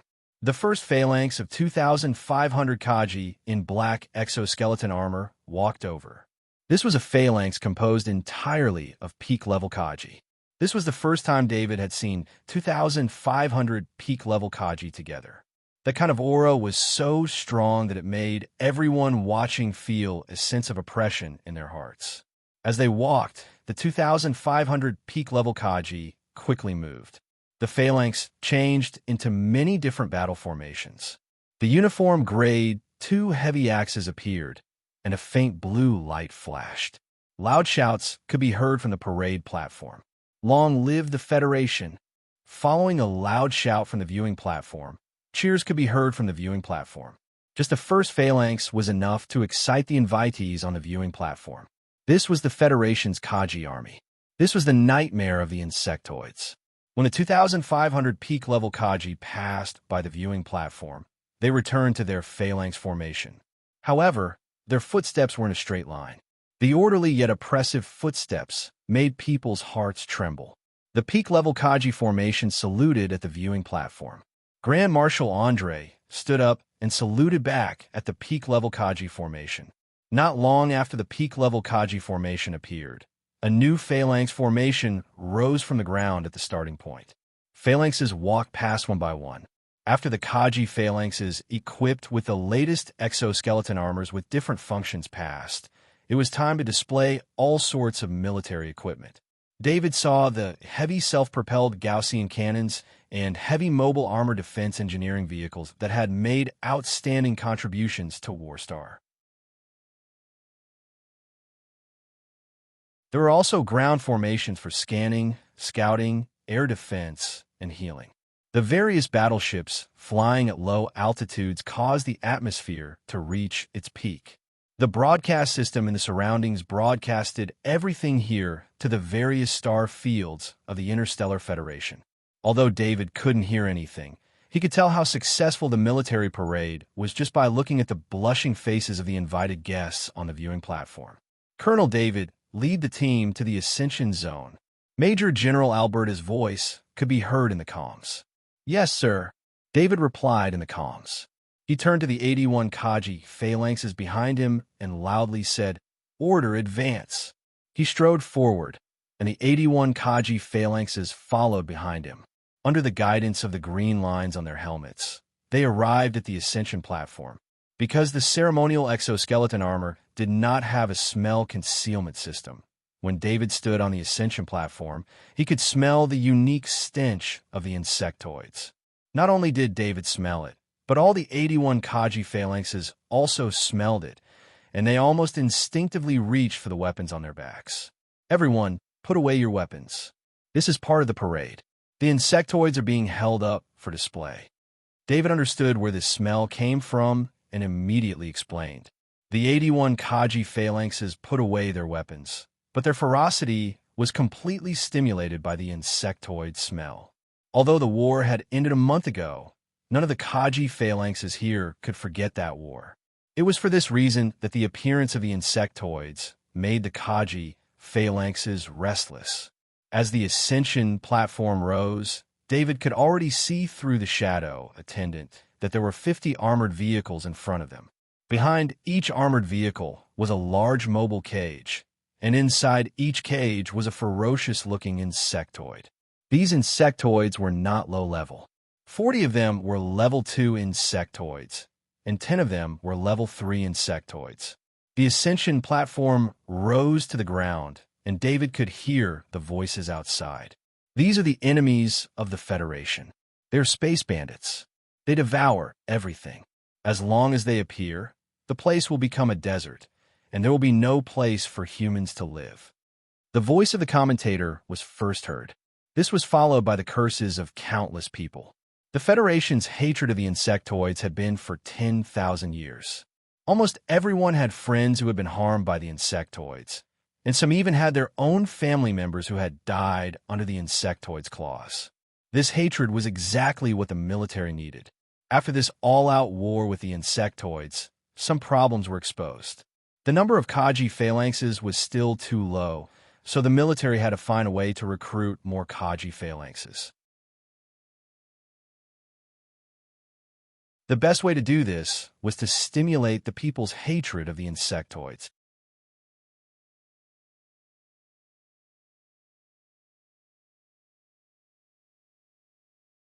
Chapter 554.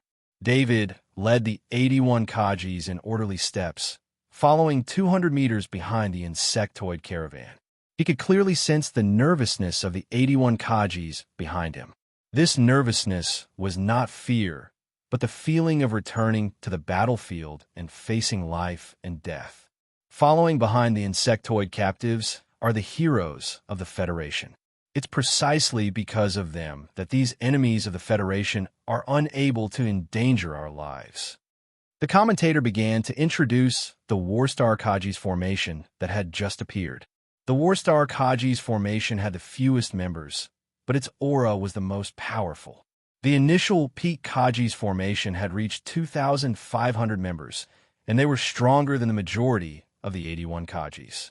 However, the peak Kaji's formation had only displayed the aura of their own strength, while the Warstar Kajis were filled with killing intent, a killing intent that had erupted under the influence of the insectoid captives in front of them. When this killing intent gathered together, it was even more frightening than when one's strength was gathered together.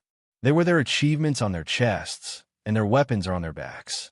Their shining exoskeleton armor illuminates their heroes' medals. The commentator's voice was filled with the power to inspire. The Warstar Kaji's formation did not display any of the previous battle formations or anything else. They simply walked forward, and as they walked, they exuded a chilling aura that made it difficult to look straight at them. Heavens, that Kaji's actually wearing a Kingdom Knight medal.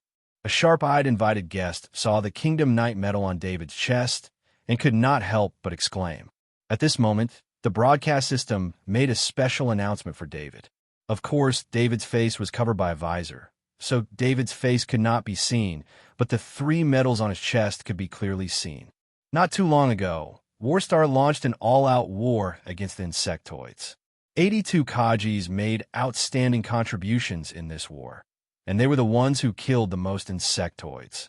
Just the number of rank 3 insectoids that died at their hands exceeded 100. The commentator introduced Warstar's Kaji's identities. This was the military's propaganda and not a personal commendation, so the Fighting Stars Kaji and Kaji did not show their faces. Even so, this was still a great compliment to the Fighting Stars Kaji. David knew that he was the one who had killed over 100 level 3 insectoids. During the all-out war, he had single-handedly stopped the charge of the level 3 insectoids, preventing the level 3 insectoid from approaching the defensive line. David was not the only one who knew this. The invitees who were watching the parade, as well as the spectators from all over the Federation, all knew that the one who had killed over 100 level 3 Zergs was naturally the Golden Armored Kaji. This was because out of the 82 Kajis here, only David had received a Kingdom Knight medal. This was a clear indication of David's great contributions. Furthermore, David was the leader, which showed that David was different from the others. Victory! Victory! The invitees shouted. David listened to the praises all around him, but he was not intoxicated. This was because he could sense that there was something wrong with the insectoid captives in front of him.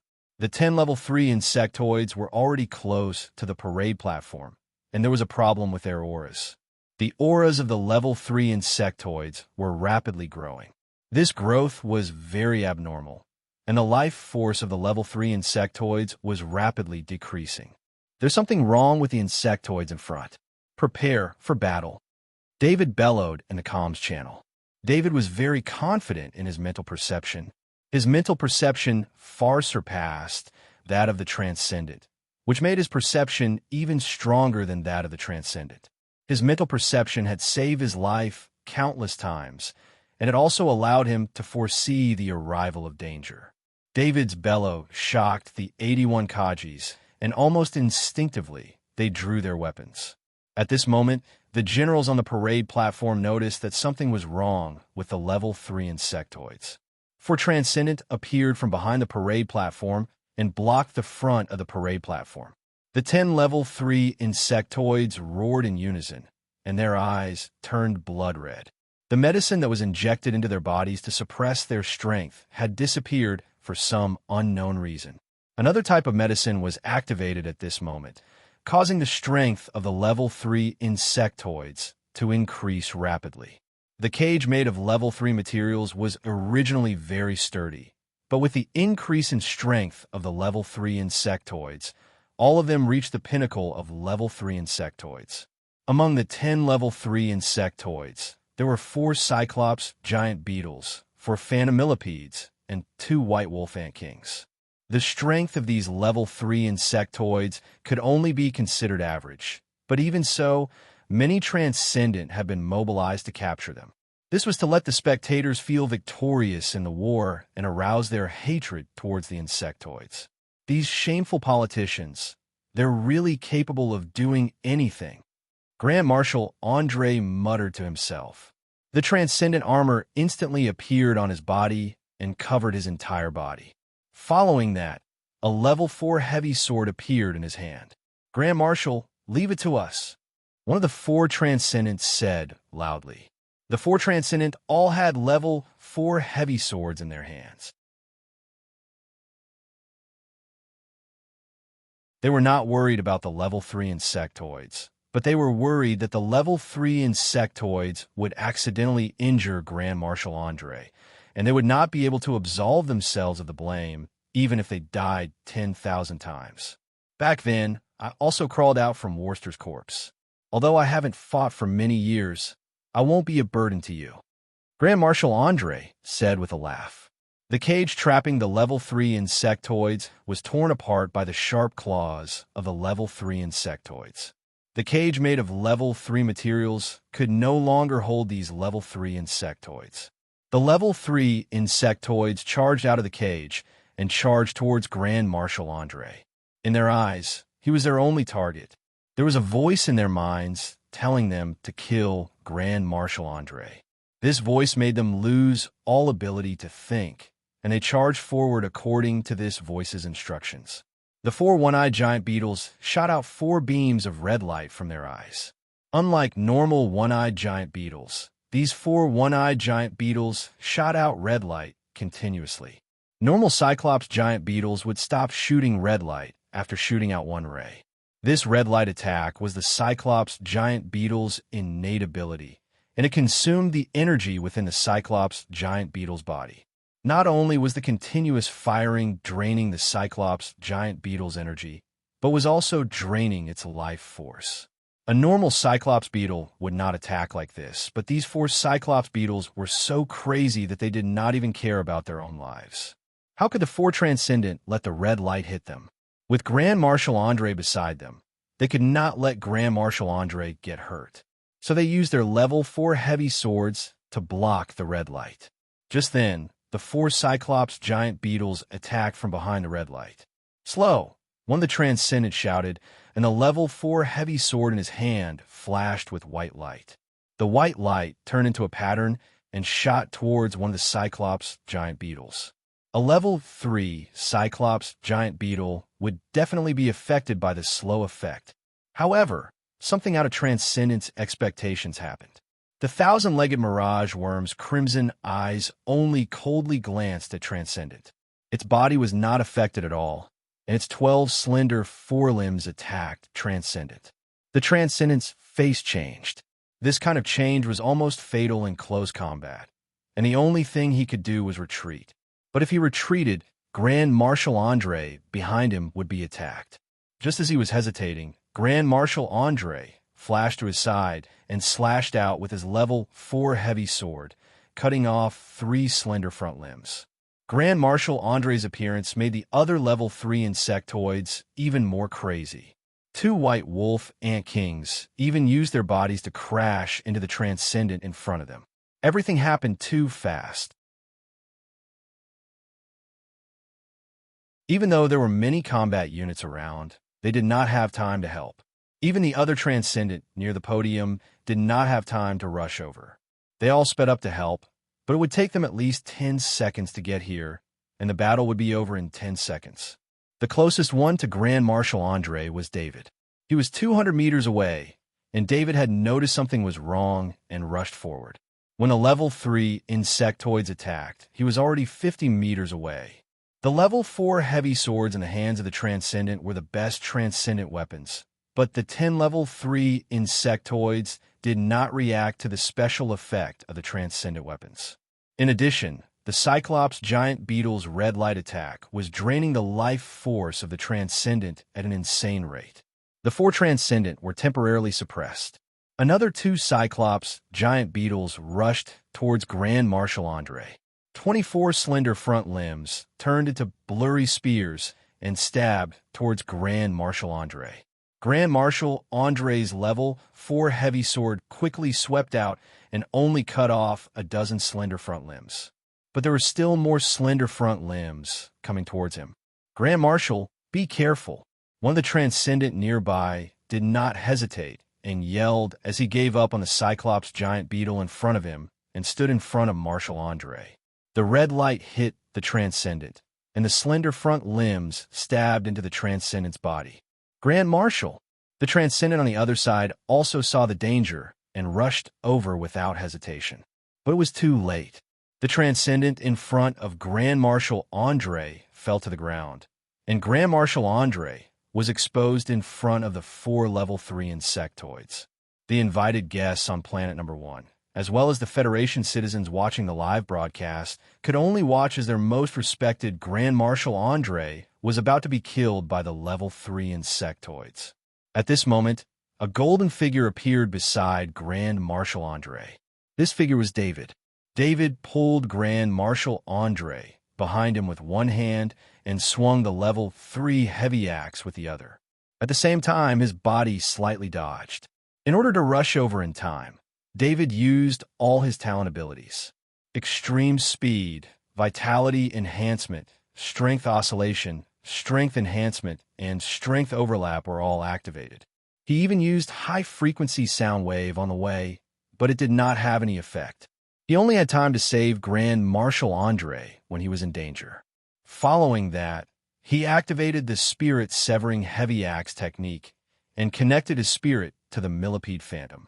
When the level 3 heavy axe was swung out, the afterimage could not be seen clearly. The head of the phantom millipede was split into two, and a thread of spirit was immediately transferred to another phantom millipede that was nearby. The grade 3 heavy axe continued to slash horizontally, and the line of consciousness sped up again.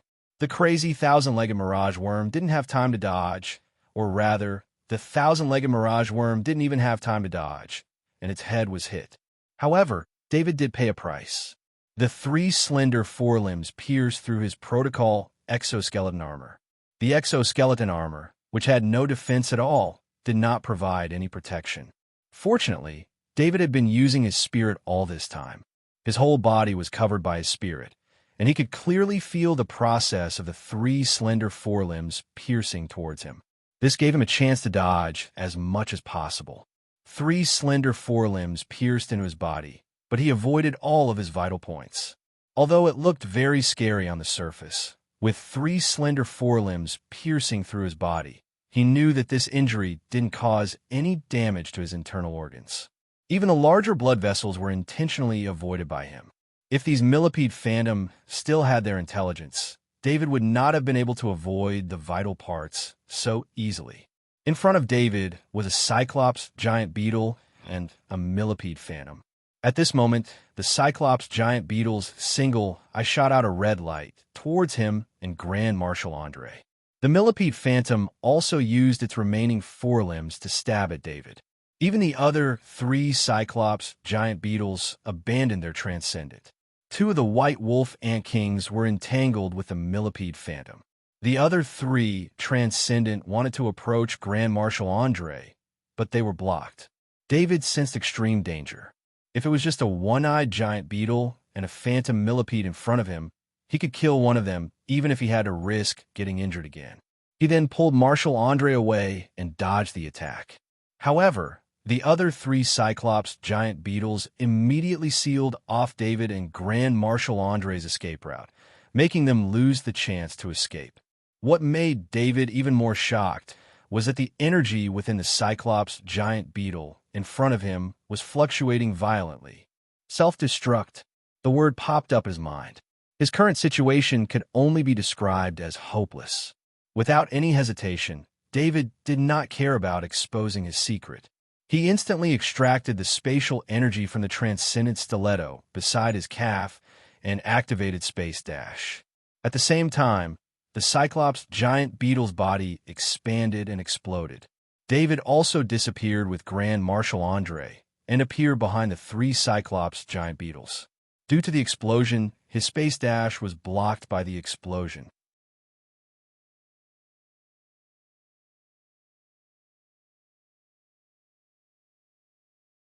Chapter 555. The green mist of blood and the intense explosion caused all the transcendent to feel a chill in their hearts, and the people on the viewing platforms began to cry out in alarm. Many of the viewers watching the broadcast closed their eyes, not daring to look at Grand Marshal Andre's miserable state. Although the others could not clearly see David and Grand Marshal Andre's figures behind the green mist of blood, Grand Marshal Andre, as the person involved, knew exactly what had happened. At the most dangerous moment, Kaji, wearing the golden ceremonial exoskeleton armor, had appeared in front of him. From behind, he could even see the slender forelimb that had pierced through Kaji's back. The golden ceremonial exoskeleton armor Kaji had killed 2 millipede mirage worms in a row, allowing Grand Marshal Andre to escape from danger. However, even more level 3 insectoids quickly charged at the 2 of them, putting Grand Marshal Andre in danger once more. Even more frightening was that a Cyclops beetle wanted to self-destruct to kill Grand Marshal Andre. Grand Marshal Andre knew very well that these 10 level 3 insectoids were targeting him. As long as Kaji released him, he would be able to survive. At the same time, Grand Marshal Andre also learned who this golden ceremonial exoskeleton armor Kaji was. David was the war hero he had personally chosen. The key to ending Worcester's all-out war early was David's performance at the 4th Forward Base's defensive line. That defensive line was like a nail stuck in the middle of the insectoid tide, giving the military a chance to counterattack. Grand Marshal Andre's spatial bracer did not contain any life-saving treasures, but this was not because he did not have a chance to obtain them. In fact, if he wanted them, he could fill his spatial bracer with any life-saving treasures produced by the great world of God. Grand Marshal Andre had many transcendent protecting him, and he himself was a transcendent. Coupled with his high security rank, he had many powerful warships in space. In the past few decades, there had never been any danger, so he had not prepared any life-saving treasures. Even this habit of his had been passed down in the military system as a sign of fearlessness, and he had been proud of it. But at that moment, Grand Marshal Andre regretted it.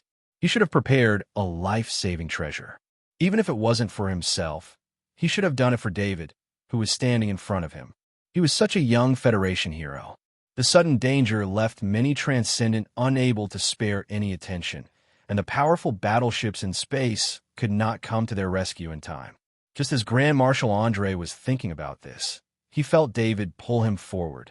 Then, he was pulled forward by David. In the process of moving forward, the world was silent for a short period of time. Then he arrived at the edge of the explosion. At the same time, David brandished his grade 3 heavy axe. Grand Marshal Andre was 100% sure that there had been a short-distance teleportation just now. David did not have time to care about Grand Marshal Andre's thoughts. He used Space Dash to appear behind the 3 Cyclops giant beetles.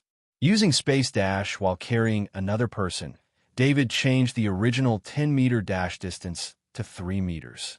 This was his instinctive judgment, and when he finished Space Dash, all the spatial energy he had transferred from the Transcendent Stiletto had been used up. David activated the spirit-severing heavy axe technique again. His psychic thread connected to the back of the head of Cyclops giant beetle, and the grade 3 heavy axe swung out. This Cyclops giant beetle was also affected by its companion's self-destruction and did not see the situation in the explosion zone. Therefore, it did not even have time to react before David cleaved open the back of its head. If Grand Marshal Andre was not beside him, David was prepared to kill the other 2 Cyclops giant beetles that were nearby. However, for Grand Marshal Andre's safety, he only kicked the Cyclops giant beetle that had its head cleaved open to the other 2 Cyclops giant beetles. Then, he took Grand Marshal Andre and retreated. He was retreating in the direction of the 81 Kaji warriors. At this time, the 81 Kaji warriors and David met up, one advancing and one retreating. Get into formation and protect Grand Marshal Andre, David loudly ordered. After a week of being under David's command, the 81 Kaji warriors were already used to obeying orders. They did not need to speak. They immediately formed the Kaji formation, surrounding Grand Marshal Andre in the middle. It seemed like a long time had passed since David saved the others and retreated to the Kaji formation, but it was actually only a few seconds. Only then did he let out a long sigh of relief. Grand Marshal Andre had the protection of the 81 Kaji warriors. As long as these Kaji warriors did not die, Grand Marshal Andre's life would not be in danger. David did not care about his injuries. His body lunged forward again. Because Grand Marshal Andre had left the battlefield, the remaining Grade 3 insectoids gave up on their opponents and turned to charge in his direction. David knew that once these Grade 3 insectoids got close, the 81 Kaji warriors and the heroes of the Federation would suffer heavy casualties. He would not let that happen. If they were normal Grade 3 insectoids, he would not have had the confidence to charge forward and block the charge of several Grade 3 insectoids. However, in the battle just now, David discovered that there was something wrong with these Grade 3 insectoids. The Grade 3 insectoids were indeed much stronger, but this increase came at the cost of lowering their defenses. Perhaps to the transcendent warriors wielding Grade 4 weapons, it did not matter if the Grade 3 insectoids' defenses were lowered because the effect would be the same as long as they hit. However, it was completely different for David. The ceremonial exoskeleton armor he was currently wearing could only increase his strength by 5 times. Under normal circumstances, using the exoskeleton armor to power the Grade 3 great axe in his hand would not be able to break through the Grade 3 insectoid's defenses. Even if David activated all his talents and increased his strength to the level of a normal Pikaji warrior, the most he could do was injure the Grade 3 insectoids. If he wanted to deal a fatal blow, his strength was still lacking. However, the continuous slashes easily broke through the skin and bones of the Grade 3 insectoids. This was enough to show that the Grade 3 insectoids' defenses were weakened. Although he did not know how the Grade 3 insectoids became like this, the Grade 3 insectoids relied on burning their life force to increase their combat strength. This was something David could tell. When their life force decreased, their defenses would naturally decrease as well. Activating the Spirit Beheading Heavy Axe technique, David charged towards the Cyclops giant beetle at the front. The Cyclops giant beetle's single eye did not stop emitting red light as it ran. The red light plowed a deep cut on the alloy ground. David's mentality was completely unleashed. His body made an unimaginable movement and dodged the red light at an impossible angle. When the Cyclops giant beetle was 5 meters away, David swung the Grade 3 great axe in his hand along the mentality thread. The Grade 3 great axe sliced open the Cyclops giant beetle's neck and its head flew into the air. While the head was in the air, the red light was still rolling and creating a few irregular cuts on the ground. David's ceremonial exoskeleton armor was cracked because of his large movement. Fortunately, the golden exoskeleton armor was very fragile. Otherwise, David would not have been able to do such a thing. Take a break. David was about to continue fighting when 2 figures appeared beside him. They were the 2 Transcendent that arrived first.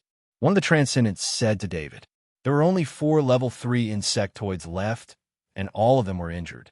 One of them, the White Wolf Ant King, was killed by the previous Transcendent." David saw that he was no longer needed in the battle and did not persist. He also saw that more Transcendent were approaching. The danger was really far away now. He did not retreat. His position was right at the edge of the podium. Because of the sudden incident, the 13 vice commanders were all protected. Since Grand Marshal Andre was in danger, the 13 vice commanders could not escape. Of course, this was also because all the level 3 insectoids had targeted Marshal Andre. The 13 vice marshals were not in any real danger. If the vice commanders were to panic during the live broadcast, they would lose a lot of points in the hearts of the people. Besides, all of the vice commanders had been through the baptism of war. When danger came, they had a clear understanding of what to do. Therefore, the 13 vice commanders ordered the people beside them to support Grand Marshal Andre. They did not take a step back. They all stopped at their original positions. David did not look at General Ross. The shadow attendant flew towards General Ross. The shadow attendant did not directly attack General Ross. Although General Ross was not a Transcendent, he used to be a very strong Kaji. Although General Ross's body had aged and his strength was very little, the 200 grams of strength of the shadow attendant was not enough to hurt him. David already had a plan. The shadow attendant flew to General Ross's side. A few generals close to General Ross were protecting him. However, they did not notice that there was a shadow attendant in another layer of space within their circle of protection. At this time, General Ross was standing. His expression was extremely angry. He shouted at the people around him to not protect him and to protect Grand Marshal Andre. The generals did not listen to his order. They were only Kaji. They did not have the qualifications to rush forward. Only Transcendent could participate in this level of battle.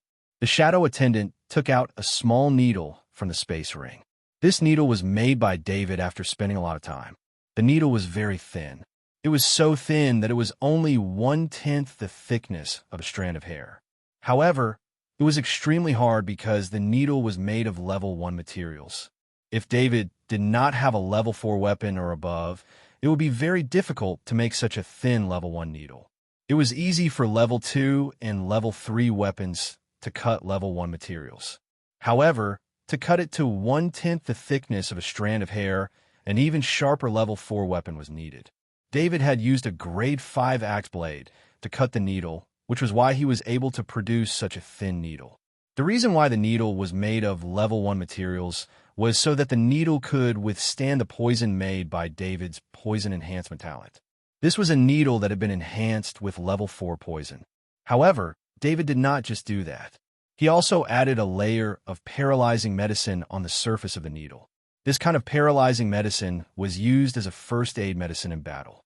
When an injury in the wild needed to be stitched up, applying it on the stitches could reduce the pain.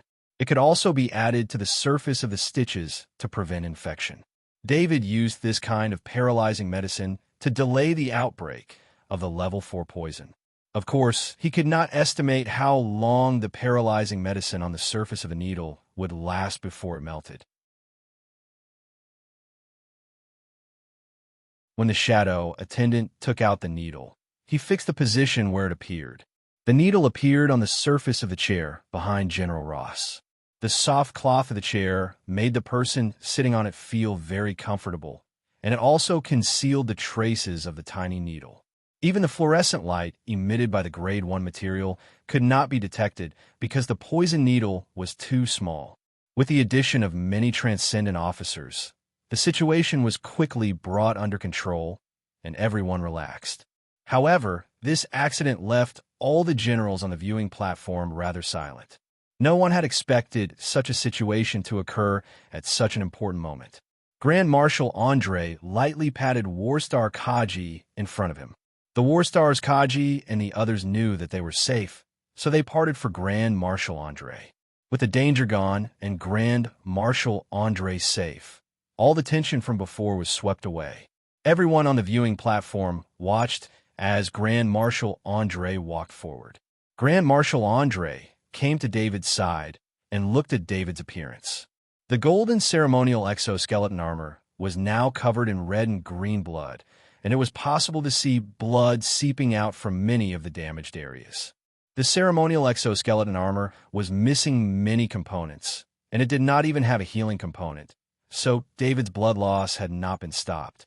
Grand Marshal Andre looked at the level 3 insectoid corpses on the ground. David alone had killed 4 of them, and 1 had self-destructed because of David. In other words, out of 10 level 3 insectoids, David had killed 5 by himself. Grand Marshal Andre grabbed David's unarmed left hand and raised it high. Federation War God. Victory to the Federation. Grand Marshal Andre loudly roared to everyone present and all the citizens watching the live broadcast. The people who had been affected by the sudden attack of the 10 level 3 insectoids could not help but feel their blood boil when they heard Grand Marshal Andre's roar. They had been worried about Grand Marshal Andre, and the incident had happened too quickly to react, but after hearing Grand Marshal Andre's roar, they recalled David's performance. If this was not the Federation War God, then who could be the Federation War God? Federation War God. Victory to the Federation. At first, only a few people were shouting, but more and more people joined in. Even the viewers watching the live broadcast were shouting the same thing in their homes, offices, fields, shops, and everywhere else. You're tuning into the Warrior Lore YouTube channel. Don't forget to subscribe and join us on this journey to catch the most captivating stories.